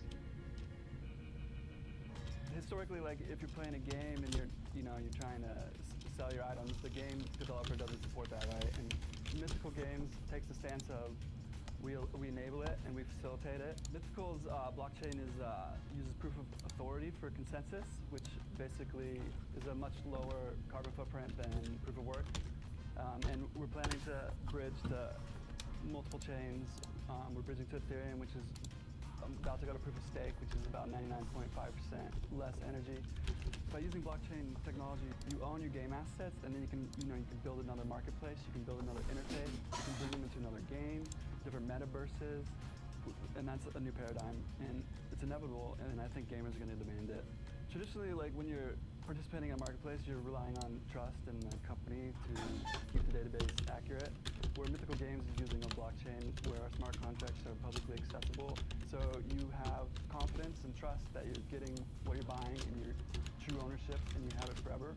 Because traditionally, game companies can just say there are 1,000 of them, but who knows if there are 1,000, right? With Mythical Games, we have provable scarcity, and with provable scarcity, as an investor, a collector, or a gamer, that's really what you want. I've been drawing since I could hold a pen or a pencil. My granddad taught me how to do engineer drawing when I was 4. You know, I've just fell in love with the idea of drawing and creating. It's just something that gives me a ton of joy. As I started to look around at art, it always really appealed to me, but I was always really appealed by graffiti art and the music that I listened to. To have a favorite, that's like asking me what my favorite child is. It's currently my daughter, by the way, if anyone's asking. So for me, it just evolved over time as I started to learn a bit more about street artists and see the evolution of street art. See an artist go from kind of painting an illegal wall to having a gallery showing or something like that, seeing how those artists use different mediums again. You know, it's not just about canvases, it's about sculpture. It's about taking these shapes and these 3D canvases and expressing their desires, their needs, whatever it is they're trying to say on a different canvas. We know where we sit now compared to 20 odd years ago when all these artists were still just street artists getting arrested for doing throw-ups on trains, and now, you know, a couple of $1 million at Sotheby's. I'm like, it's pretty cool. Where should our hands be? Let's do this. Oh, okay. I'm super excited to talk to you guys about some of the artists that we're bringing into the game, some of the first collaborators, and I think it's appropriate to start with Michael Lau. Michael Lau is a legend in the space. He's definitely known as the godfather of vinyl toys. He has this really awesome quote, which is, all art are toys and all toys are art. And I think like that is perfect for Blankos. And so I think we're really excited to see his style come alive in our realm. 點解想合作？咁其實一路以嚟都好想自己啲 character 可以喐啦，好似可以做啲 animation 啊或者 game。咁今次真係有機會同一個咁配合到 figure 個 game 合作，所以係好開心。 Another artist and designer that, you know, we're super excited to talk about is Quix. And what I love about Quix is that, one, he's a graffiti artist, but two, he's super hip-hop culture. Love his designs, love the samurai. You know, he has this really iconic, like, Japanese mech warrior style. So, you know, I think we are all just excited to see that come alive in the Blankos universe. My artwork and the style of toys that I do now are pretty much rooted from the stuff that I've loved since I was a kid. I grew up in the 80s, so I was heavily influenced by a lot of Japanese robot shows. Texas history is like my Mickey Mouse. He represents Japanese robots, hip-hop, and graffiti, all rolled into one character. This brand that we're going to reveal now is near and dear to my heart. I'm actually wearing some sneakers that represent them. I will let my friend Nicole here tee it up.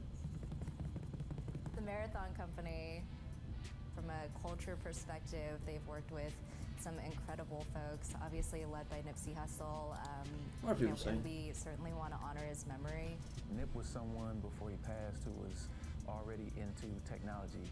It's such an honor to be able to carry on his legacy in a sense and bring them into the world of Blankos. One Blanko can be so many different things. A Blanko can be a pattern, it can be a unicorn, it can be so many different characters. We work regularly with Kronk. His skill at being able to create characters, make you commit to those characters, they're believable. And then we have JPK, we have industry legends like James Groman, Nikki Davis, Sarah McPherson, Al Brown Chamako, Junko Mizuno, Hakutel, and Thomas Howell. We're not just picking from one person's perspective, which really helps. Okay, so I downloaded the game. I downloaded the game, so I downloaded Blankos Block Party, so after this, I'll try it out. Vinyl toys. To find a game that did such a really great crossover between that kind of tangible good and have that element in the game, no doubt by the end of this time next year, I'm going to have a whole row of Blankos. So. It's art in a 3D form. I think it's a really great online safe haven for, you know, street art where it keeps its integrity and it isn't bastardized, whether it's on geometry or Mythical sculpted Games. or it's just That game looks really good, stuff like that. I like that.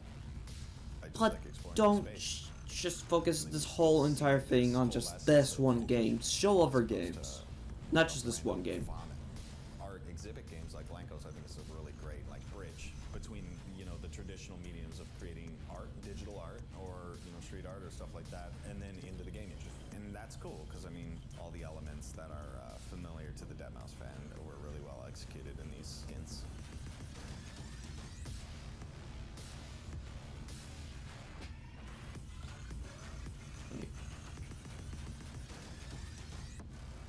Anything else, weenies? In the back? So now that the video is coming to a close, download Blankos Blankos.com. Bring your vinyl toys to life. Build your own levels. Buy all the designs from your favorite brands, artists, and designers. Share it with all your friends so they download and play it together. And we look forward to seeing you within the world of Blankos.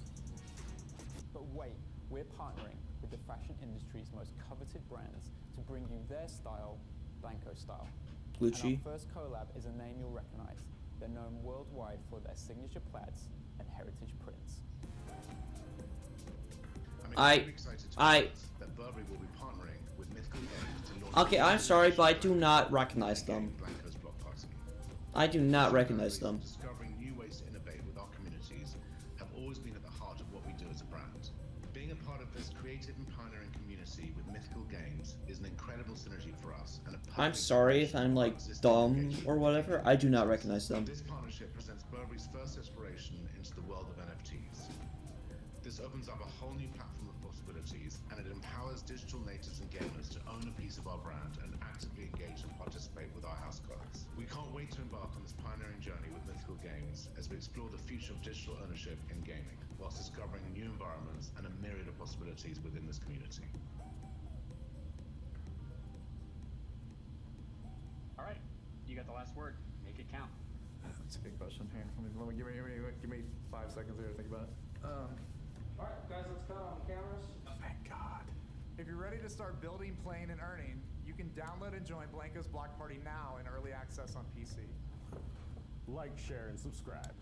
Also, watch your favorite content creators on Twitch this week for a chance to get an exclusive new Blanko, only available through Twitch. Thank you. Appreciate it. On behalf of all of us at Mythical, thanks for joining. I feel like you nailed it.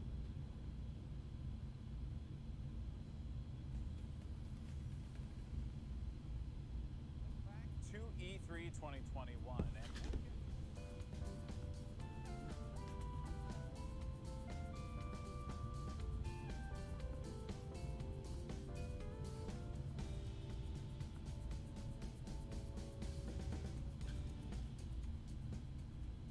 Welcome back to GameSpot's coverage of E3 2021. I am once again joined by Dave Jewett. Hello there. And apparently Obi-Wan Kenobi. And Timur Hussein. Hello there. Do you have to roast me that bad immediately after? Sorry. I mean, 90 seconds to get into it. Okay, so next, I really don't want to miss this. It's Indie Showcase. And that is at 2. So we have 30 minutes to try out Blankos.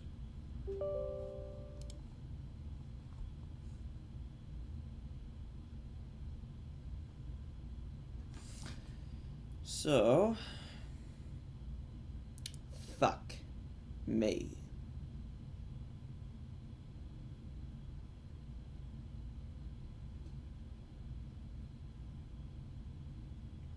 So it said it's gonna start at 2. So I like that. Okay, so why are they hyping up this fucking game?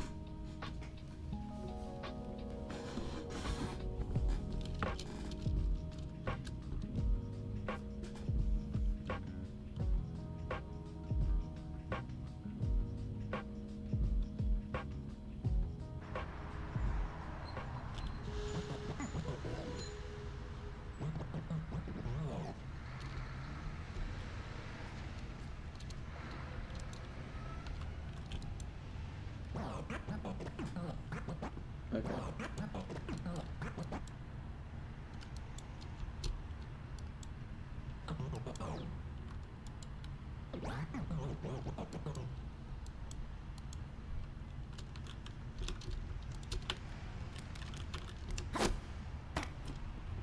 My gosh, this is...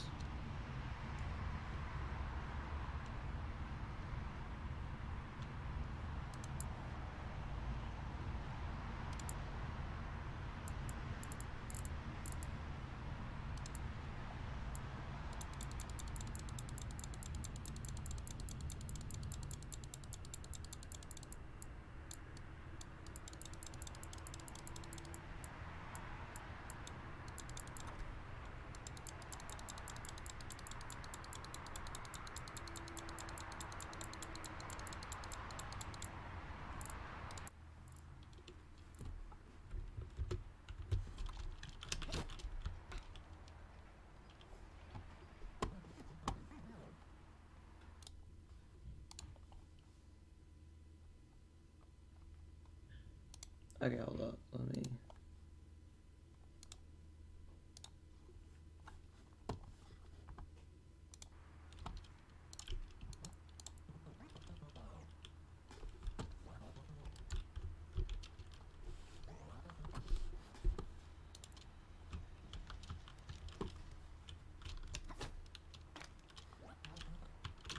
Up here, my friend.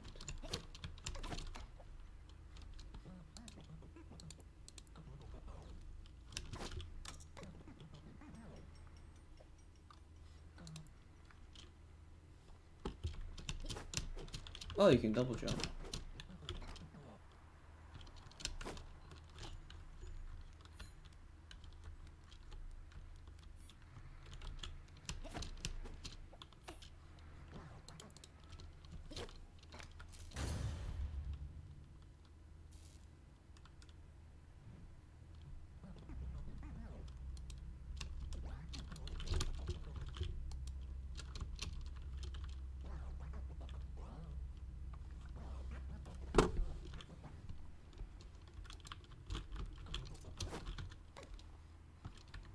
Look down.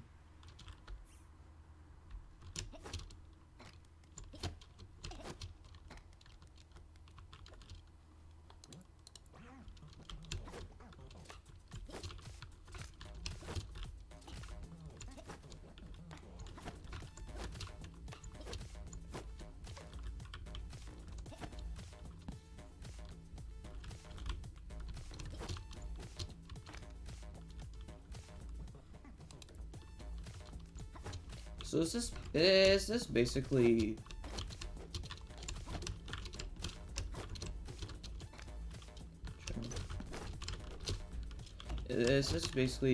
Toy Story?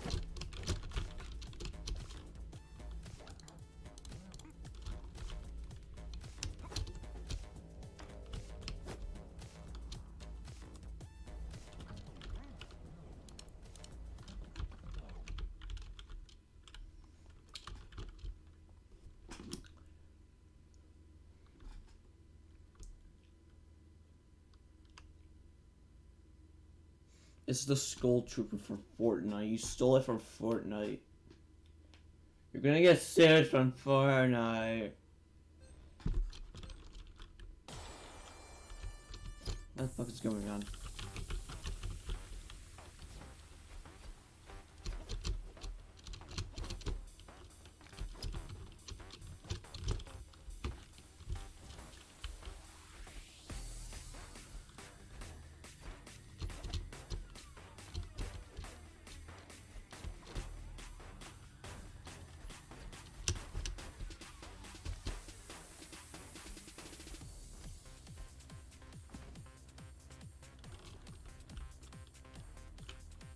Let's go this way.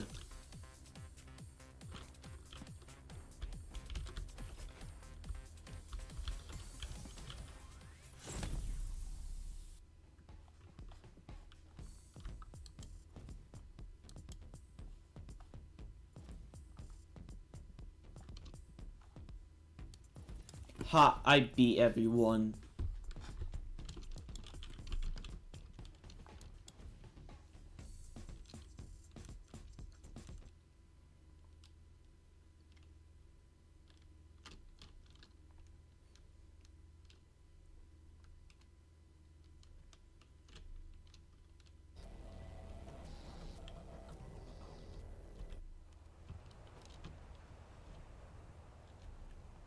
Why the fuck is your King Crimson super dead?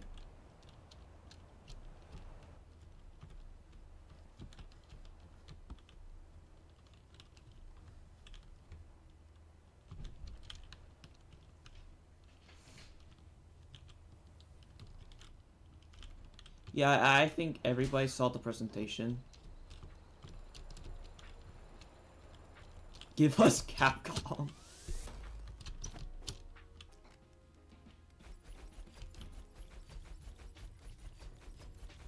I think everyone saw the presentation.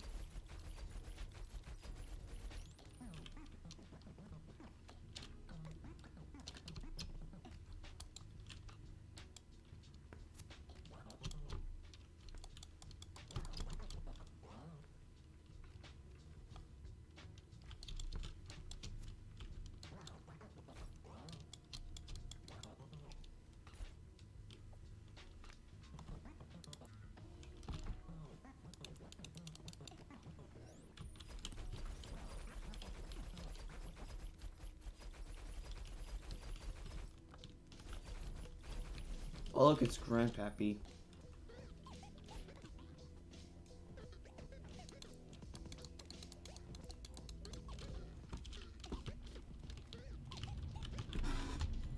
How do I skip?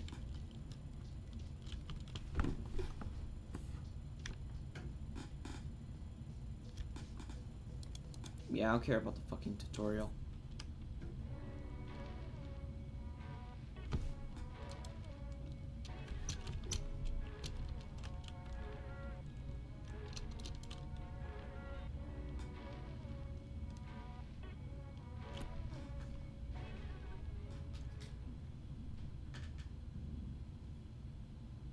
Imagine this becomes like the next big thing.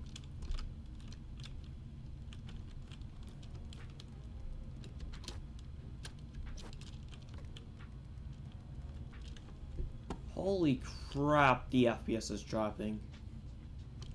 Okay, if they're gonna make this like a good game, they need to fix some fucking... Oh. Like, holy shit.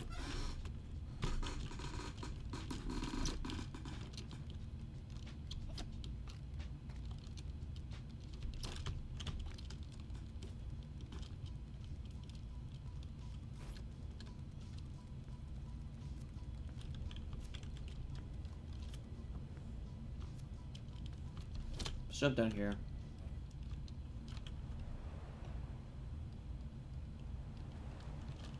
And your mind then. Yeah, a bunch of people downloaded this game and just are like, what the fuck?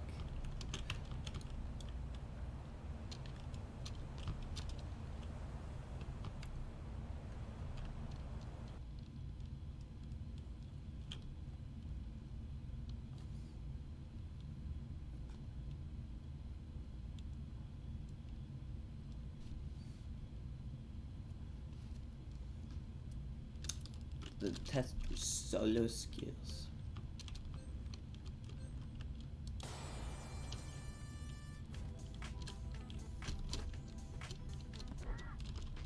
You did not see that.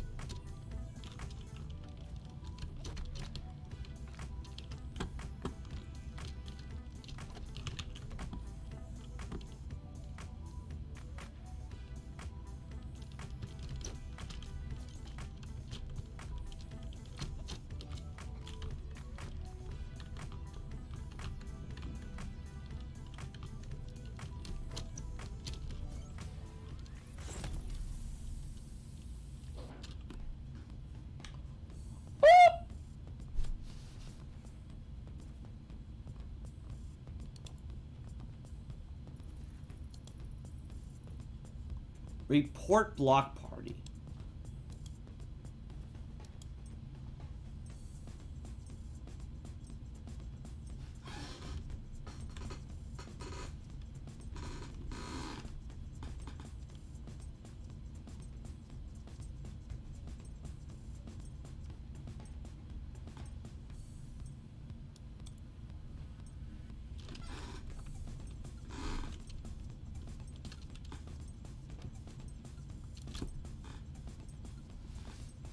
Okay, let's go to the junction, I guess.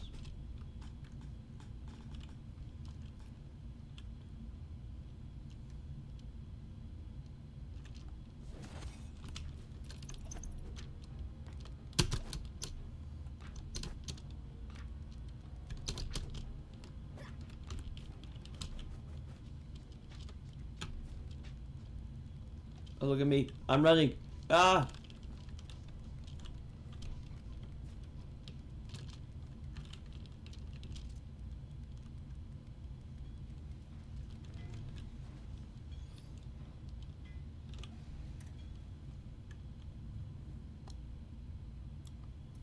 Okay, let's see what I can do.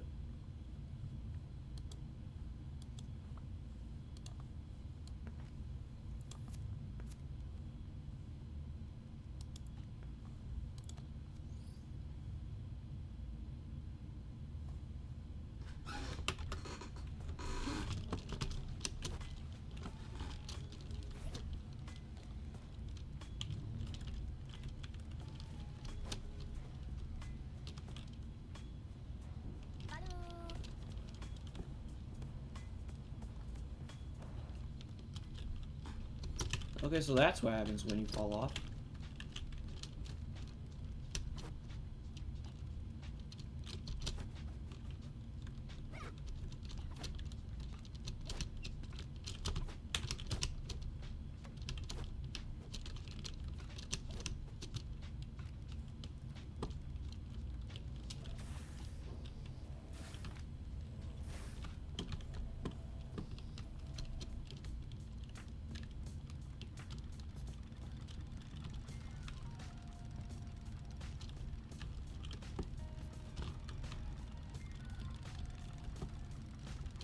Where the fuck do I get to play games?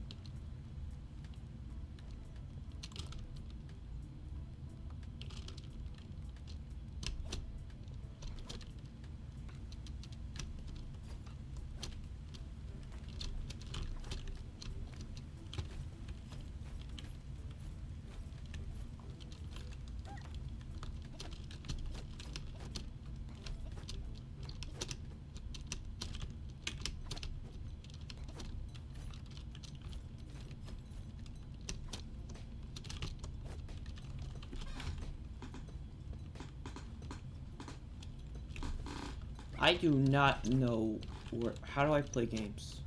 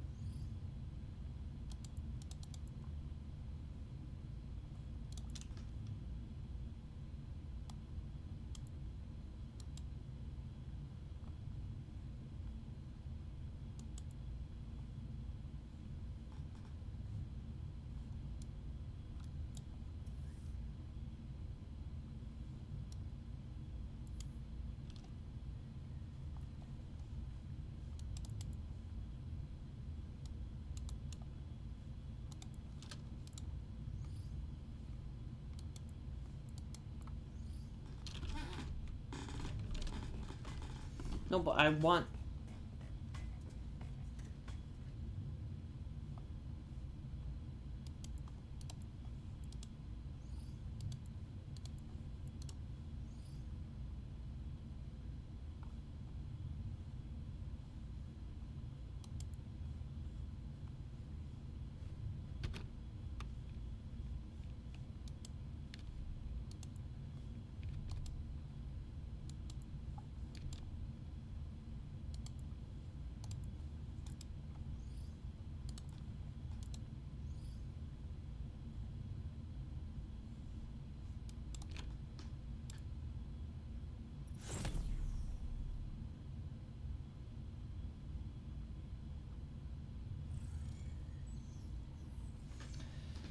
so fucking confused.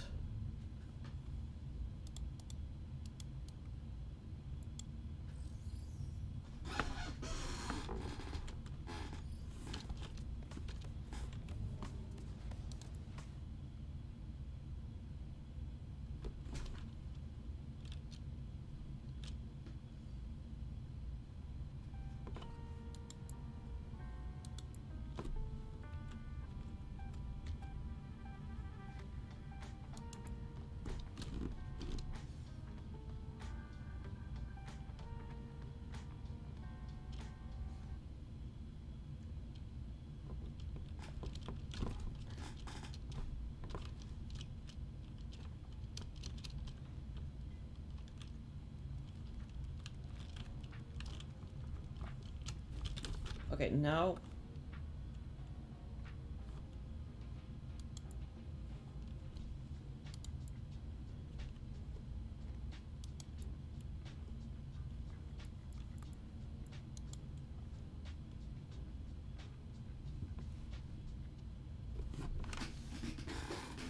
Okay, dog fight. What's this?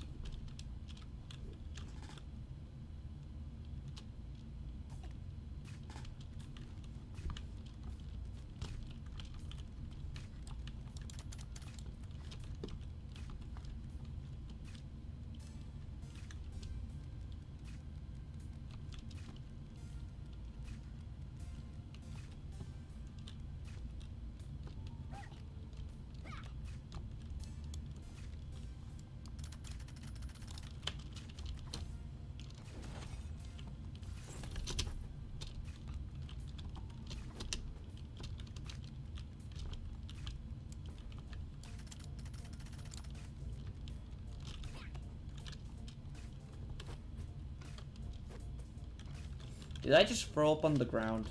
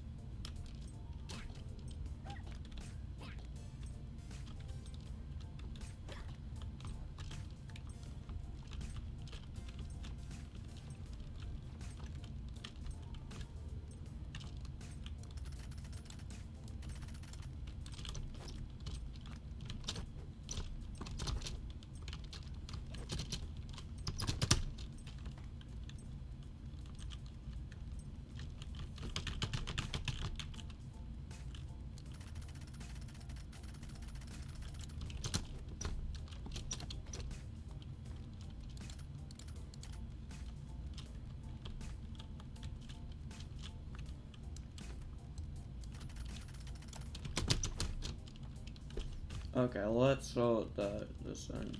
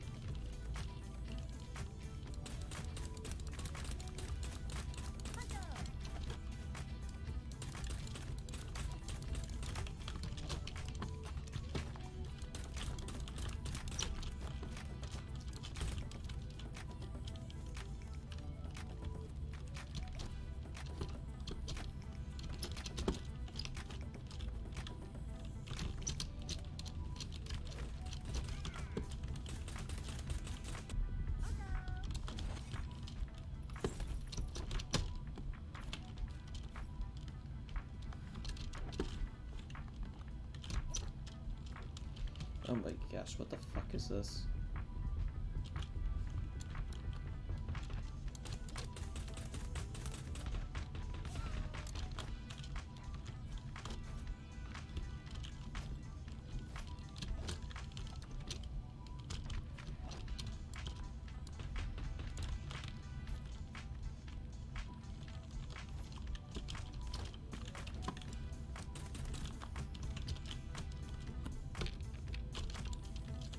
What the fuck? How do I get out of this?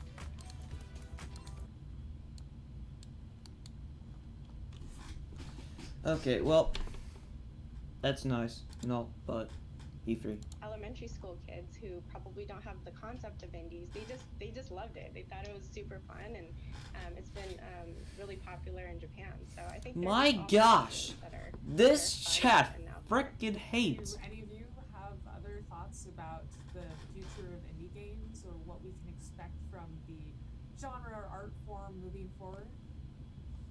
The thing I love most about, I guess, how we're referring to indie games here is like I love the not knowing what's coming, because ultimately it's anticipating that I'm not capable of anticipating what's going to be the next thing coming out. Like, I love finding something I never thought I would like, or I've never thought would be a game or even fun. Like, Job Simulator, for instance, came out. I'm like, who wants to? It goes against Ron Gilbert's thing about like getting off a job and then going home and relaxing. I loved it, or like all these sorts of things, or like even some weird things that will come out mobile and all this stuff. Like, I would never anticipate that stuff and things like that. It's the, I guess what I look forward to is the things I cannot anticipate. Well, this has been a wonderful conversation. It's so great to hear the different perspectives about indie games and indie studios, as well as hear your thoughts on what's coming up next and what to look out for. It's been a true pleasure. Thank you very much.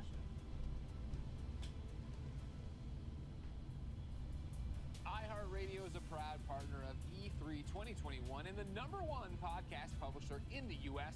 Listen to all your favorite shows on the iHeartRadio app. And of course, Golden Blue. Just like use the Razer stuff, use the Razer Blade. Use the Razer stuff. Use the Razer chair. Have a good time. You know what I mean? I have actually been wanting a Razer Blade for a very long time. When I used to work at Twitch. Put it in your bag. Yes, I should. When I used to work at Twitch, you had an option. You can either get a Razer for like Windows users or a Mac. Yeah. And I don't mess with Macs at all because I'm terrible. My brain just doesn't work that way for some reason. So I went with the original Razer Blade. Yeah. That was so fun to carry around the office. Just this sleek black thing. Sure, play games whenever you want too. Yeah, right? it was That's amazing. pretty I used to at that time I was playing a lot of controller games, so I would just plug it in and just go nuts. It was a good time. So yeah, it sounded like a shameless plug, but I swear to God, it was the truth. Well, speaking of a shameless plug, the Razer Blade is a great place to play indie games. And what an indie presentation we just had. Of course, it's not over. We have the indie panel coming up, but there was something said in that panel here. Janet Garcia, of course, from MinMax and Kinda Funny, put up this tweet.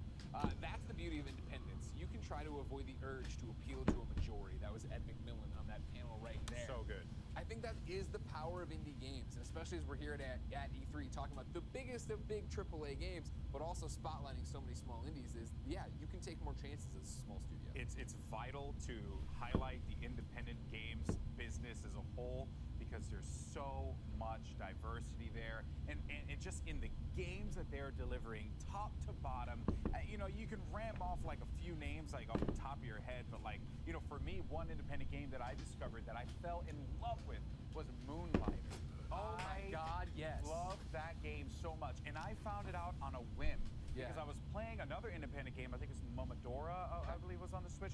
Great game, and I was like, man, I'm looking for something else. I finished that one, and I found Moonlighter, and oh my goodness, it captured my heart. Loved that game, and I wouldn't have found that, if someone just, take that to a AAA studio or something. Totally. That's the thing right now is there are so many Okay. games, it's impossible to keep up with all of them. Wow, okay. Moonlighter was the exact same thing. My job, of course, every day is to talk about video games, review video games, preview video games.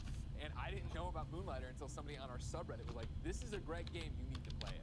And that's why I think it's so powerful that E3 keeps doing indie showcases, ladies and gentlemen. So let's get back to game review. We know why we're here, we know why you're there. So, without further delay, here are some of the hottest indie titles set to come your way soon.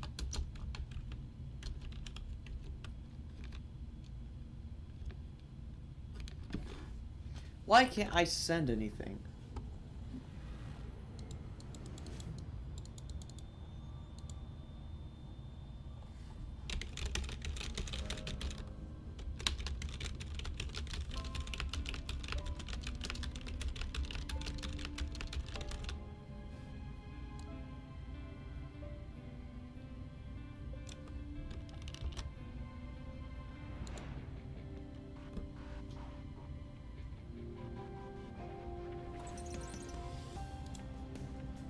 Your Paper Airplane. Good game.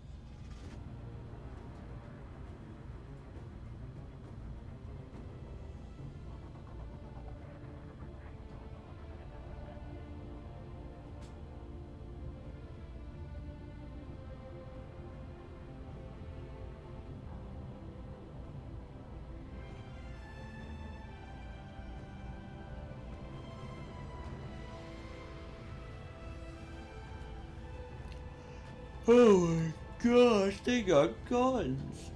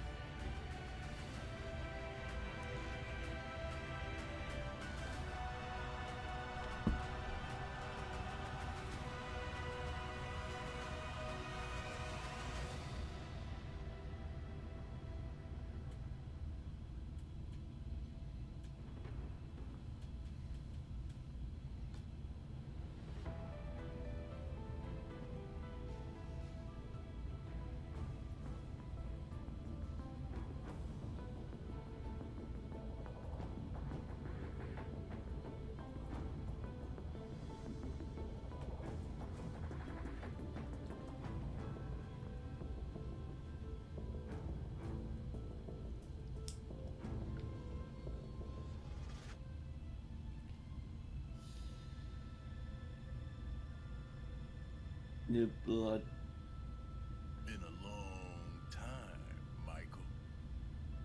I heard you were back in town, but I don't remember sending you an invitation.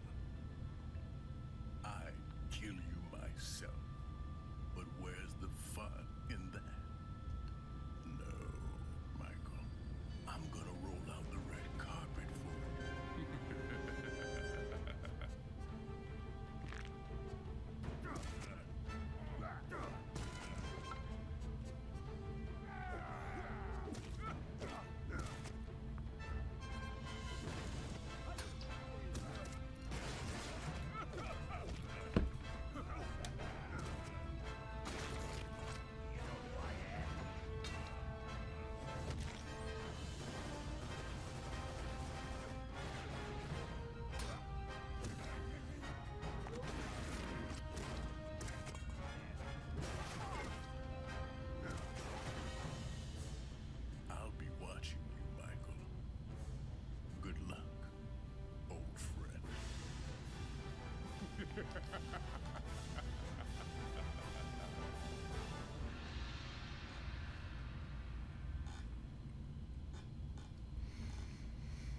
Okay.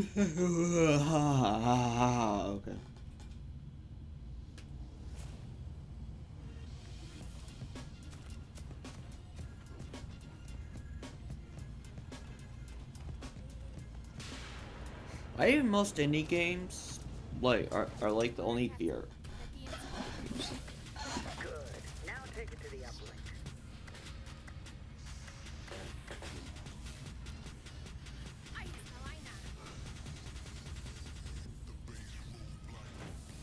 Target is marked.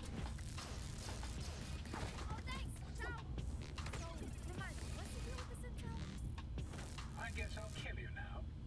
The drone is down. The drone is mine.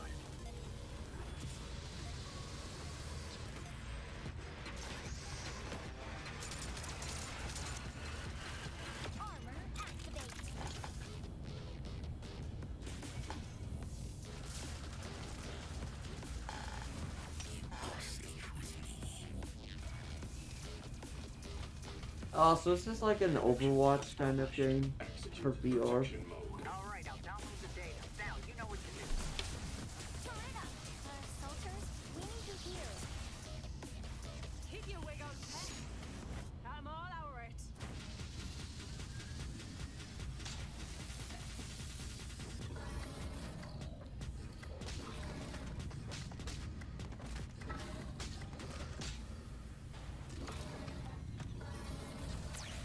So, what we're gonna do with the intel? We need it for the job. You know, the heist, larceny. Larceny? More like...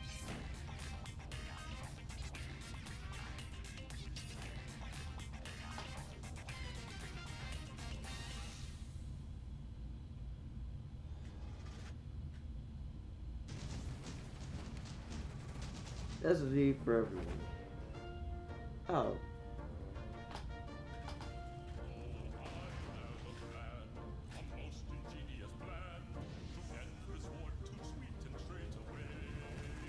This is a way to sell violence to kids.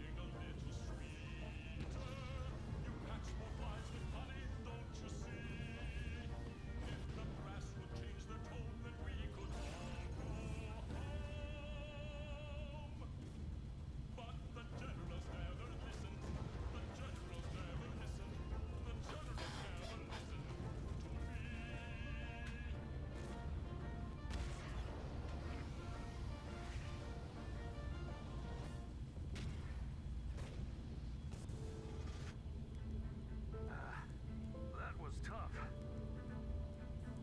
Hamilton, some beast is looking at us. Whoa, would you look at that? Mars is one heck of a planet. So green and beautiful. Let's just be careful, sir.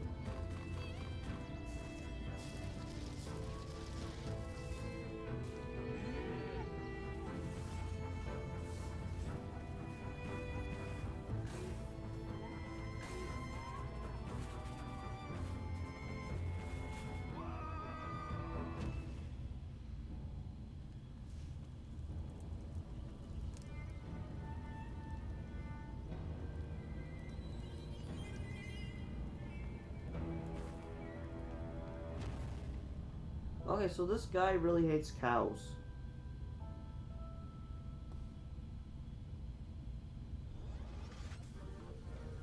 developers are creative, passionate, and driven. We tackle new technologies and overcome many challenges in the pursuit of our creative vision. At the IGDA, it is our mission to support and empower all game developers around the world. We provide community, mentorship, research, knowledge, and best practices.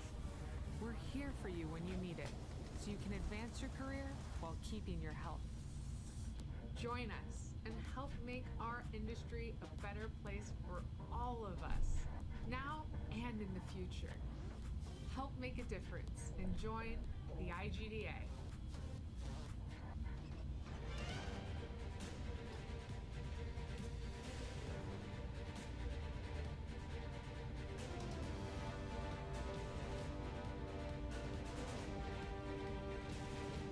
TikTok games.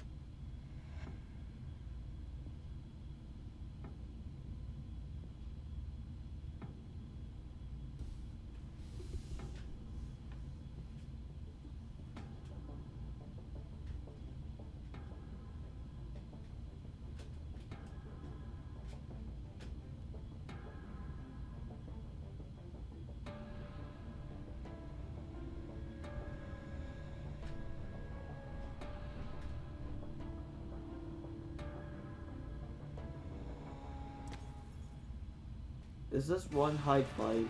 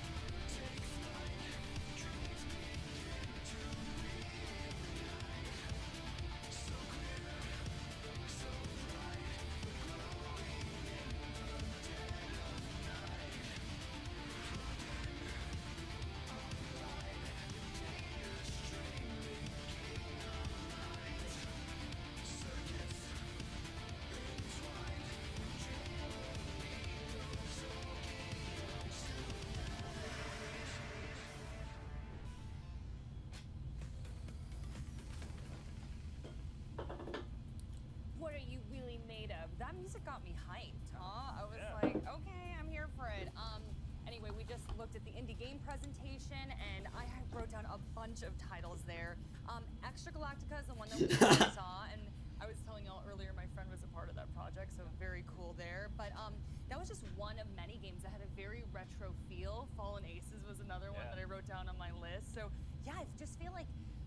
getting all these retro vibes this year.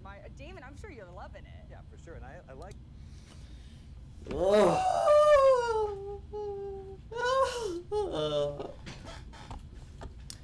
Why does everything have to suck?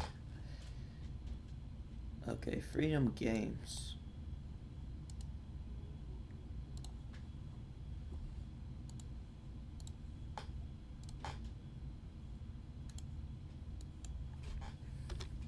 Freedom Games.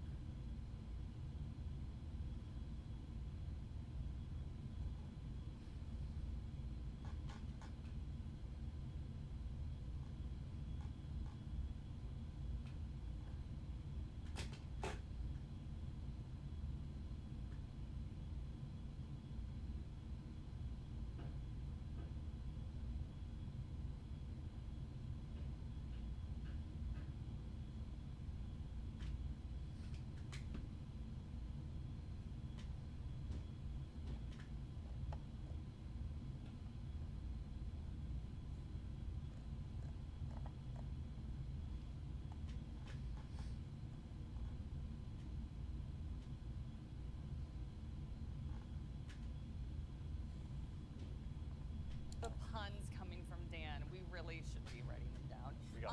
We did have the pull up earlier though, and I wasn't able to reference it right away because I just love hearing you all talk about this stuff.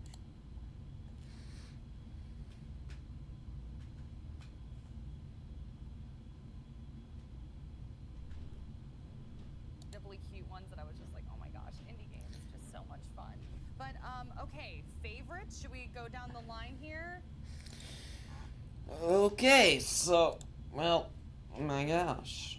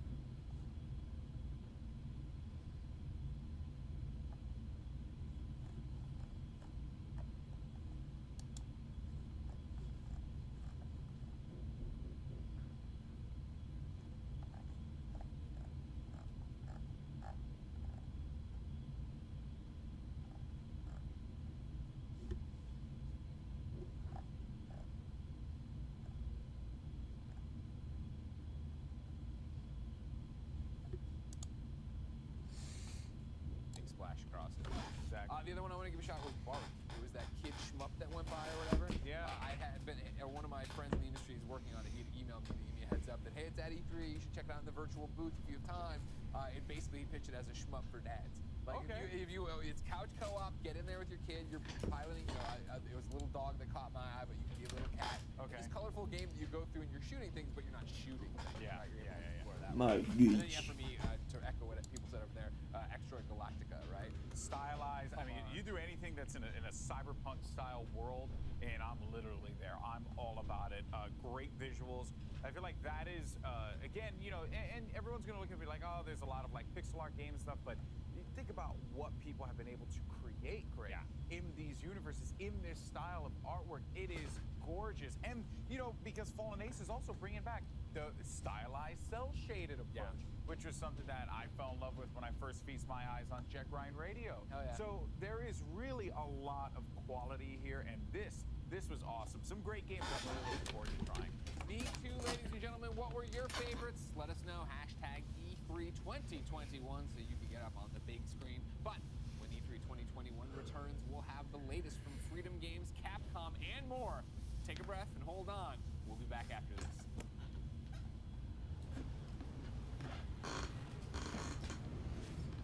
God damn it, like, god damn it, like. IGN Summer of Gaming has officially partnered with the ESA for E3 2021. IGN Summer of Gaming is now all summer long. From major press conferences and announcements at E3 2021 to the IGN Expo with exclusive gameplay and reveals to exciting first looks at the hottest new games and in-depth developer interviews, IGN Summer of Gaming has it all. IGN Summer of Gaming begins right now.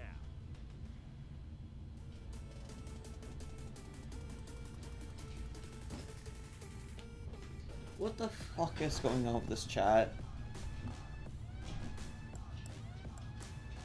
More power.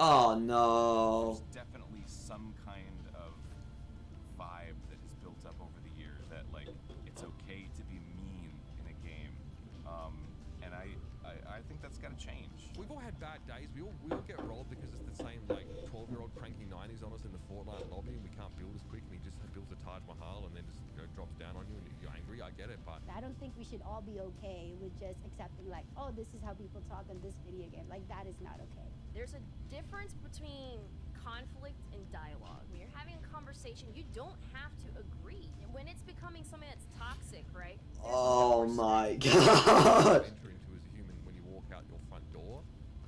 Lack of decency, and it. Oh. Okay, here's the thing though. To just say, oh, mute your mic or don't say anything, but no. Do better. People yell into their mics because they're bad. I mean, maybe you can control it. I don't know. There's not really an easy way to say this, but I don't think you can really control toxicity because it's mostly 9-year-olds. People that you connect You with can't and control have 9-year-olds. that support. Okay, you can't control 9-year-olds. Environment is a good place to start.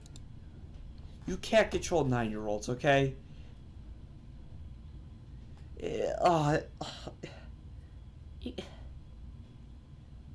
Toxicity is gonna live for a long time in gaming, so that. But I also think that like more can be done from us as the people that like to play them to make sure that that happens. Keep playing throughout the game, and no one should be. What the fuck you say to this shit? What's up, everyone? I'm Stella Chung, and in today's fix, Starfield makes a splash at the Xbox and Bethesda showcase. Halo Infinite gets a release window, and we finally know when you can go on ball runs again in Diablo 2 Resurrected. This is your daily fix. Get daily fix. What the fuck that? Microsoft came out swinging with a look at Bethesda's first new property in over 20 years, Starfield. The in-engine trailer begins on an alien planet aboard a vessel called the Constellation. The narrator talks about venturing into a field of stars, and we get a look inside the interior of the constellation, which looks reminiscent of the space age ships from the 60s. Beyond the cinematic trailer, we still don't know much about the gameplay itself. On stage, Todd Howard said that Starfield is about hope and shared humanity. Bethesda also confirmed separately that Starfield will be the first game created on its updated Creation Engine 2, which means improvement to graphical fidelity, among other things. A tweet shared by Bethesda Game Studios themselves stated, "We've spent years developing it to power the next generation of immersion and exploration." And yes, you'll be able to play it on Xbox consoles and PC when it lands on November 11th, 2022. That's not all Team Green had in store for fans, with a deeper look at Halo Infinite and its free-to-play multiplayer. Our first taste of Infinite's multiplayer came in the form of a fast-paced montage of match moments across a variety of maps. Cosmetic upgrades from Halo games past are making a return, as well as our favorite narrator. The free-to-play multiplayer suite will be cross-play and cross-progression. The experience will reportedly be optimized for every device: PC, Xbox One, Xbox Series X, and S. We also got a glimpse at the campaign with Master Chief using his grappling hook to pull himself through some zero-gravity wreckage. There seems to be a new AI construct working with the Master Chief, but judging by its dialogue, Cortana may still play a pivotal role in the story. Halo Infinite will be launching on Game Pass at release, but we just don't know when that release date is specifically, although they did say it was due this holiday after having been originally delayed out of fall 2020. With the remaster of Diablo 2 announced at BlizzCon Live earlier this year, fans have been wondering just when they can take on the forces of hell again, and we finally have an answer. Diablo 2 Resurrected is hitting consoles and PC on September 23rd. This HD remaster of the classic ARPG will be available on PC via Blizzard's Battle.net and Xbox Series X and S, Xbox One, Battle.net PS4, sucks. and Nintendo Switch. It will include both the Diablo 2 base game and Lord of Destruction expansion. This follows a playable alpha in April, which looked pretty impressive. Despite a few changes, Blizzard is trying to stay true to Diablo 2's roots. If that isn't enough fire and brimstone for you, the remaster will be available standalone or as a part of a bundle, the Diablo Primeval Collection. This comprehensive collection contains the Diablo 3 Eternal Collection, which includes Diablo 3, the Reaper of Souls expansion, the Rise of the Necromancer content pack, and a few cosmetic goodies. Pre-orders are available now, and don't forget to pick up Words Like so you can open that portal to the Chaos Secret level. With E3 now in full swing, are there some games you're still looking for? Did Microsoft blow your mind? Let us know. I'm Stella Chung, and that was your Daily Fix. Microsoft did not do anything to Be me. sure to check out the rest of our E3 coverage on YouTube, across social Except for media, Slime and Rancher on 2. your Slime Rancher 2 I Download definitely am the IGN getting. app on all of your mobile devices, subscribe to the Daily Fix on Snapchat, and for all things, everything I else, think IGN. somebody's breaking into your house, girl. Welcome back, folks. Freedom Games is our next developer coming up. And, you know, when you have games that are like called Cat Cafe Manager or Dog Shelter, I think we can assume that things are going to be pretty fun. So, folks, here's Freedom Games. I don't know what the fuck Freedom Games is, but sure, let's see it. It better not be another fucking... I decided, you know what, I've dabbled in indie games. I'm gonna give this one last shot. Let's just make a game. It felt like jumping into the deep end. I realized that making games is like a real thing that you can do. It's just so, that's the word, is liberating. We owned this project. We just want to make a fun game. You have an idea of what the vision of it looks like, but then it actually coming out the other side looking like that, it's pretty rare. I co-founded the studio with two of my friends. We had all worked at a company that did not end up turning out like, you know, any of us had hoped. So coming out of that experience, the three of us, we wanted to do something that felt a little bit more authentic to who we were and what we liked. Going into it, we knew that we had complementary skill sets. Having the kind of the core pillars of game design already there and having experience, we were able to cover a lot of bases. This is really the first time we've been able to pour so much of ourselves into the development of a game. I think I'm most proud of us being able to look at this game and know that we're hitting our own quality bar, especially for our first game.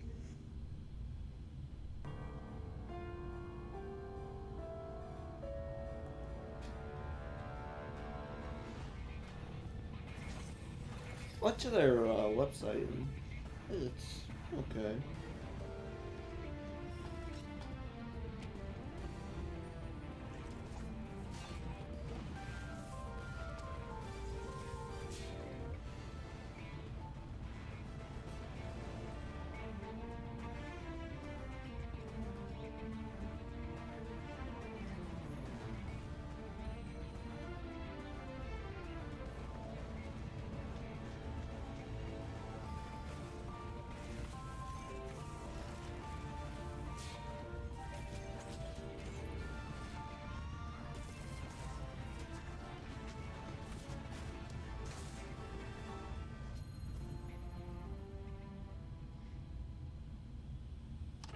You think you know everything, and then at some point you go, oh wait, we didn't know how to do that part.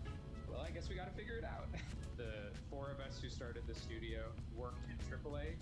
I left to go start making indie games. So we took that opportunity to kind of use our old friend group and our old expertise to start up the Wandering Band.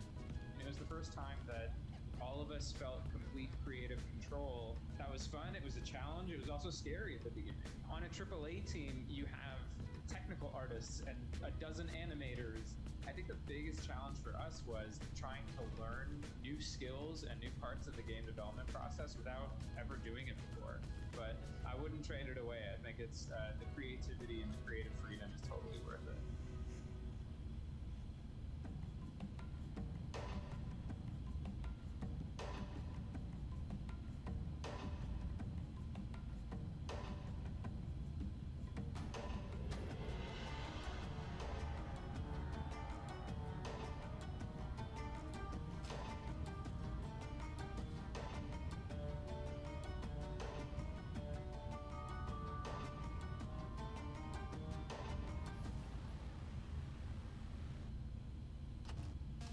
The retro games. These were our favorites, and we tried to combine a lot of different elements from different games and give it a unique touch.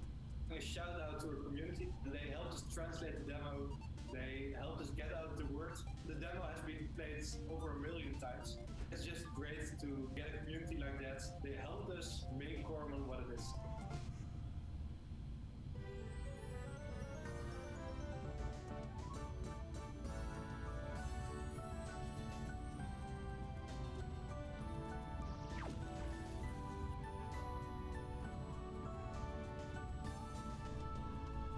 It looks like Pokemon.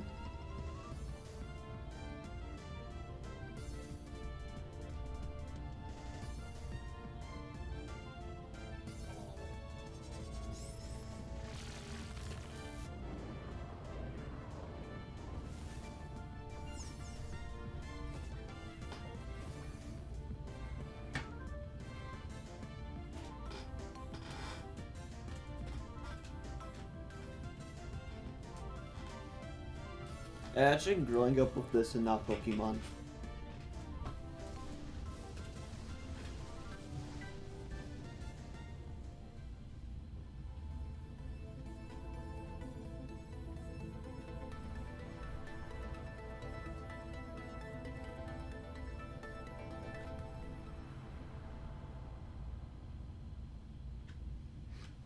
Hey, it's going on. I had lived in Kyoto for a while. I'd gone to a cat cafe, and it was such a surreal experience for me at the time. So we sat down and we prototyped Cat Cafe Manager. When you're petting a cat, I don't know what it is, like endorphins that are being released, like the good feeling that you get from that, we kind of wanted to put in the game. We live in a time that's like pretty stressful and out of control in a lot of ways. So for us, it's very important that you sort of get a cozy feeling when you get introduced to the game. Just making the Cat Cafe of your dreams.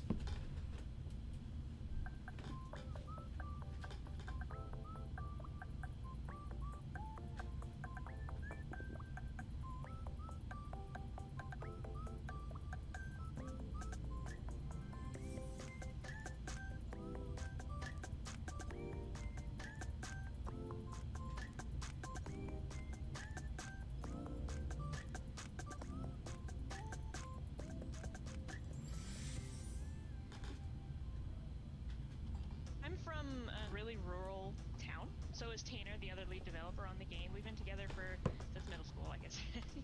There's no companies, right? There's no video game companies in Little Rock or the state of Arkansas. So we decided to just be the first. To the Rescue is where you play as somebody working in a dog shelter and taking on all the responsibilities that entails. People love dogs so much, but this is also about raising awareness, right? It's both of those things. There's diseases that can appear in the shelter. It's dirty, and adopters only want the cutest puppies, and they don't want the old dogs. Essentially, I just want people to walk away with more knowledge about the things we're representing. We've gotten a lot of people that work in real shelters that are like, I'm glad that you're doing this, because a lot of people don't realize how hard the work is and how thankless it is. So 20% of every dollar that Little Rock Games makes from this game is going to be going to the Pet Finder Foundation. The game is about being hopeful that you can improve your community in some small way.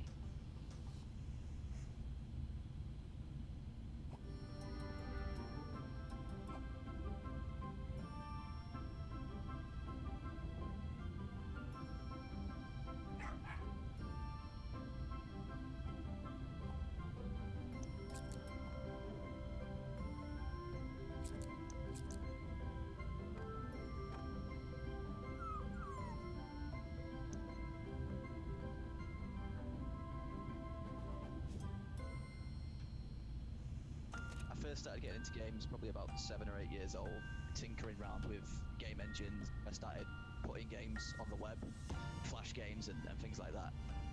I always liked the idea of really silly deaths, characters getting blown to bits in like a cartoony way. It's usually an area of frustration, but when you can see your character's head just flying off and blood's going everywhere, it's like you just got nothing but humour there. Sure gonna feel bad in the morning. I come up with the idea of having like a Ninja Warrior / Total Wipeout death competition. I was actually working 2 jobs at the same time as developing the game. I'd have all these fantastic ideas while I was there. You know, I'd be on the checkout just thinking about Slaughter League, and by the time I get home, I'd just like, we ended up deciding that it would be best if I worked full time on the game. This game, it sounds corny, but it's changed my life in that way. Whereas no other game had before. It's just flipped my life to where I want it to be. So to finally be able to do this as a job is just insane. I love it.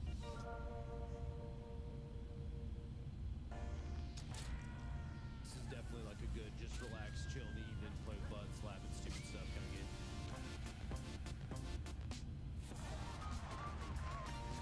That does look like a good game.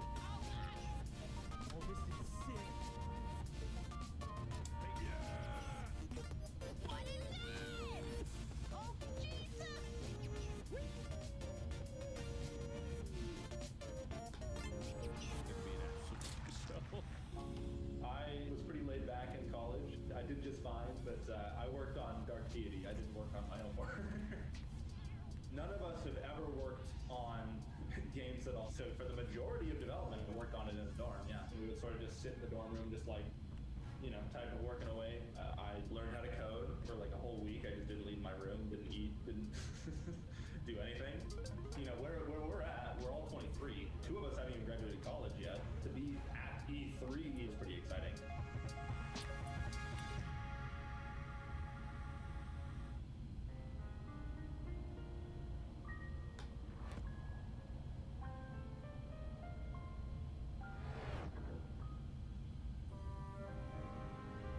Whenever you need me.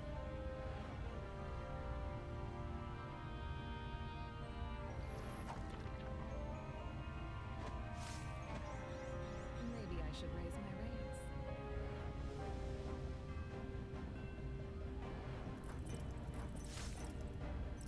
I failed my people.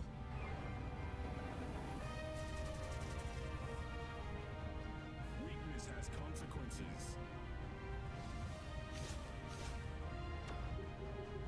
This would make for a fine tale.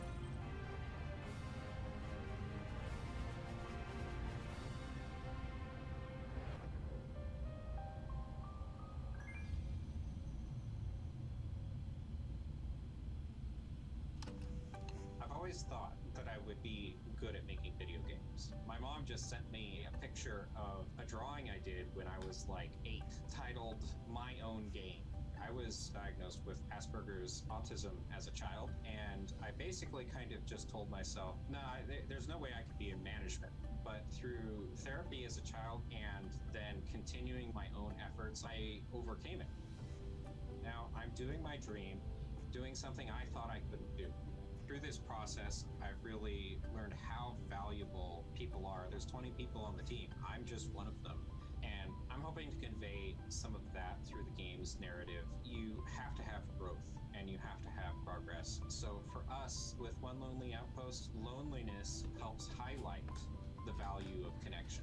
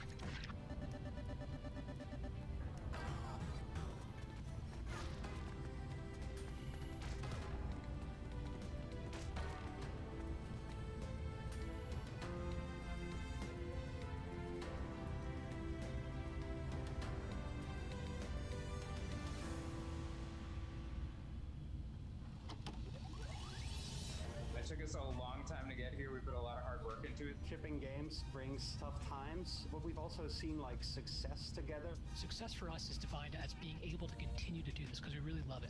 We want to be what we know and be the best at that. Making something that people enjoy.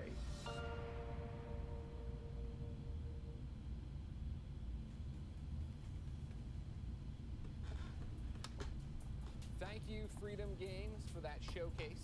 Passionate, diverse, different, unexpected, Damon. That's what I would call it.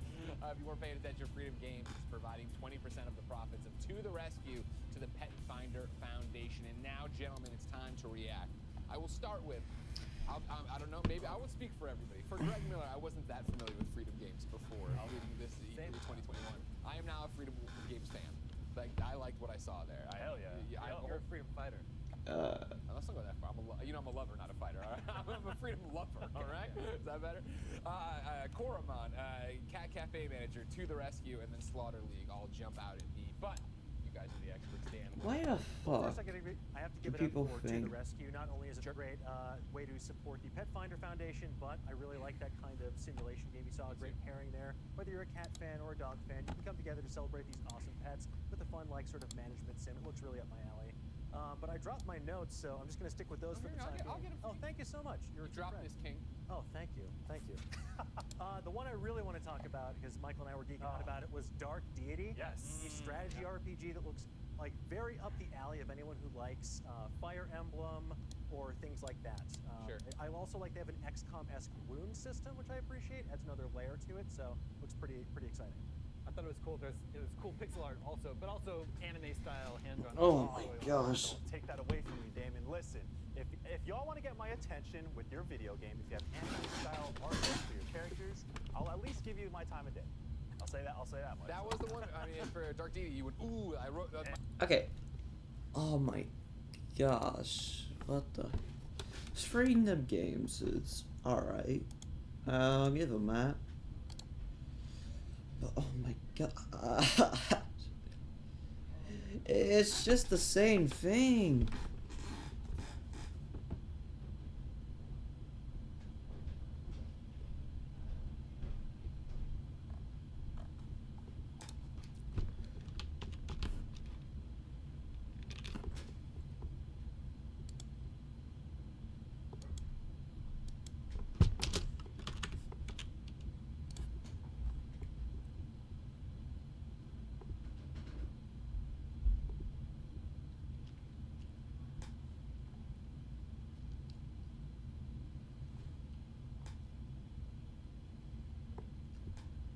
Oh my gosh.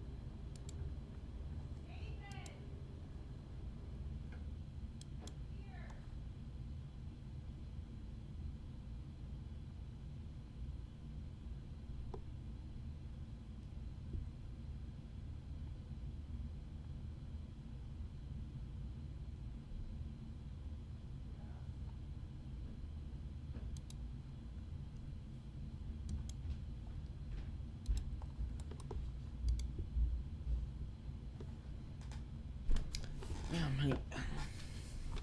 I honestly just want this to get over with.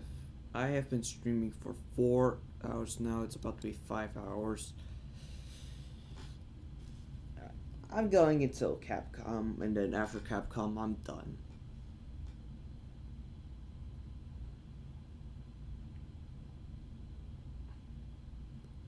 'Cause holy motherfucker. Honestly, I am just fuck me.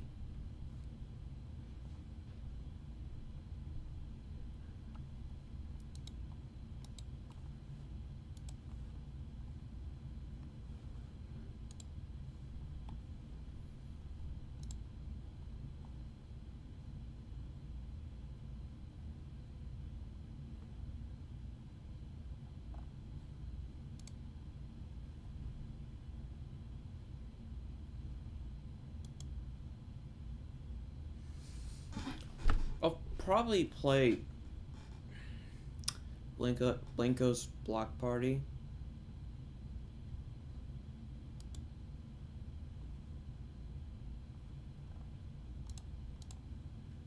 Like later.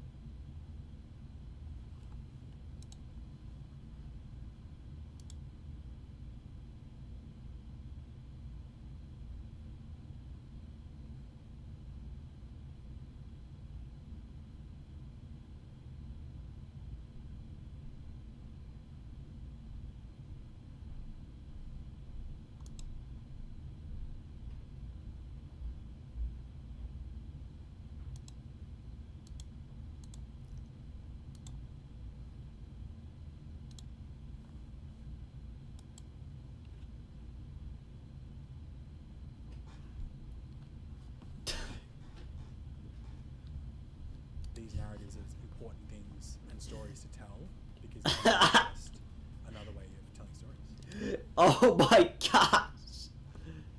Everybody, I just look over for a second and I just see what's on screen. I see the chat. What? What? Oh, I am laughing. Oh, okay.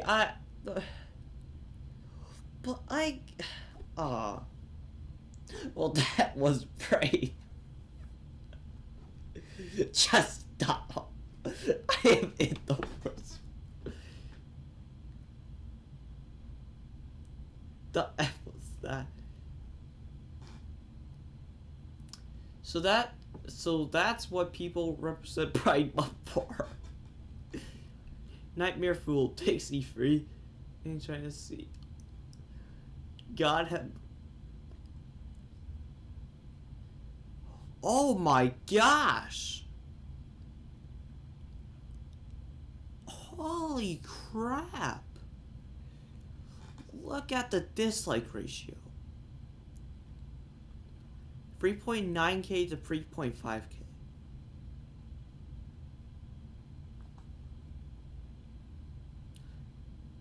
Sony is evil.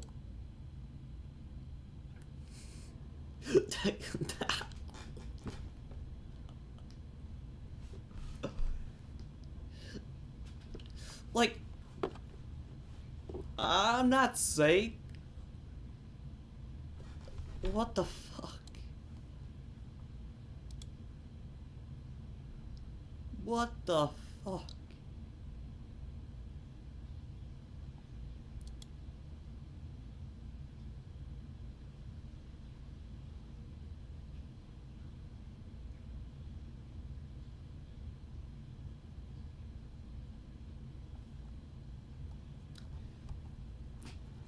What? Burn it with. Oh. What? What?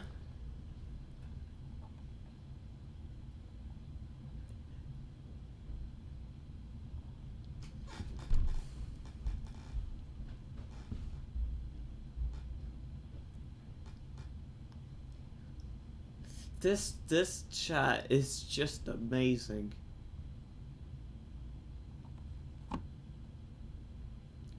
This chat. That is a job. It's based.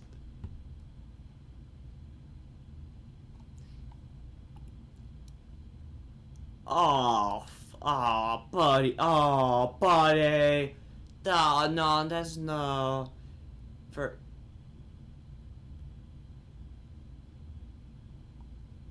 Nope, nope. That's where you cross the line.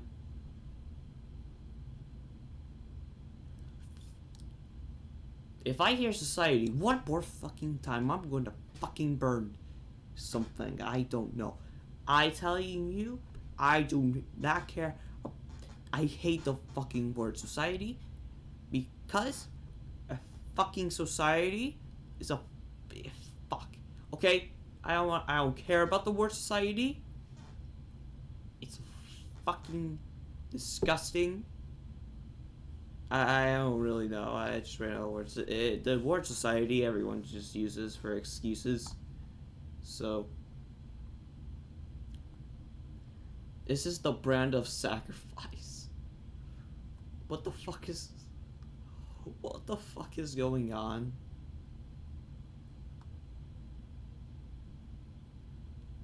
I'm just, yeah, I am too. Like, what the fuck?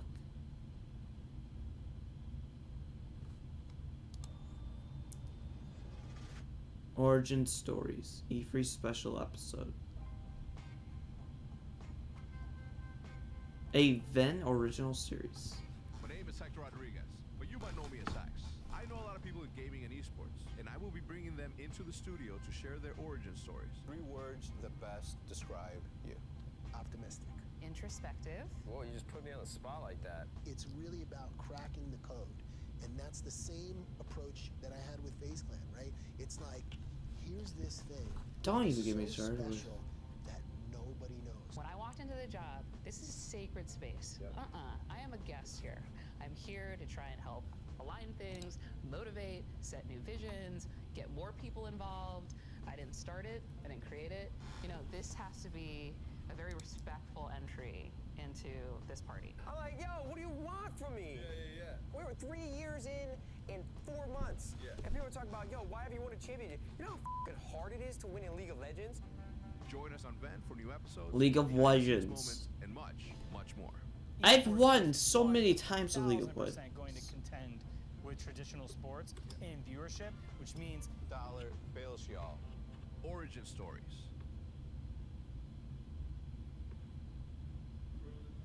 Hi, man. How you doing? Let's do me a favor. So what's going to happen is Hector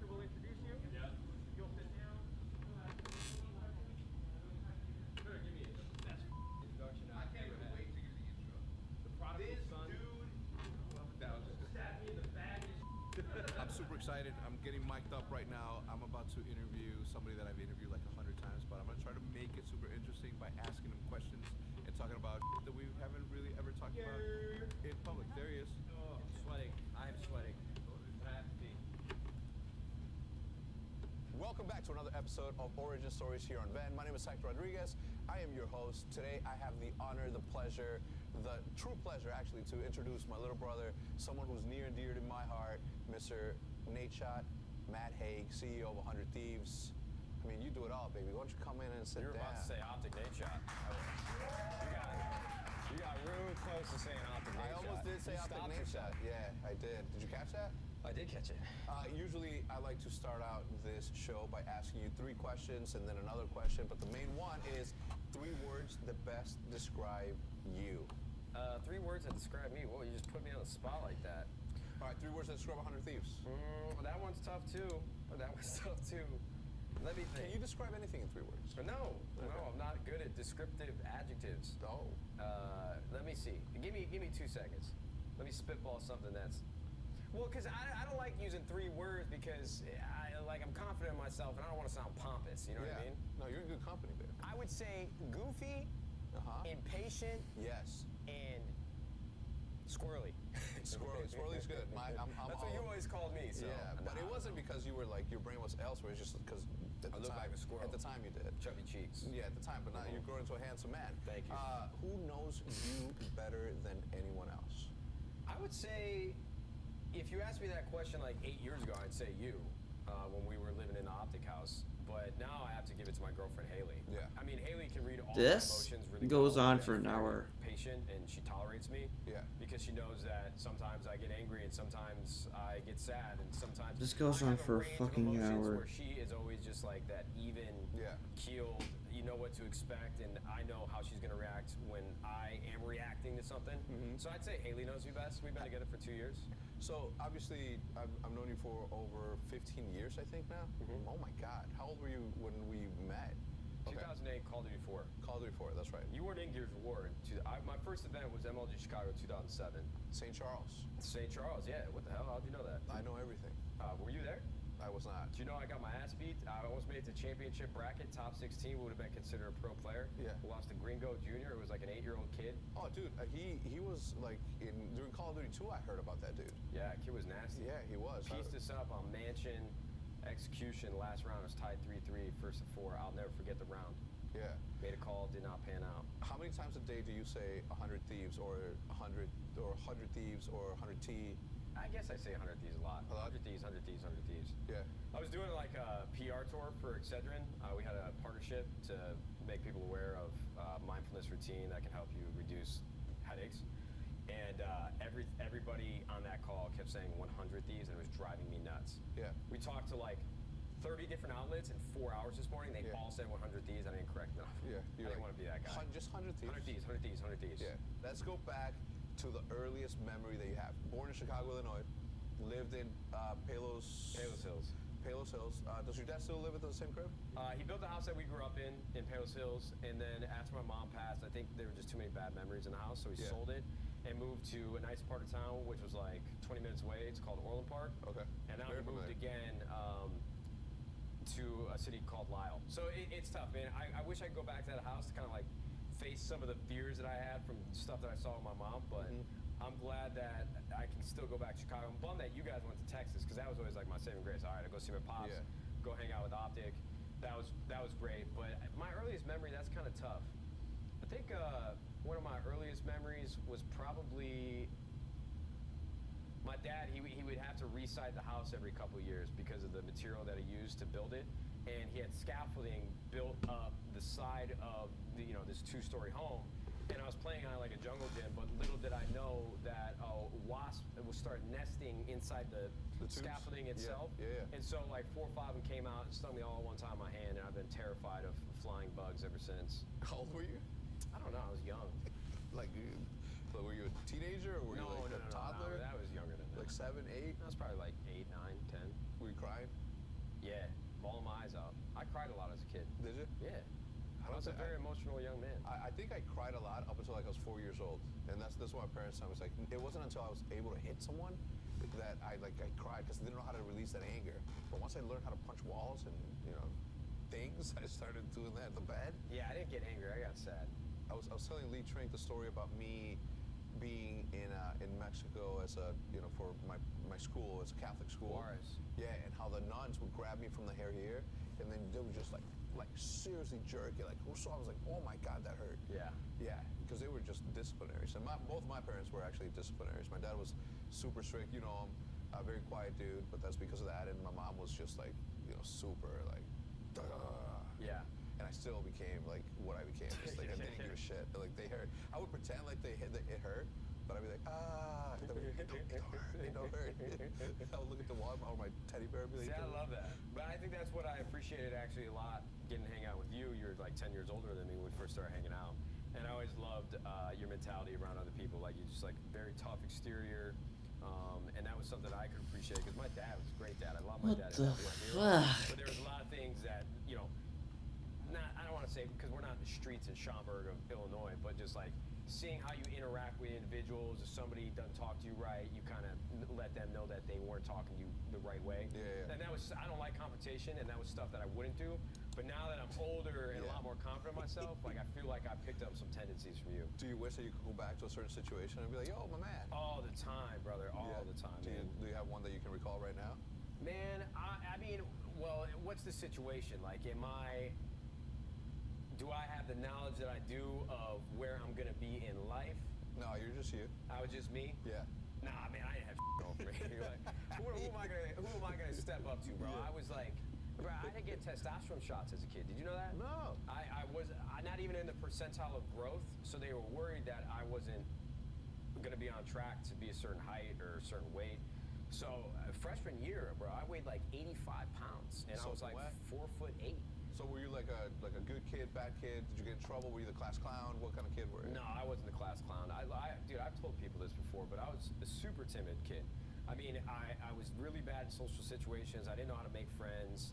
I had friends in grade school and going into high school, but my first job at McDonald's is what really helped me come out of my shell and start learning how to talk to people and not be so afraid. But yeah, I wasn't a class clown. I kind of just stayed to the side, and I wanted attention. I know that for a fact. I just took this narcissism test. I'm right in the middle. I'm a 18 out of 40. Are you? I thought I'd be way more narcissistic than that. Yeah. What do you think mine would be? My score? I think you'd probably be a 28. Is that bad?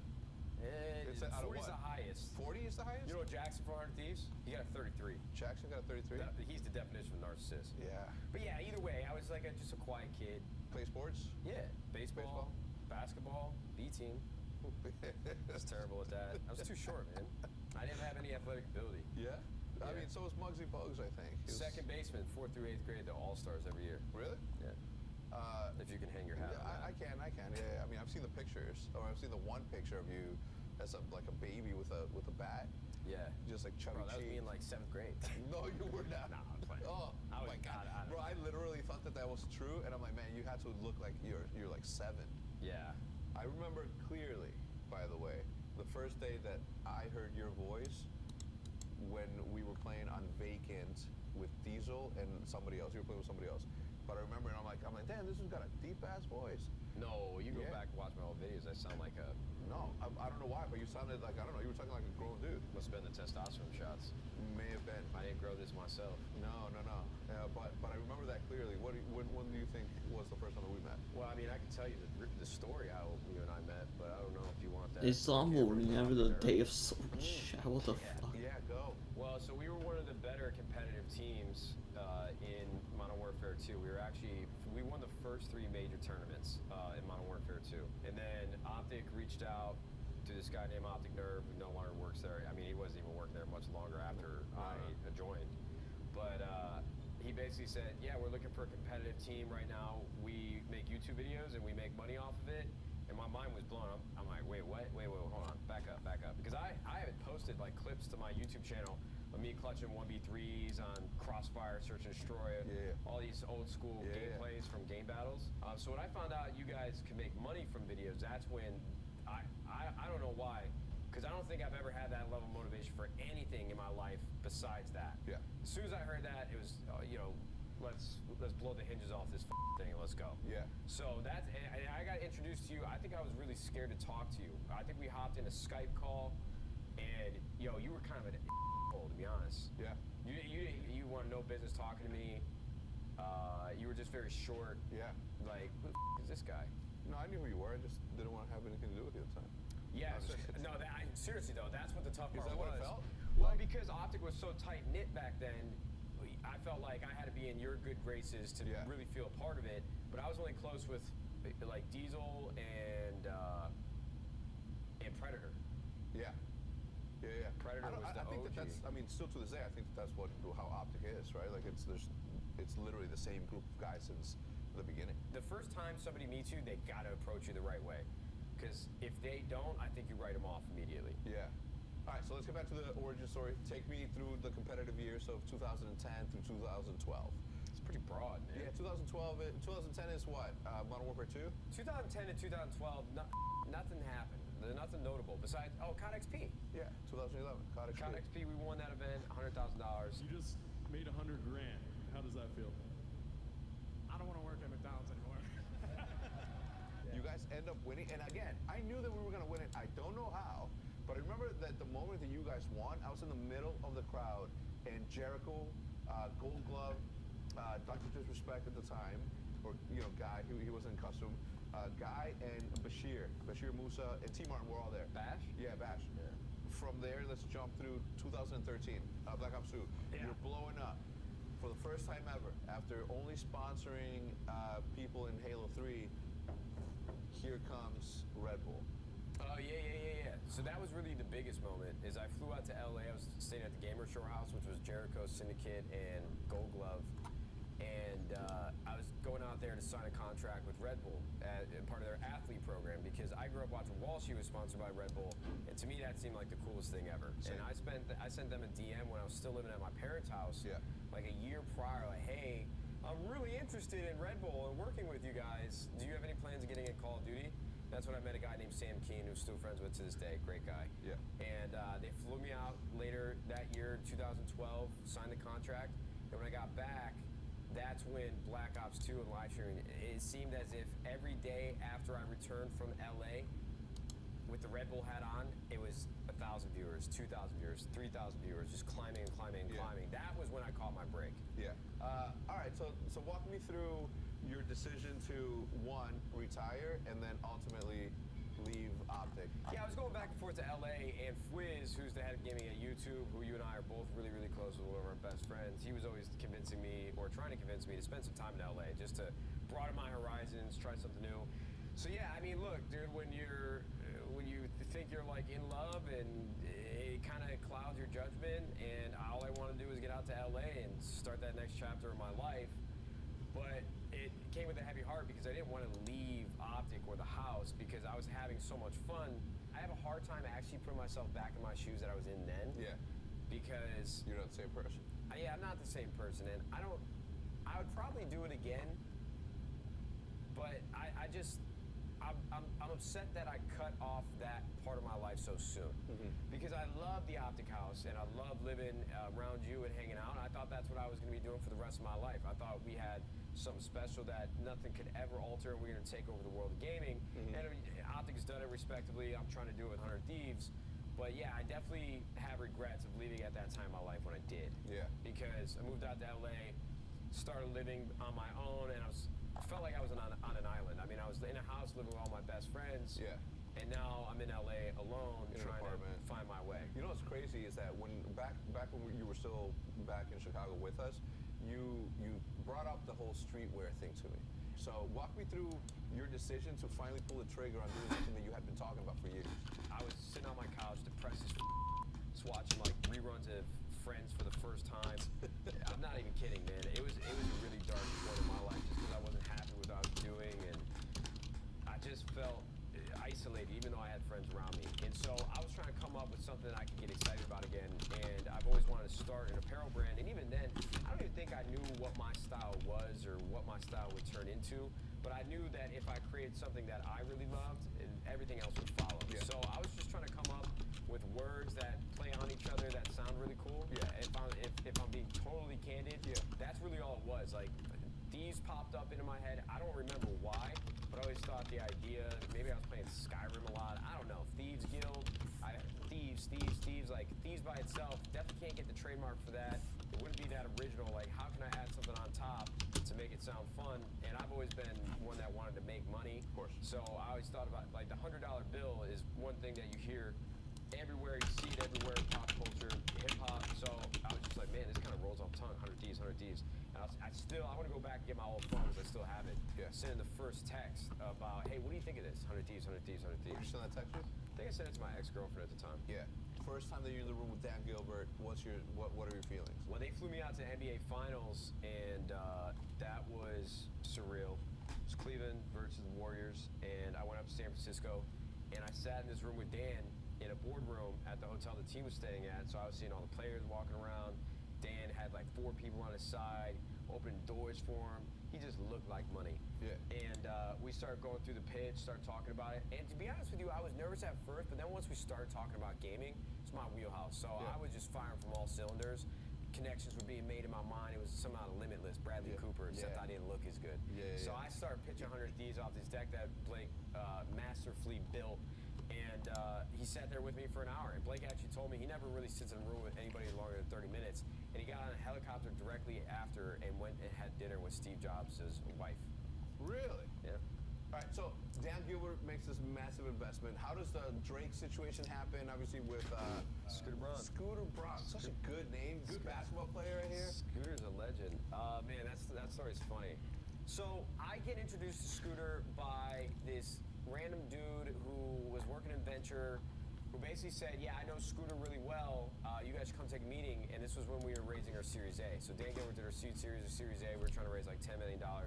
So this guy, after hearing our pitch, introduced us to Scooter, and he takes me to Scooter's office, and this dude's literally on the phone with Justin Bieber as I walk in. And talent managers, they speak a certain way, especially, I mean, if they're talking to their clients and if they're talking to anybody that they're trying to get a deal done for.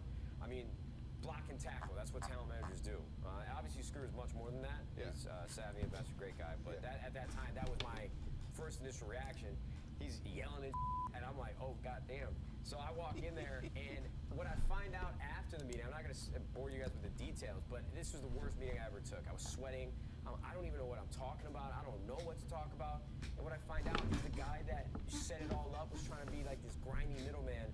I don't know who he is to this day, so if he's super successful, please don't hate me, but that was just my perception of it. Yeah. Basically, he said he knew me really well to Scooter, and he told Scooter that whatever. Yeah. Basically, playing them. And so it was the worst meeting I ever took. I'm like, yo, I don't think Scooter's the right fit.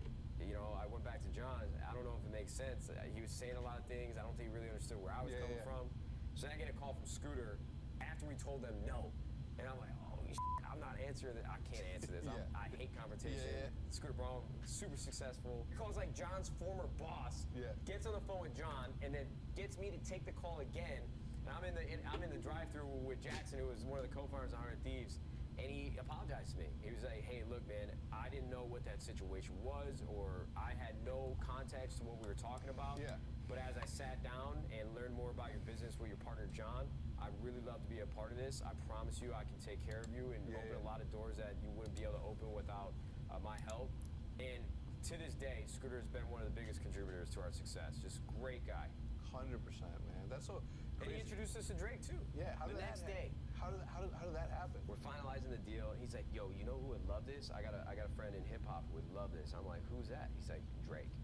He calls up Drake's manager, Future, in the room with us, in our tiny 400-square-foot bedroom, which was our office for our leadership team. Oh my gosh. Okay, I'm gonna go for a little. Well, not for a little bit. I gotta go pee, so I'll be right back.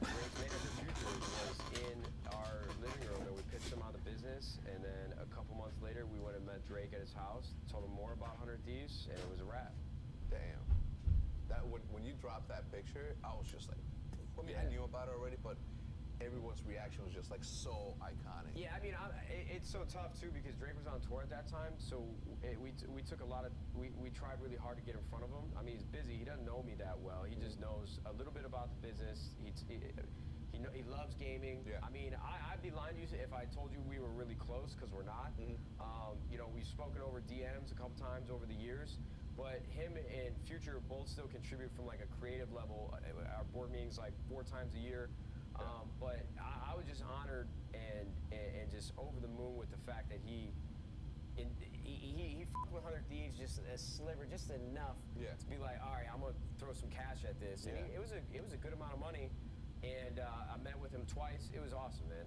That's so And cool. I'm like, it sucks too, because I don't want to go out to be the guy and be like, yo, I'm your biggest fan. Yeah. But that dude got me through How college, difficult bro. is that, right? Because obviously there's levels of success and levels of popularity, and obviously you have like a massive, fan base, but he's got a massive, massive fan base.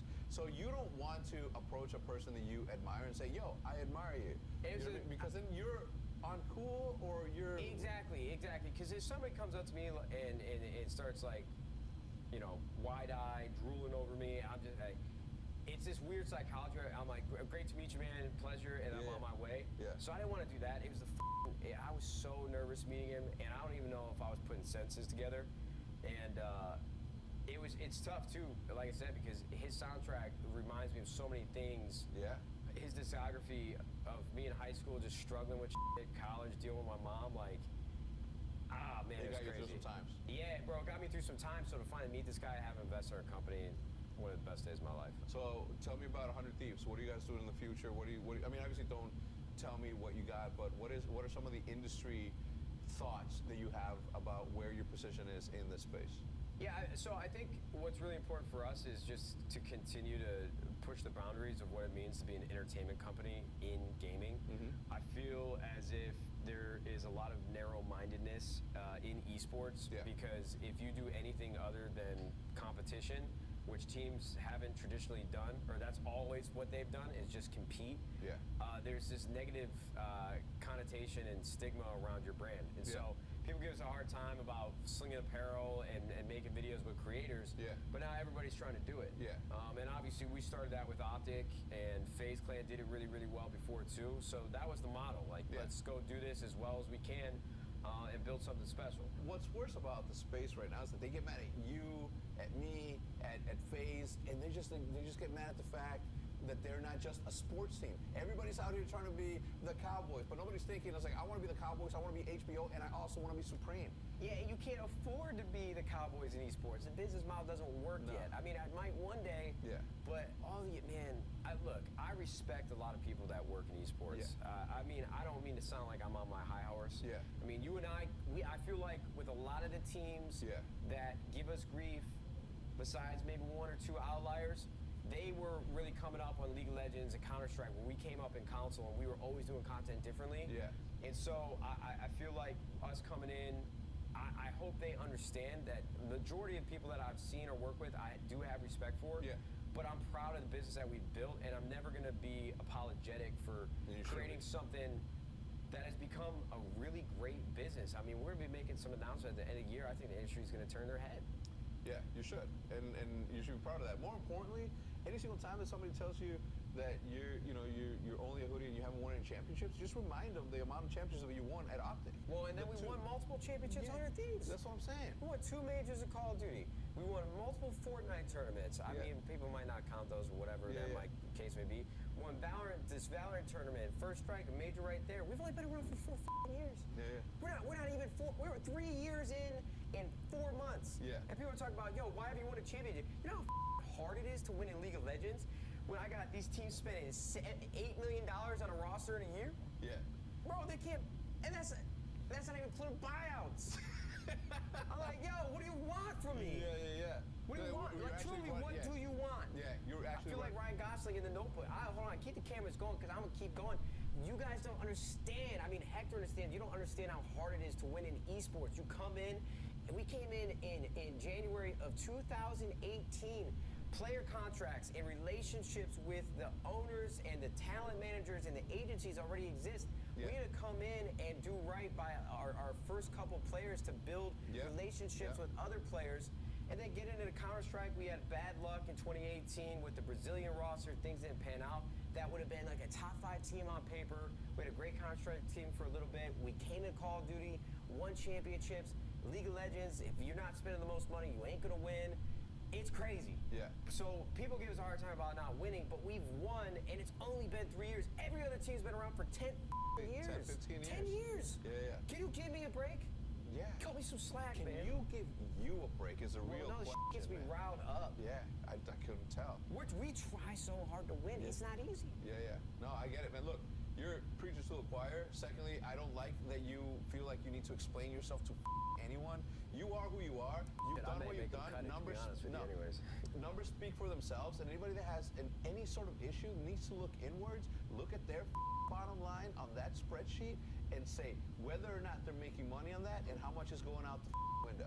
And if it doesn't look anything like the way that we've been doing it for the longest time, where we are very concentrated on the fact that this is a business and money needs to be made, they're playing the wrong game because they're spending other people's money, and it's so easy. But when you're the one putting your ass on the line with all that cash, investing your personal $300,000 into your team that isn't even a team, where's the respect? Yeah, bro. Where is the respect? You know what? On that, I think that is the perfect place to end it. I want to thank you. Well, now these I'm sorry. These people are gonna hate us even more. We just sound like we're in our own little echo chamber. Good. I'd like to say, if this part still makes it in, I have a ton of respect for the other teams, but I am jaded in a sense with just the things people say and the perspective that they have of what we're doing. I mean, these teams that will come spew out ignorance on their timelines about what our business is, they should be excited that there's another team that's coming in and reinventing and creating new revenue streams for them. teams. For them to take a guide off of. The first team that exits in a big public way, it's a trickle-down effect. It's still fucking this guy. I want Optic to be worth $1 billion. I want Team Liquid G2. I hope one of y'all sells for $1 billion. Please! No, that's all good. I'm begging y'all, man. I'm telling you, It's still this guy. You sort of have to feel like you have to explain yourself. You literally have a good model. When we started back in 2013, has resonated throughout this entire history. So when you come into the space, a decade after some of these teams, knowing what you know and how to build a team, dude, why do you even care? Like you have like one of the coolest brands. Well, I don't care about it on a day-to-day. I mean, you don't see me popping off on Twitter. But when we start talking about it as close friends, like that shit's that bothers me, but I don't think about it often. Nah, good. That's gonna do it for this episode of Origin Stories. My guest today, obviously, Mr. Get the water out all the way from up here. No, you cannot, and I wouldn't try it. Actually, let's see it. Do it for the. Well, I don't want to fuck up their set. Yeah, you're good. Anyway, we'll see you guys next time.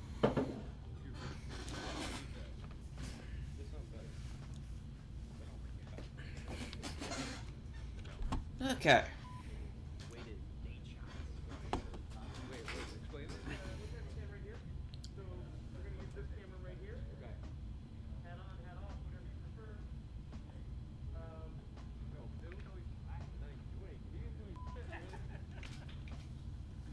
Bro, you gonna fight, bro?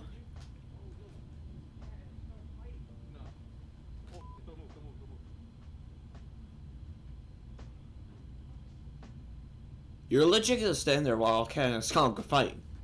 Wow. Okay. And that was a very exciting and lovely interview with Hex and Nadeshot, and there was so much I wanted to say, and then it ended with a skunk and a cat fighting there. Yeah, they said in our ear, this video ends with a skunk and a cat fighting, and I was like, that can't be right. And then there it was. Yeah. There it was. Ven. I didn't know what was going to happen. I was like, are they going to both get into furry costumes and we're going to see like a fight like that? And then, no, it was just in the alley. So there you go. You don't see that every day, that's for sure. But anyway, you know, you and Golden Boy have been working the bomber jacket look, and I was like, I need to get in on that, man. Like, come on. Just heard from Nadeshot himself. Oh, yeah. Establishing a brand, being more than just an esports team, right? 100%. So there you go. Go be part of the E3 esports team, ladies and gentlemen. Of course, you can go to e3expo.com/shop and get all your E3 merch. I'd also like to say, as a woman who is 6'2", and Greg Miller can probably appreciate this as well, sleeve length. Yeah, that's good. Fantastic, folks. Usually when I put on a jacket, it's like up to here, but this is actually pretty good. There you go, look at that. Okay, so it's made for tall people as well. And sorry, Golden Boy. They'll make a kid's version one day. Oh, be nice to him. But at least he can wear the dad's hat. Yeah, Does like the dad hat. He can just wear the dad. like throw that on the ground over there. But we do have some great merch. So again, e3expo.com/shop. I was like, oh my god, help me out if I don't say it right. Anyway, again, that was a really great inside look at Nadeshot and Hex. Yeah. Like, you know. Okay, can we see Capcom now? Yeah. In a longer form podcast interview, I was surprised at how candid that was, how insightful it was. Like, I know about 100 Thieves because so many of our ex-IGN colleagues have gone to 100 Thieves, but I don't know much about Nadeshot. So to hear that, first off, I didn't realize he's a suburb of the Chicago kid, just like myself. DuPage County, Glen Ellen represent. But on top of that, you know, his journey, right? I mean, talking about having to take testosterone shots. I know, so super open. candid. Talking about being depressed, right? Leaving his team before he started 100 Thieves. Like, that's all a fascinating journey. And it's, you know, as you continue to see 100 Thieves blow up, that's awesome. Yeah, I absolutely just loved how candid they were with each other. They're obviously like very What the close friends. And I think Okay, I feel like that there are people that just type on Twitter. That they're typing on Twitter to be shown on here. they were just having a good time, so super fun. But anyways, so games have changed so much over the years by becoming more inclusive and representative of their player bases, but there's still more work to be done in this space. Let's discuss how we can make games more inclusive. Okay. Yay!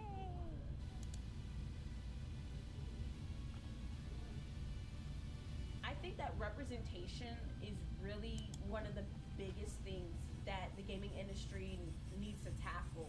The more diversity we have in the industry, the more voices we have, and that is how you grow something. There's no one type of gamer. There's no one type of gamer that looks the same either. Bringing in people from different backgrounds makes the place generally more Oh interesting. god damn it. Capcom is at 4. Stepping into the shoes of, you know, of Nathan Drake or like some other like, you know, white male protagonist. But, you know, just realizing eventually like, wait a minute, nobody is being asked to step into my shoes. What's up with that? I want you to be able, when you pick up most games, that you see yourself in some way in those games. The areas that you don't care about gaming in which black people are working, like I think advocating. Oh my gosh. Oh my fucking gosh. Fuck me, dude. Like,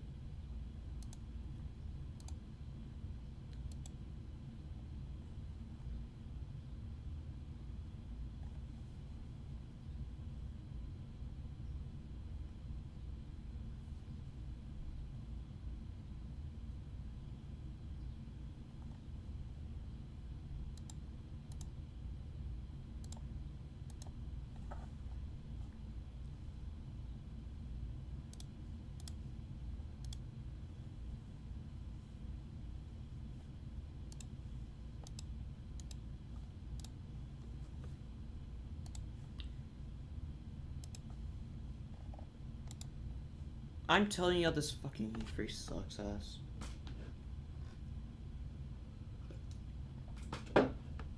And I cannot wait until Nintendo. Like I was saying, Nintendo can suck. And they could just do what all the other companies did. Or they could do what all of us expect them to do. And release some good quality games. I don't fucking know, but this is just dumb. But I also know that it was a tough year, so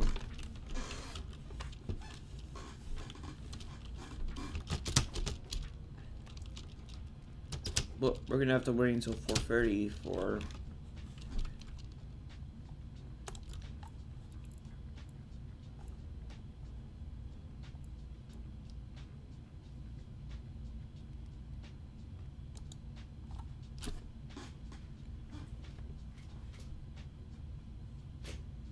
So let's just look through games on this game then. Look at it.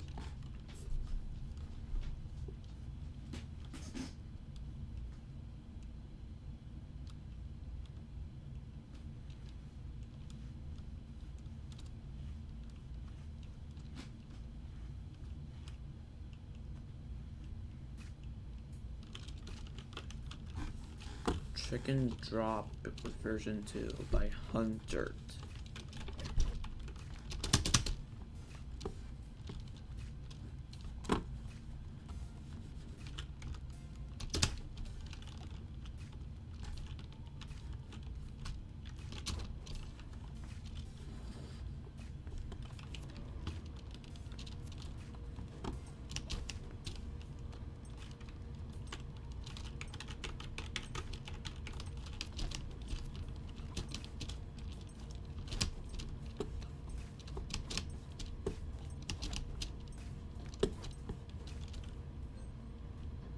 Where the fuck am I going?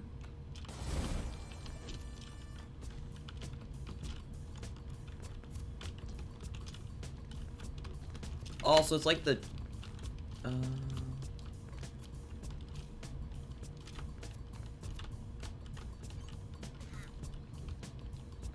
God damn it, get up!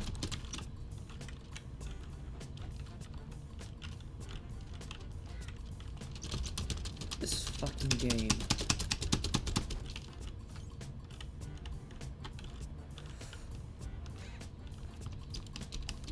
Okay, so if you do that, then you have to...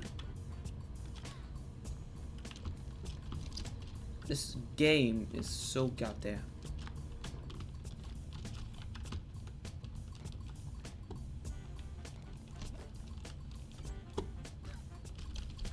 Oh, god damn it.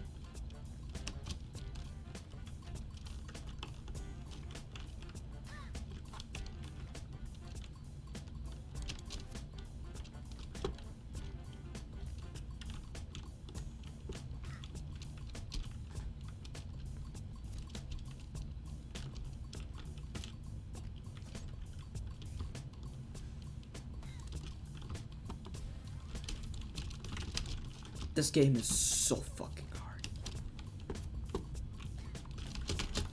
Get up!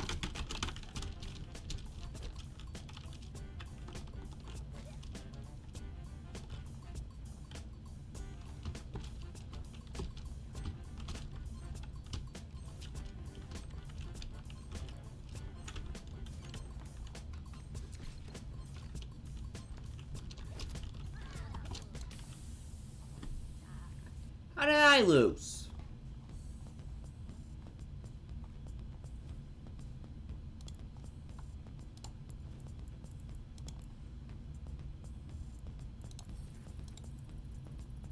Sure, I'll give it that. You know, fucking care.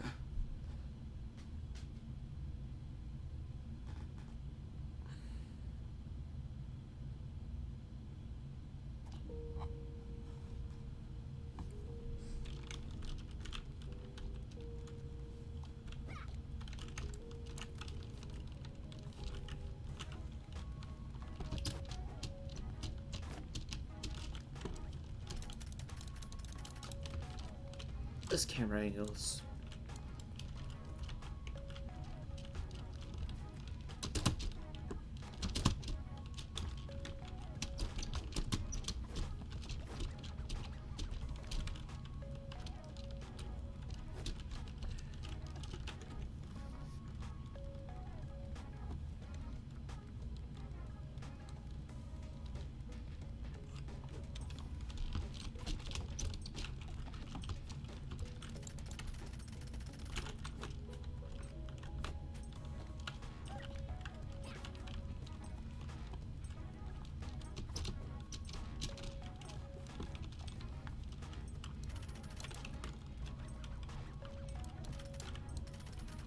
Maybe.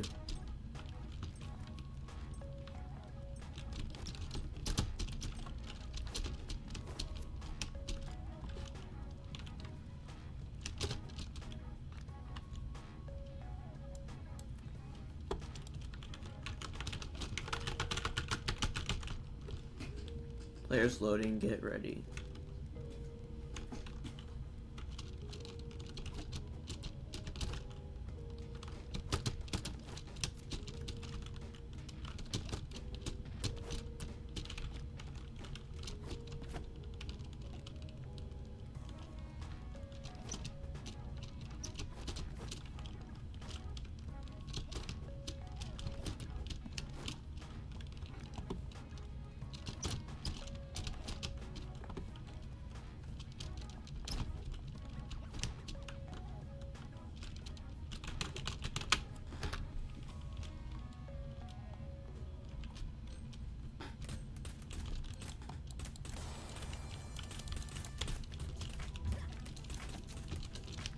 Ah, fuck, what are you shooting me?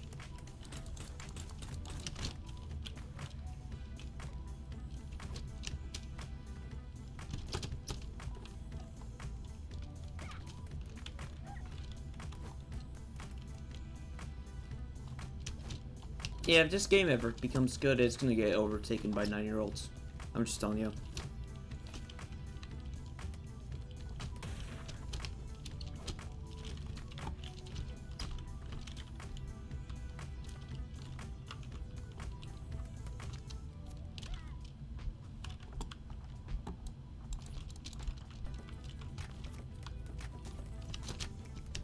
What the fuck? Hey, that's fucking aimbot, you fucking bitch.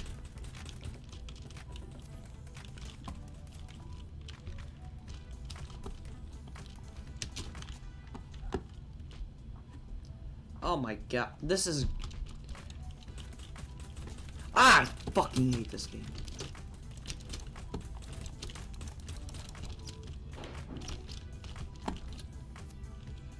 Crap.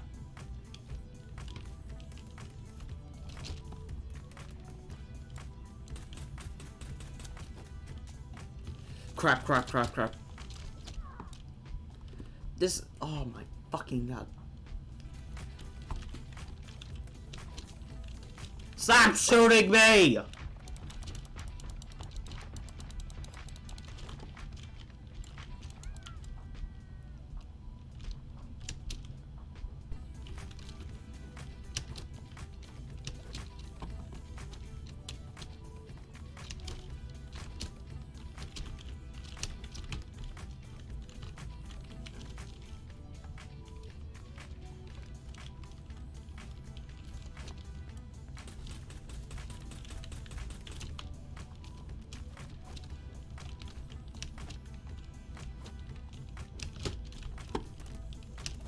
Stop fucking shooting me!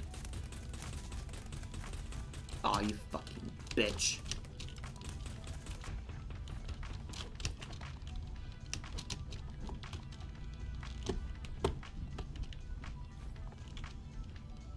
Where is he? Okay.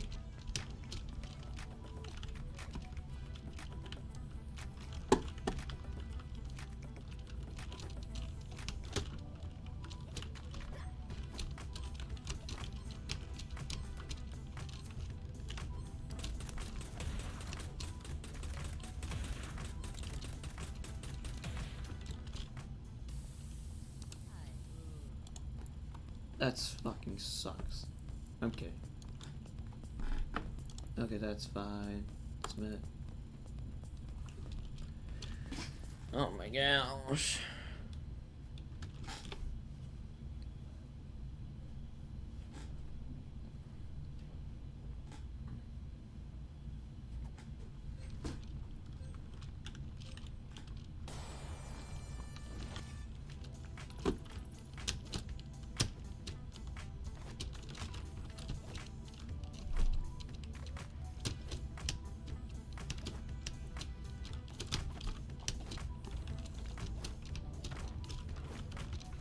Oh crap, I don't want to deal with this shit. Okay. Fuck. Fuck me.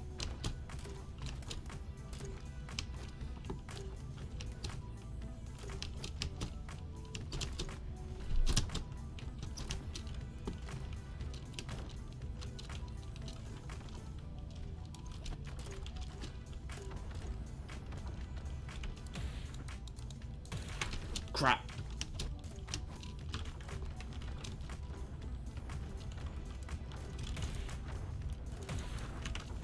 Can't even shoot.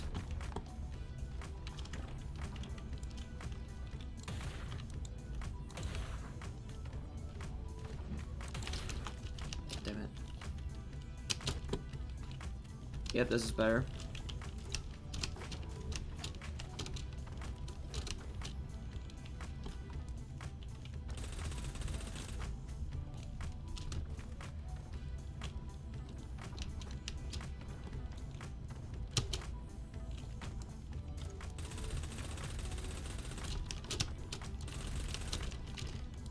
Is a fucking rocket.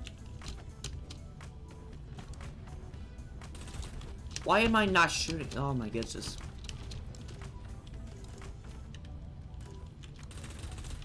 There's a freaking protective bubble over him.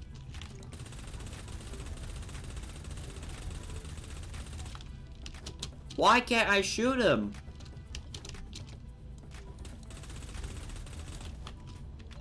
It's like...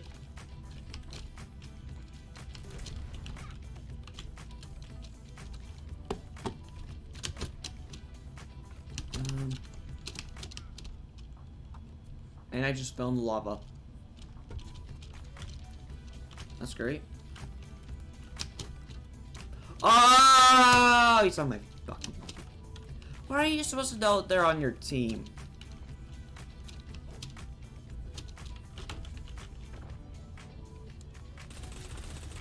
Oh, they have red.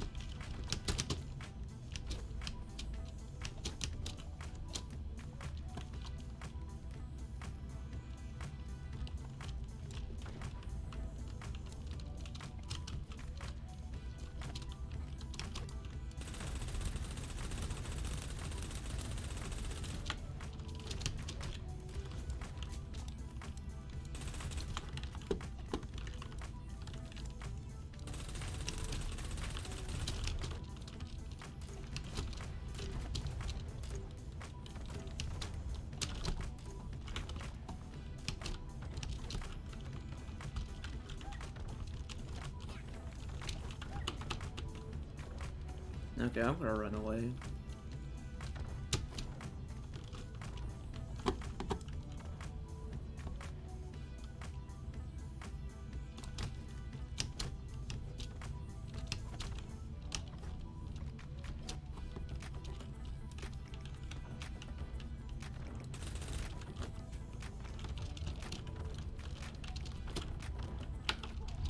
I keep on falling in the goddamn lava.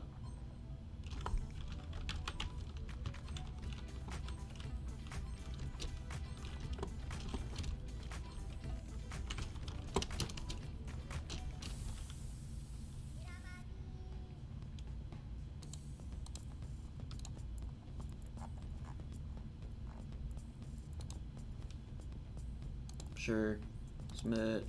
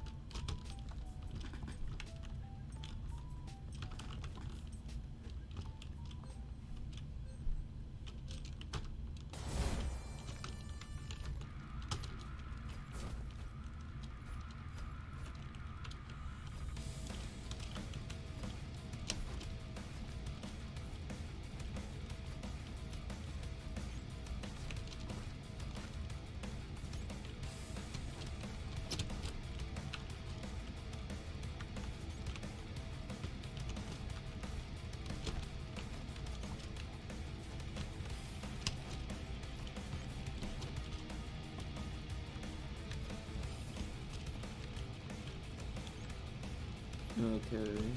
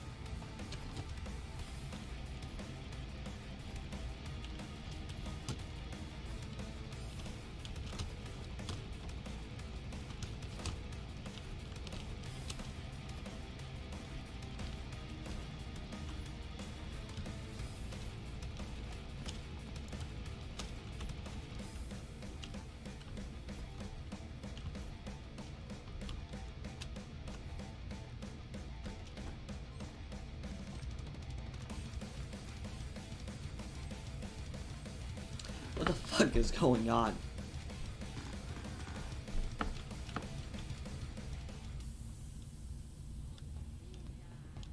How did I get 7?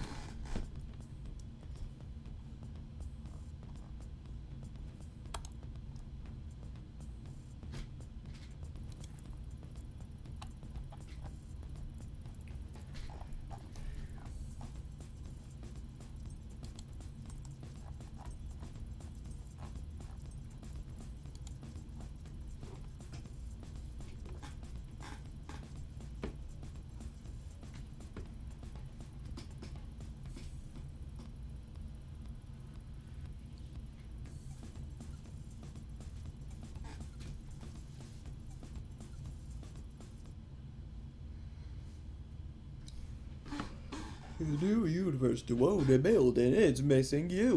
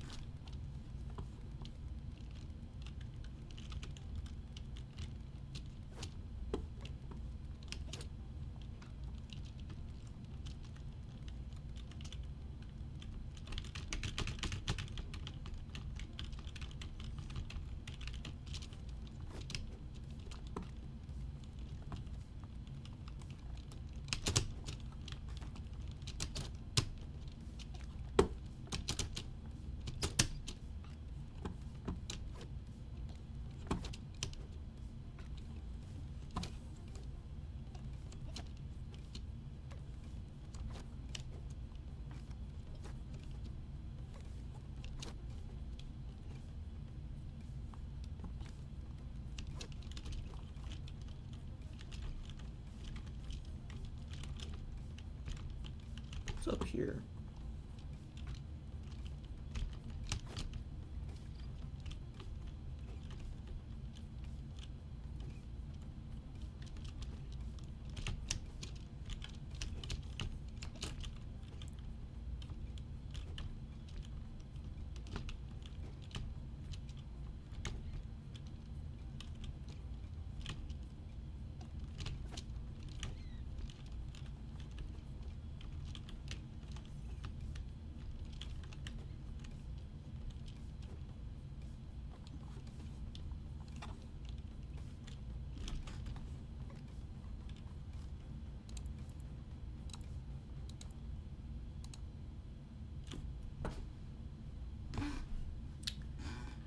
Yeah. I don't wanna play with you anymore. Oh my gosh. Fucking.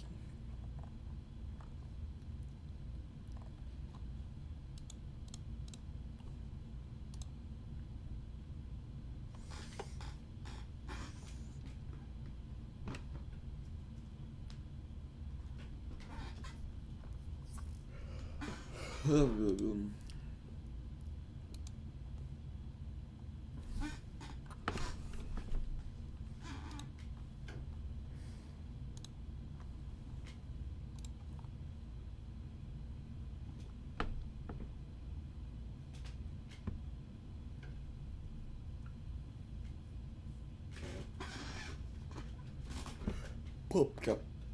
Lolo.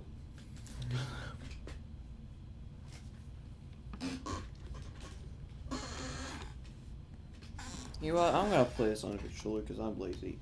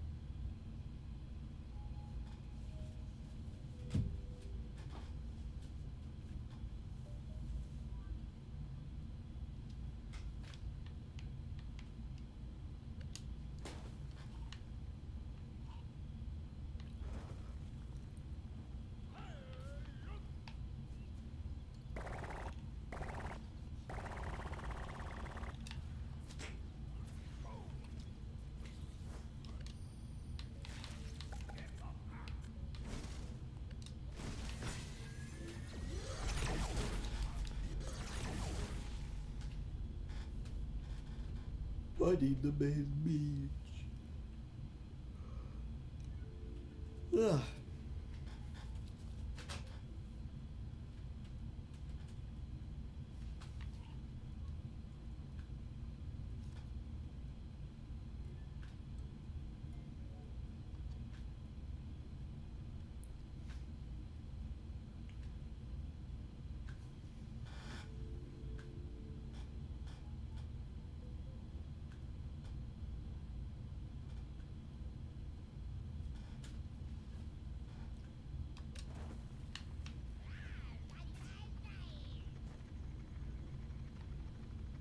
No, I'm a zombie. I'm gonna shoot you.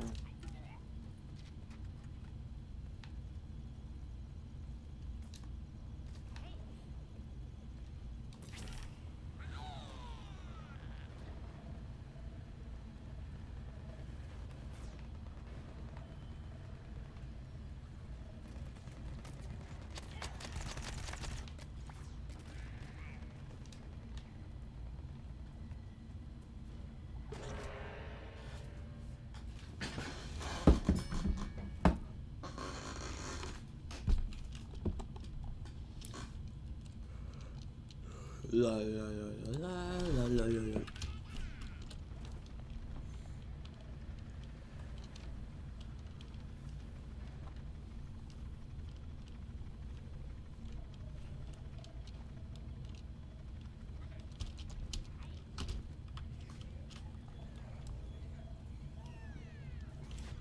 Going in.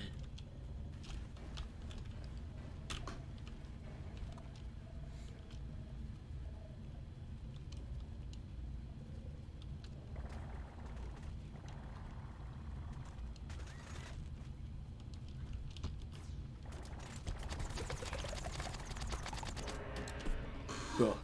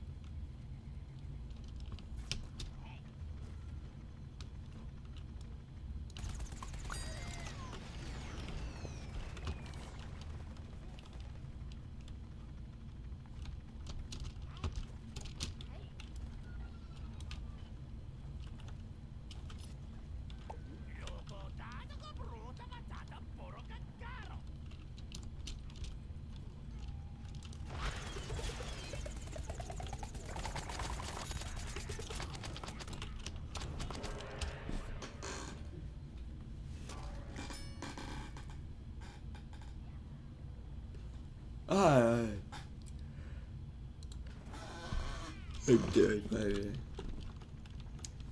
I'm speaking gibberish now.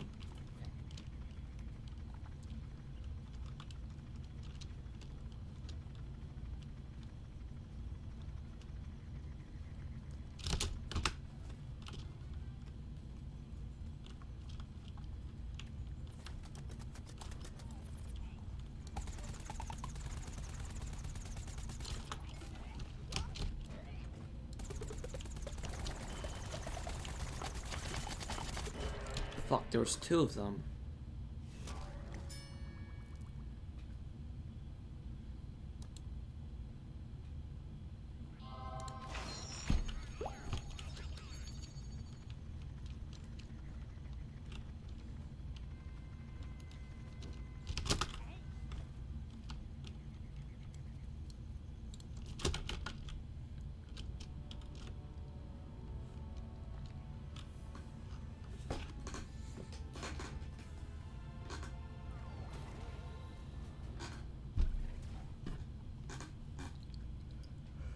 Yeah.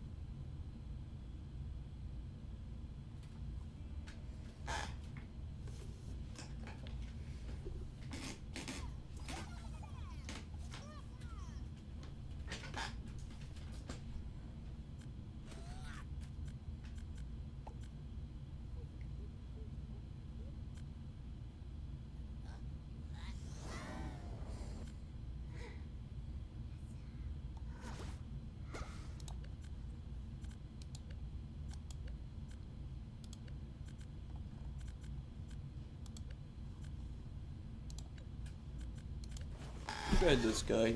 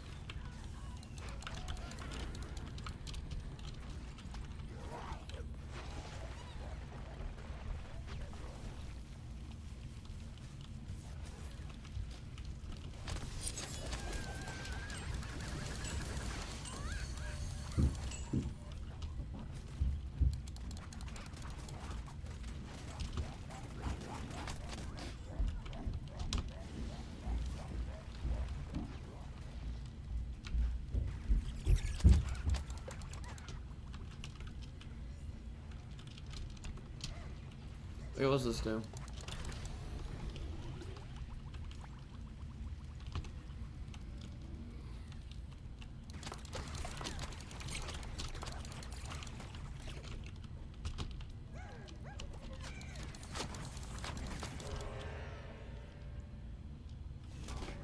Damn it.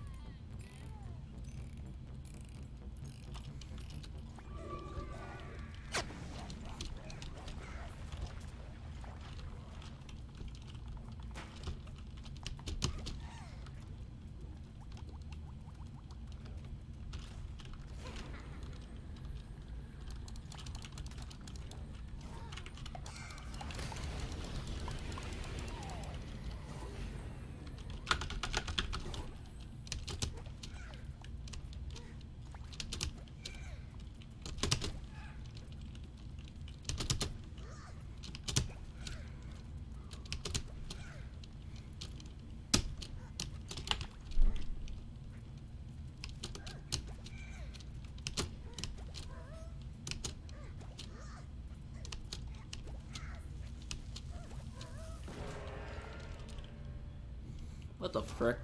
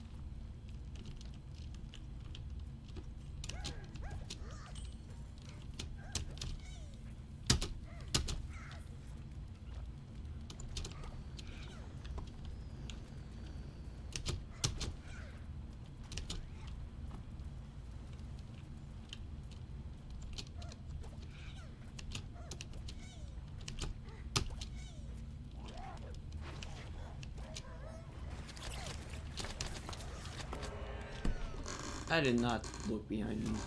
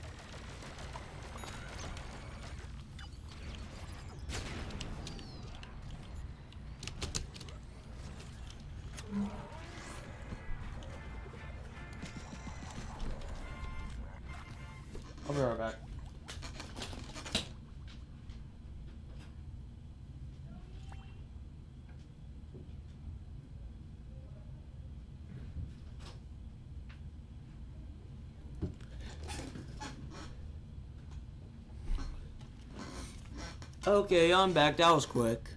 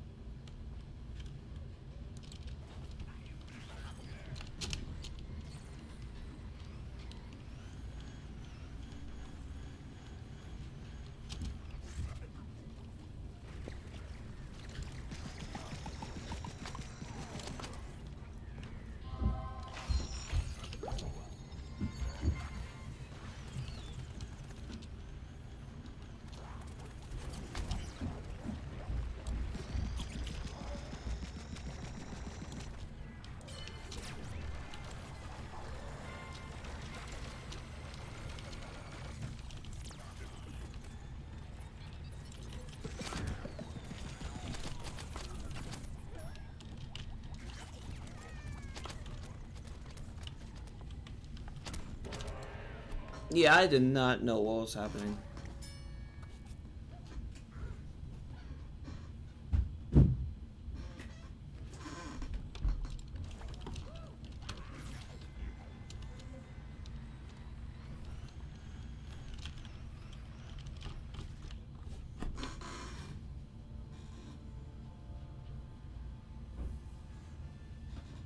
I don't think we won. Yeah, we lost.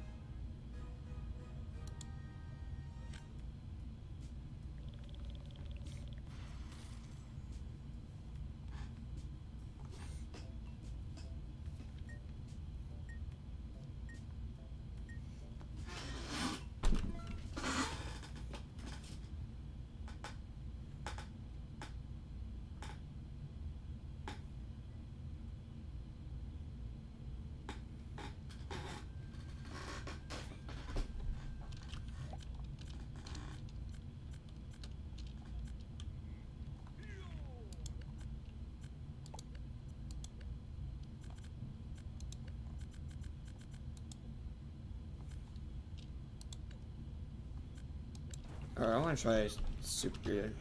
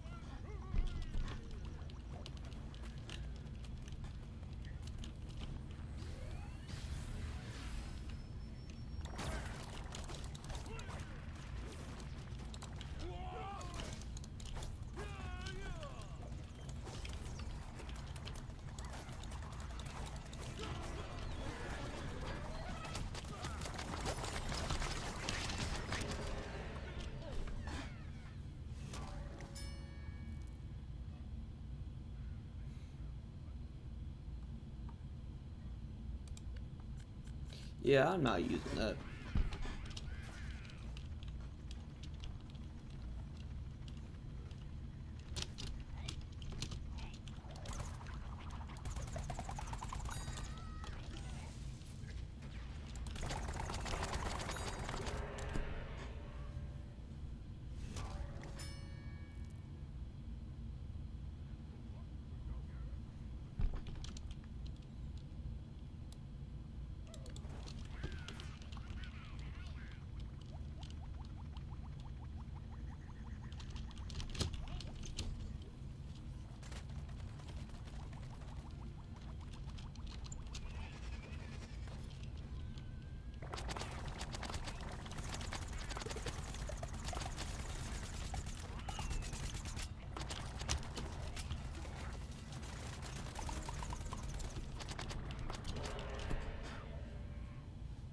Damn it.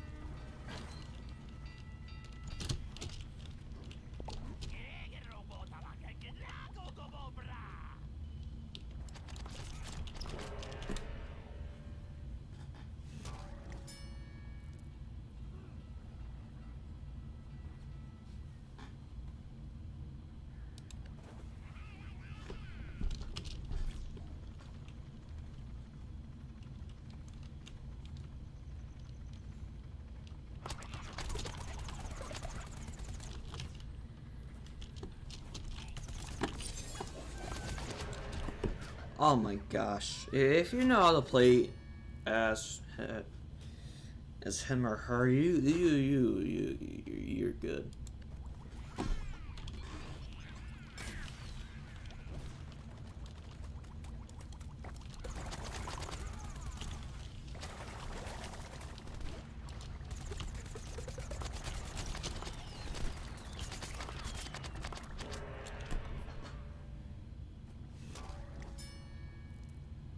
Four? 4 times he killed me?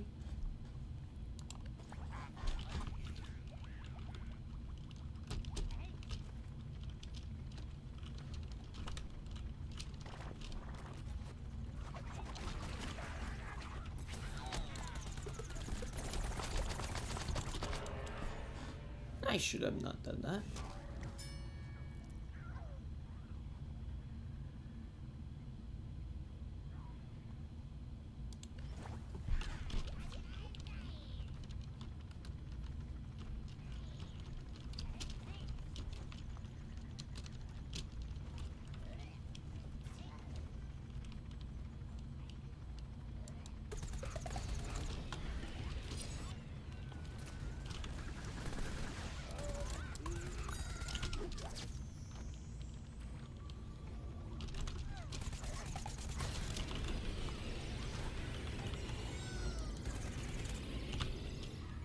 What the frick was that?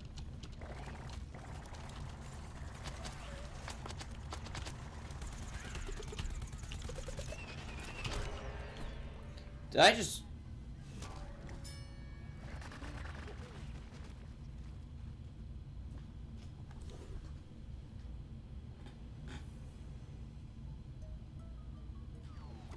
Damn it.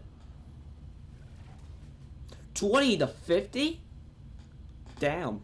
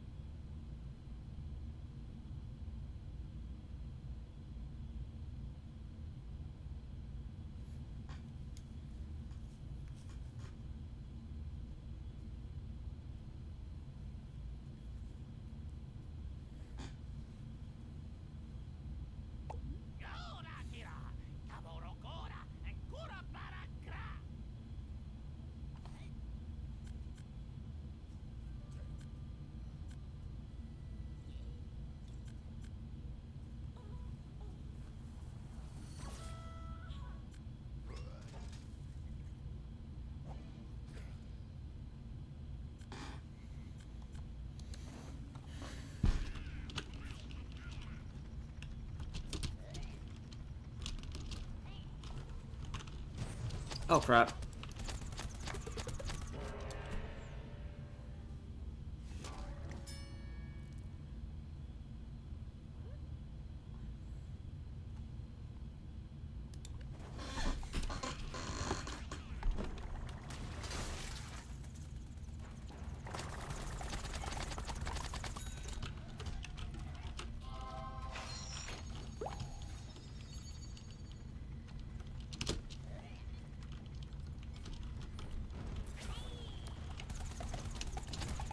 What the fuck is that?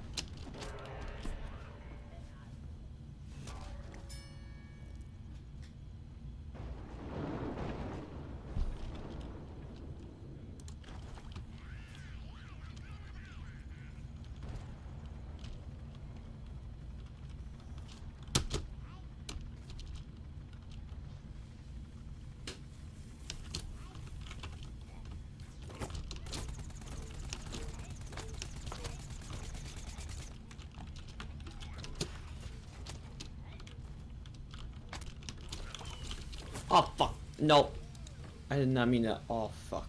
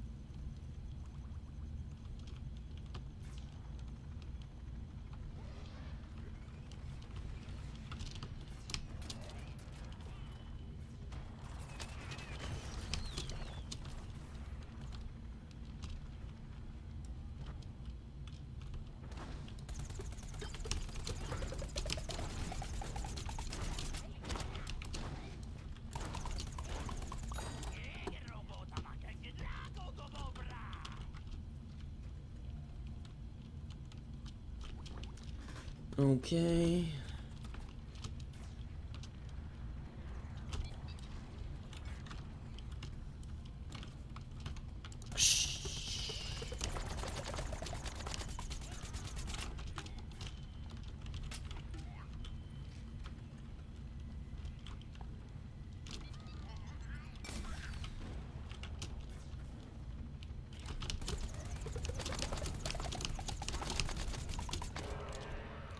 Oh, I got him really low.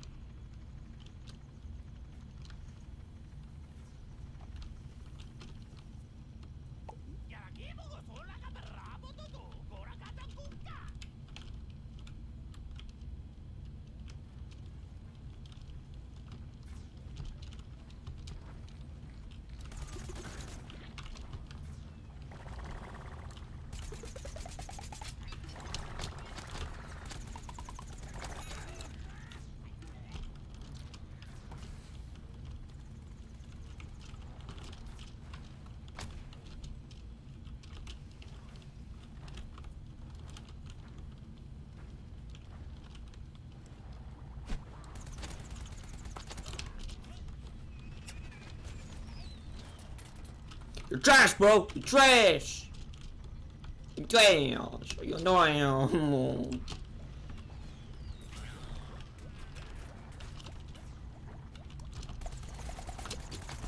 Ooh, ooh. Oh, fuck.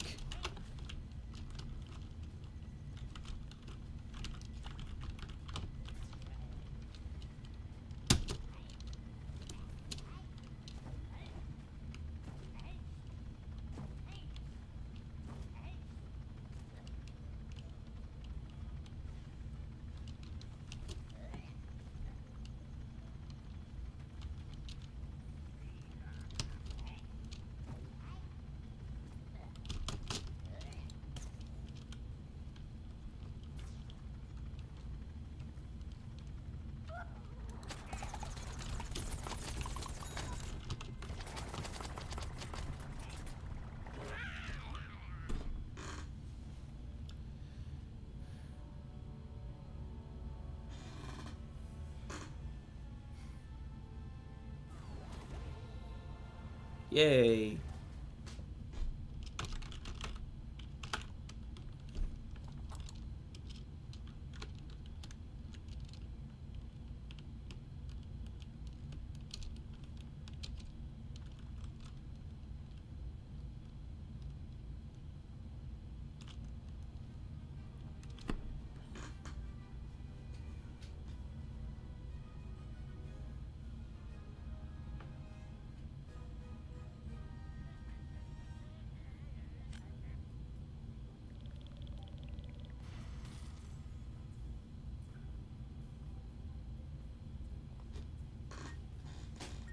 I'm probably gonna have to leave this round early for the Capcom show.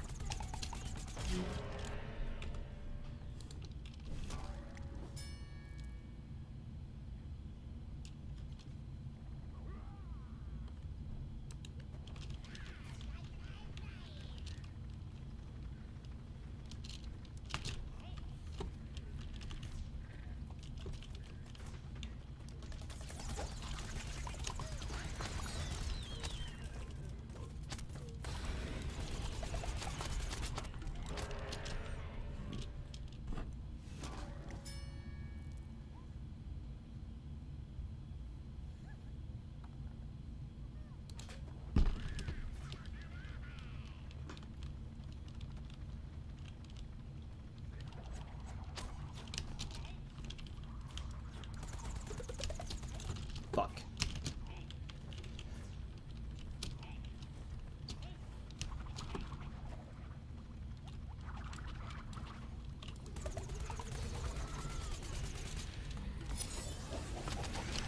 Shit!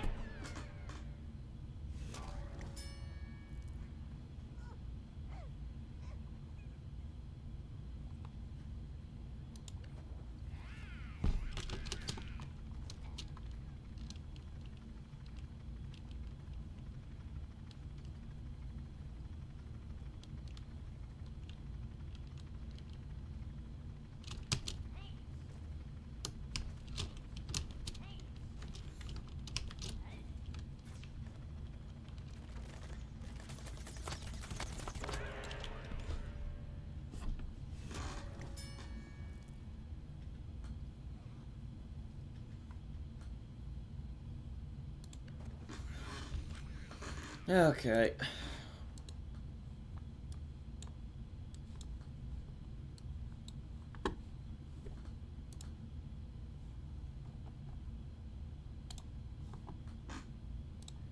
doesn't like sweets, right?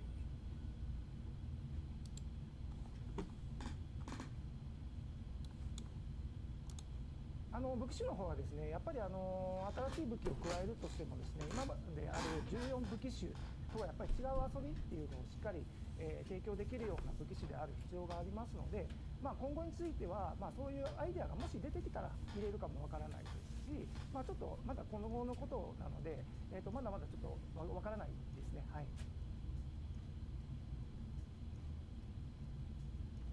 はい、そうですね、複数のチームもそうですし、今やっぱりゲーム作るときってすごい、何百人、が、関わってきますので、そういう、全体的にも、情報共有がしっかり取れるような、環境での開発を進めています。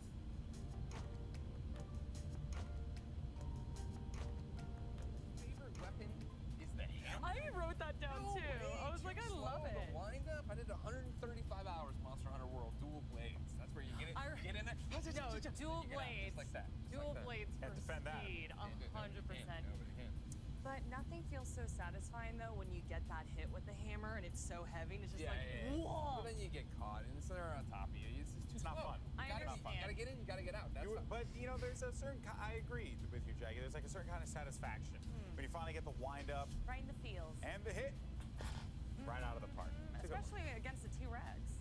Okay, well, it's not actually, it's not officially a T-Rex, Jack. Okay, I'm sorry, I'll let I'm the sorry. internet and your YouTube comments correct you on that. Oh no! That was a great one. Thank you so much for that, Monster Hunter AMA, of course. And remember, ladies and gentlemen, if you have questions you want answered at E3, hashtag E32021, you get your comments on the little ticker that goes by. And of course, we're running polls throughout this. We've been running polls all day long about the old Capcom. Of course, we are coming up pretty dang quick on the Capcom presentation. As a rundown again of what we know officially for Capcom, of course, it's being hosted by our friend Seltzer. Then we know we're going to get stuff on the Great Ace Attorney Chronicles. We're going to get stuff on Monster Hunter Rise. We're going to get stuff on Monster Hunter Stories 2. We're going to get Resident Evil Village.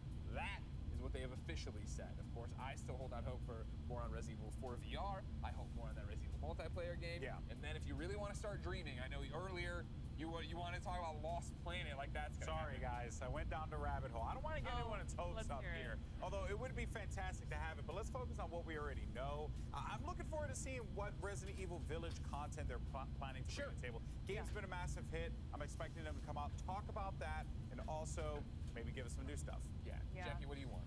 Okay, so I am not super into puzzle mystery games, just being completely honest. But I mean, Ace Attorney just totally plays to me. Obviously, I'm a big weeb. I absolutely adore anime.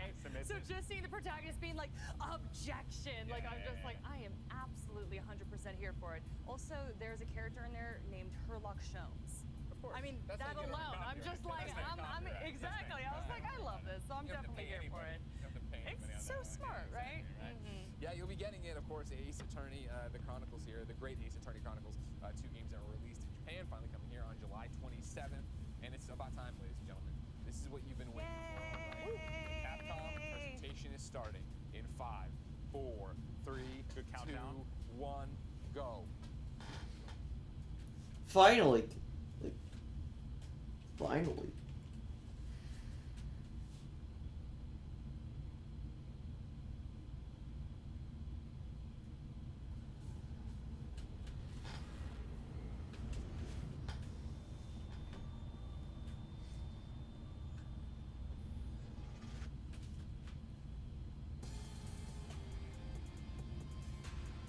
Oh, damn.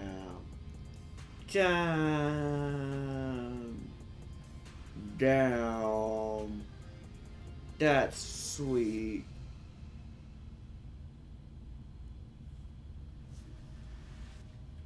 Welcome to the Capcom E3 Showcase. I'm your host, Rachel Querico, aka Seltzer, and I'll be your guide as we walk through the latest releases, news, and updates from Capcom. We'll hear from the Resident Evil Village team, share some news from the world of Monster Hunter, and get the latest on Ace Attorney. Then we'll wrap up with some updates from our friends at Capcom Fighters. So what are we waiting for? Let's get started. Our first stop today, Resident Evil Village. The Resident Evil franchise continues to pioneer the latest and greatest in survival horror. The team has been blown away by the response to Resident Evil Village. which launched last month. It brought the world another chapter in this decades-long story as the franchise celebrates its 25th anniversary this year. I'm honored to be able to introduce Tsuyoshi Kanda, producer on Resident Evil Village, with a special message for the fans. Another time. Bye-bye.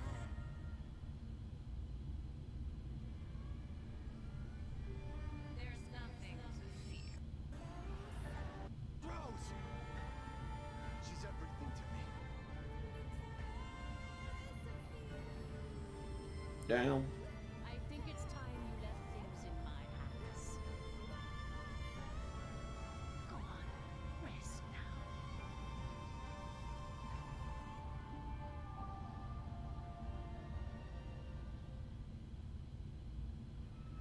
Hi everyone, my name is Tsuyoshi Kanda, producer on Resident Evil Village.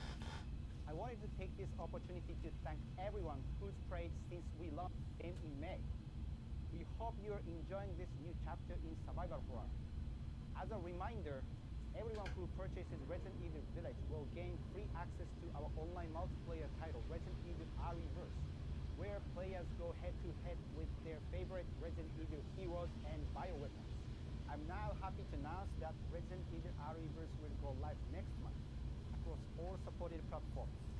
So head into the fray to celebrate the Resident Evil 25th anniversary.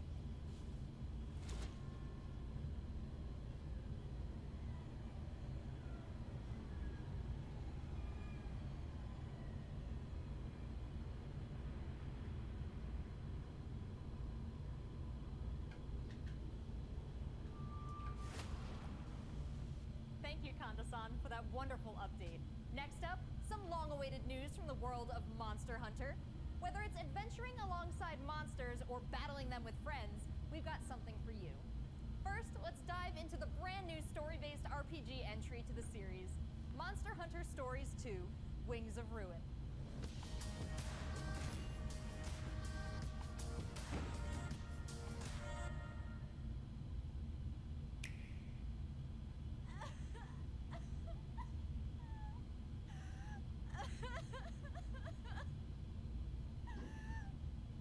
Okay, girl, fine.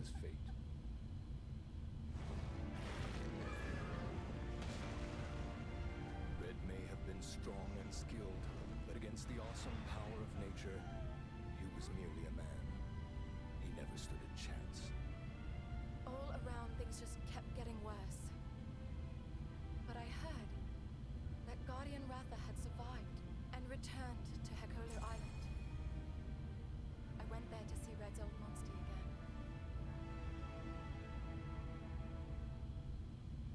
Then, of course, that's when I met you. You were given Red's kinship stone, and now a Rathalos egg. This is destiny. This is the legendary monster, Red's Wing Ratha, the monster with the wings of ruin. It's said that a beat of its wings can bring about waves of destruction. Many people believe there's a connection between the strange happenings and the wings of ruin. The pits are appearing everywhere, and they're emitting a strange light.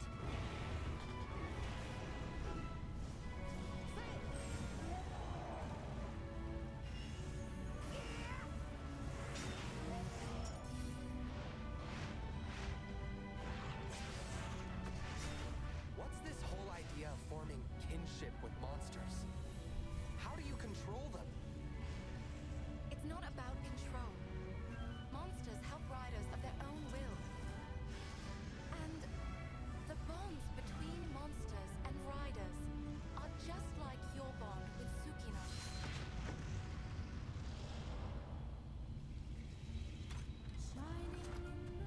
What kind of power does Ratha really have? Why are all of these pits appearing? And who are those people who want to take Ratha for themselves? All I have are questions. If there's worry or doubt in your voice, Ratha will become anxious too. He needs to know that you will protect him no matter what. I can sense the flames of his life force weakening. The burden of such great power Too much for his body to bear.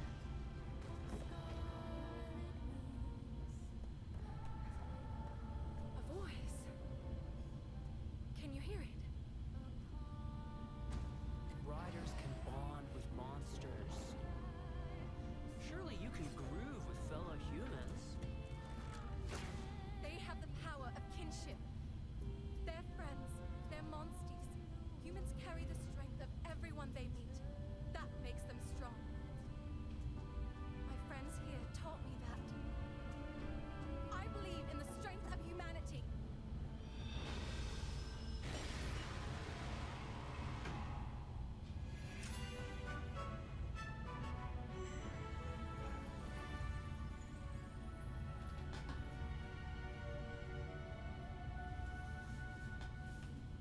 That's nice.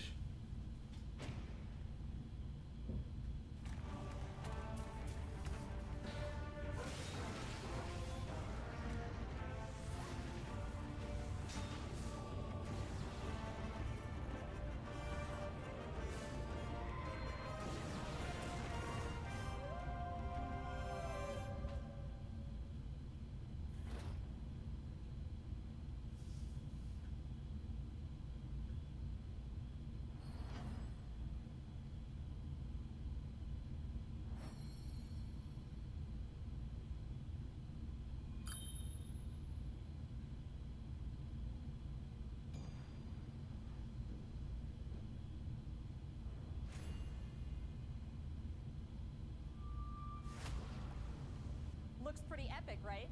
And how about that announcement? The canine companion Palamute from Monster Hunter Rise will be joining Monster Hunter Stories 2 as one of the new monsties in the first free title update coming soon after the game's release. You can get an early peek at the game with the Monster Hunter Stories 2 Wings of Ruin trial version starting on June 25th, which also carries your progress over to the full game release just a few weeks later on July 9th. That's not the only way to join the hunt. Millions of you made Monster Hunter Rise a huge success earlier this year, and we have even more content coming, including a new collaboration on the Rise. Let's find out more.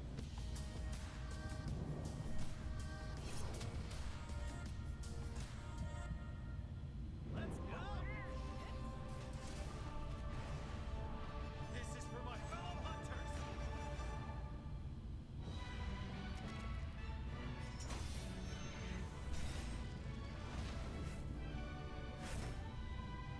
Rathalos is no brunt. Moon's blessing emerge.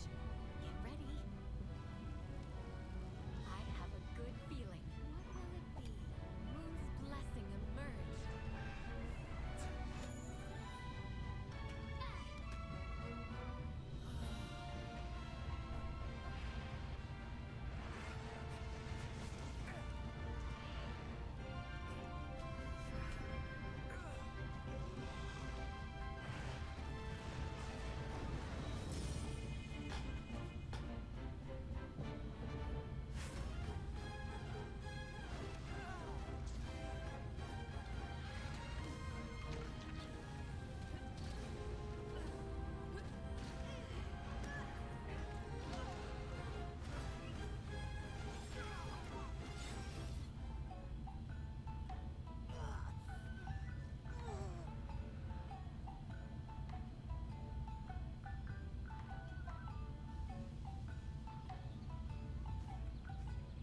Tamura is like my second home. You think you can take on Rondine?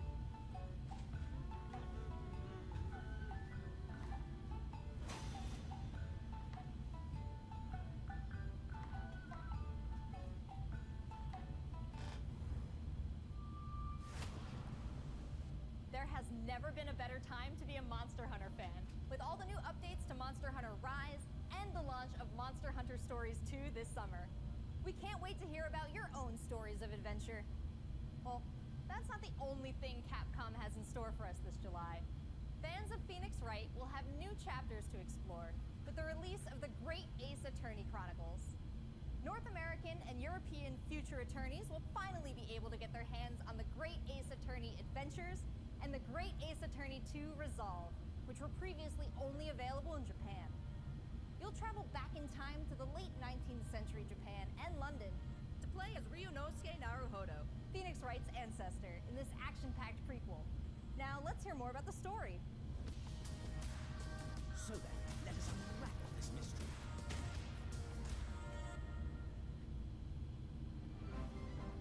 Welcome to the center of the world.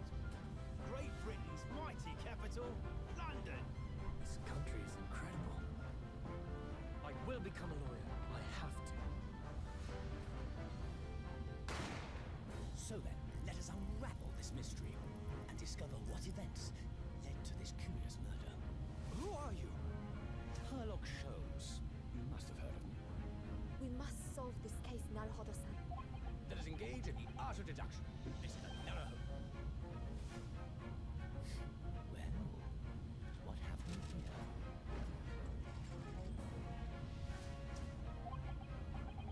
It would seem the truth is now tantalizingly close.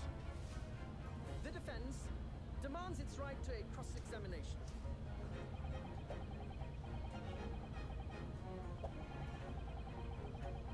Objection!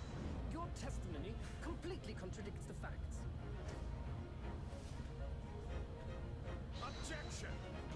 My lord, with all due respect, this is an outrage!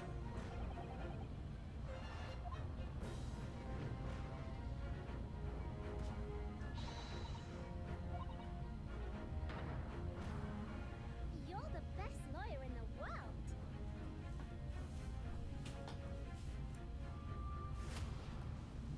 So we have 10 new cases and 8 mini escapades where you can take on the role of a defense attorney. Now, we all want to see some gameplay, right? Let's take a closer first look at 2 gameplay features new to the franchise in the Great Ace Attorney Chronicles: Dance of Deduction and Summation Examination. Hello, I'm Jonathan, Capcom's marketing brand manager for the Great Ace Attorney Chronicles. So this is the capital of Great Britain. Where to? The Supreme Court in Whitehall, if you wouldn't mind. The Capcom team is thrilled to present 2 new gameplay features, Dance of Deduction and Summation Examination, coming to the Ace Attorney series.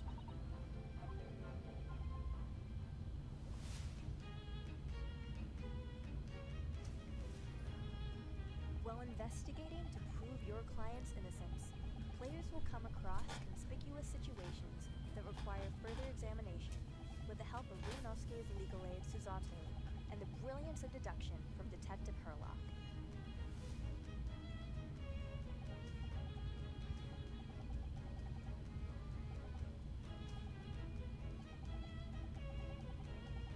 Herlock will proceed to present his logic and reasoning spectacular, a grandiose yet flawed series of conjectures.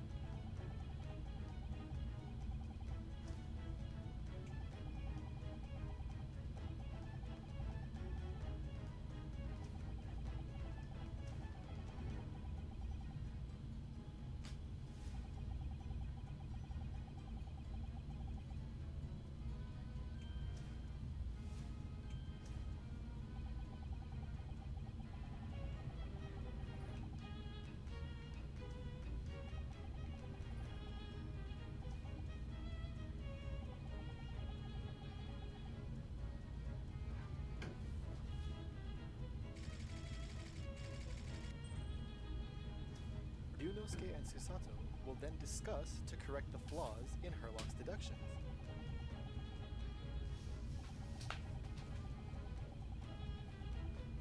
At this point, players will be prompted to search for clues that help identify the errors in the detective's logic and reveal the truth to the mystery.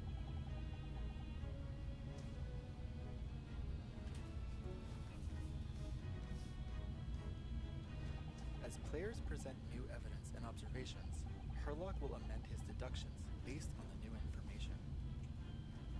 Upon uncovering the truth, Ryunosuke and Herlock enter into a semi-metaphorical, semi-literal dance that brings them to the conclusion of the dance of deduction.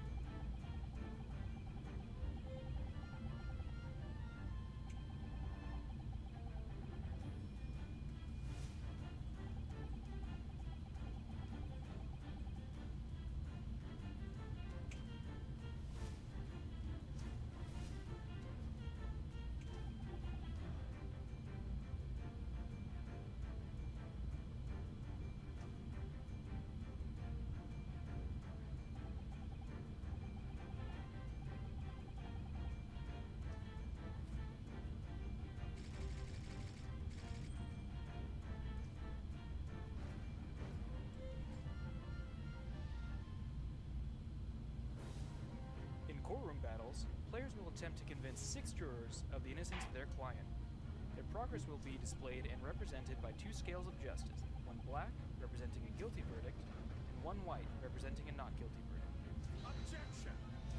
In summation examination, take the stand to face off against the jurors, all of whom provide explanations as to why they've reached their guilty verdict.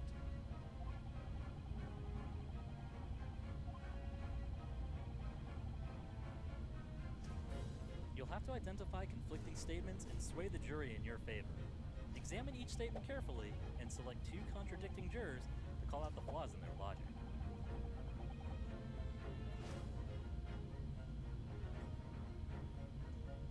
Objection!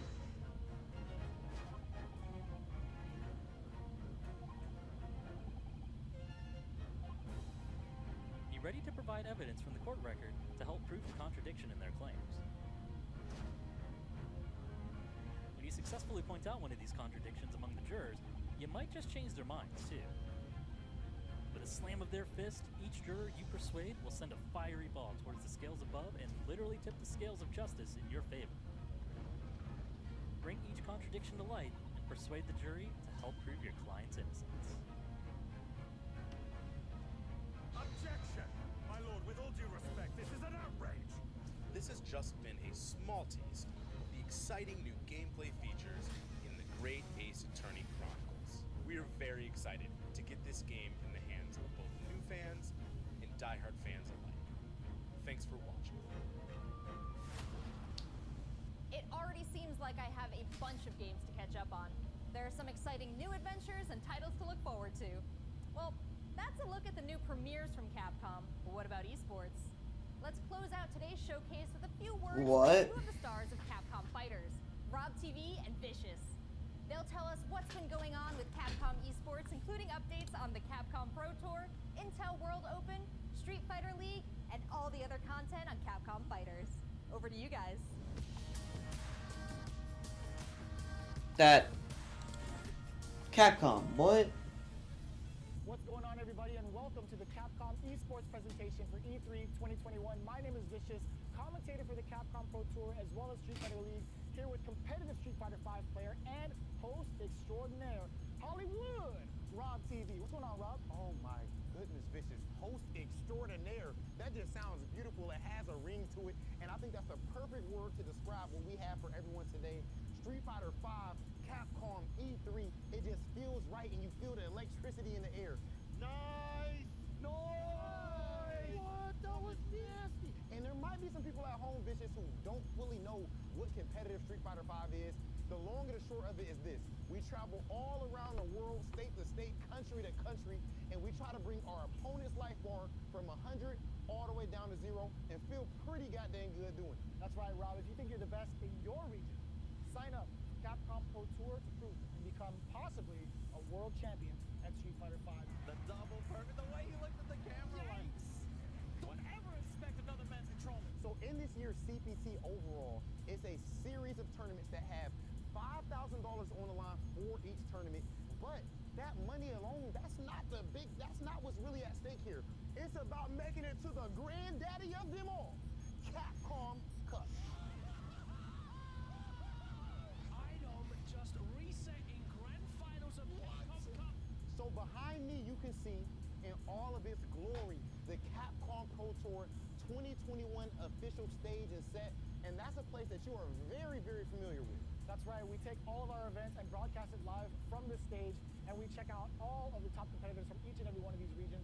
And speaking of, the Capcom Pro Tour has shaped up a lot. 2021, we have 32 events going on in the Capcom Pro Tour, spanning across 19 different territories. So there's so many opportunities for players from around the world to get that ticket into Capcom Cup this season. I'm absolutely excited because, again, that is a big change from what 2020 was into what we could expect for 2021.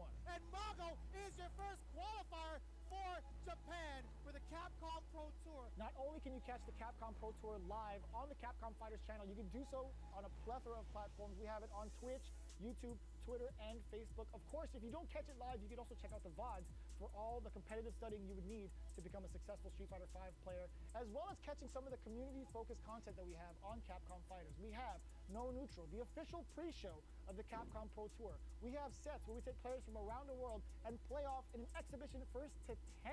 Not only that, actually, we do have Street Fighter League that's happened season after season, non-stop action, 6 teams of 3, duke it out in this battle tournament series to see who will walk away with the championship and the $150,000 prize pool. Street Fighter League is something that you don't want to miss because normally we only have 1v1 content. But now you actually have your teammates at your back, and every decision that you make is not just about you anymore. Look for more news on Street Fighter League later this year. It's Oki time. What's gonna happen? He checks it. He checks the movement. What's happening? It's so good. Let's not forget, the Intel World Opening is happening right now. Top players representing 11 regions around the world are competing for their place in the World Finals happening next month. Be sure to check out the official website for more information, including current standings and broadcast schedule. To commemorate this event, everyone who logged in during this period will receive an exclusive competitor title and dojo object. You do not want to miss this. I highly recommend everyone to stay tuned for future Capcom Pro Tour updates on the Capcom Fighters channel. And again, we've had so many events so far. We started off with the Japan region. We've had a couple of more events going on afterwards, but the action does not stop. In fact, we're going to be continuing off with the Midwest region for the Capcom Pro Tour. I know you're definitely excited about that. 100%. I mean, of course, your boy is from Ohio. Make sure you guys tune in to see the tournament. Oh boy, what boy? Miss some of the best Street Fighter V players in the world compete head to head. I dare you to find better Street Fighter. I dare you. This is a game about being a world warrior. Obviously, they got a rivalry. I'm the best in the world. This game has changed the lives of so many people here. Ooh! That's what I'm talking about. I told you it's gonna go to the limit, and I ain't lying to beat. This is the ultimate Street Fighter V experience. This is Capcom Pro Tour.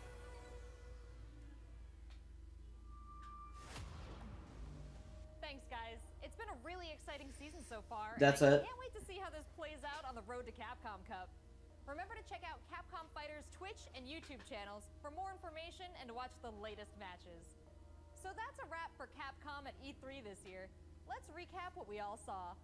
Resident Evil Village is back with the latest installment of the survival horror experience and RE-Verse as part of the franchise's 25th anniversary. We have new adventures to embark on in the world of Monster Hunter with Monster Hunter Stories 2, Wings of Ruin, and Monster Hunter Rise. And don't forget to go back in time with the Great Ace Attorney Chronicles to tap into the family history of Phoenix Wright and solve new cases. Finally, don't miss out on the esports fun. Make sure you catch the latest matches with Capcom Fighters. There really is something for everyone here today. But don't go anywhere yet. Join the conversation on Twitter and make sure you check out the Capcom virtual booth on the E3 portal to watch all these videos again and more. I'm Rachel Querico, aka Seltzer. Thank you for being part of the Capcom experience at E3 this year. That's it? That's seriously it. You know what?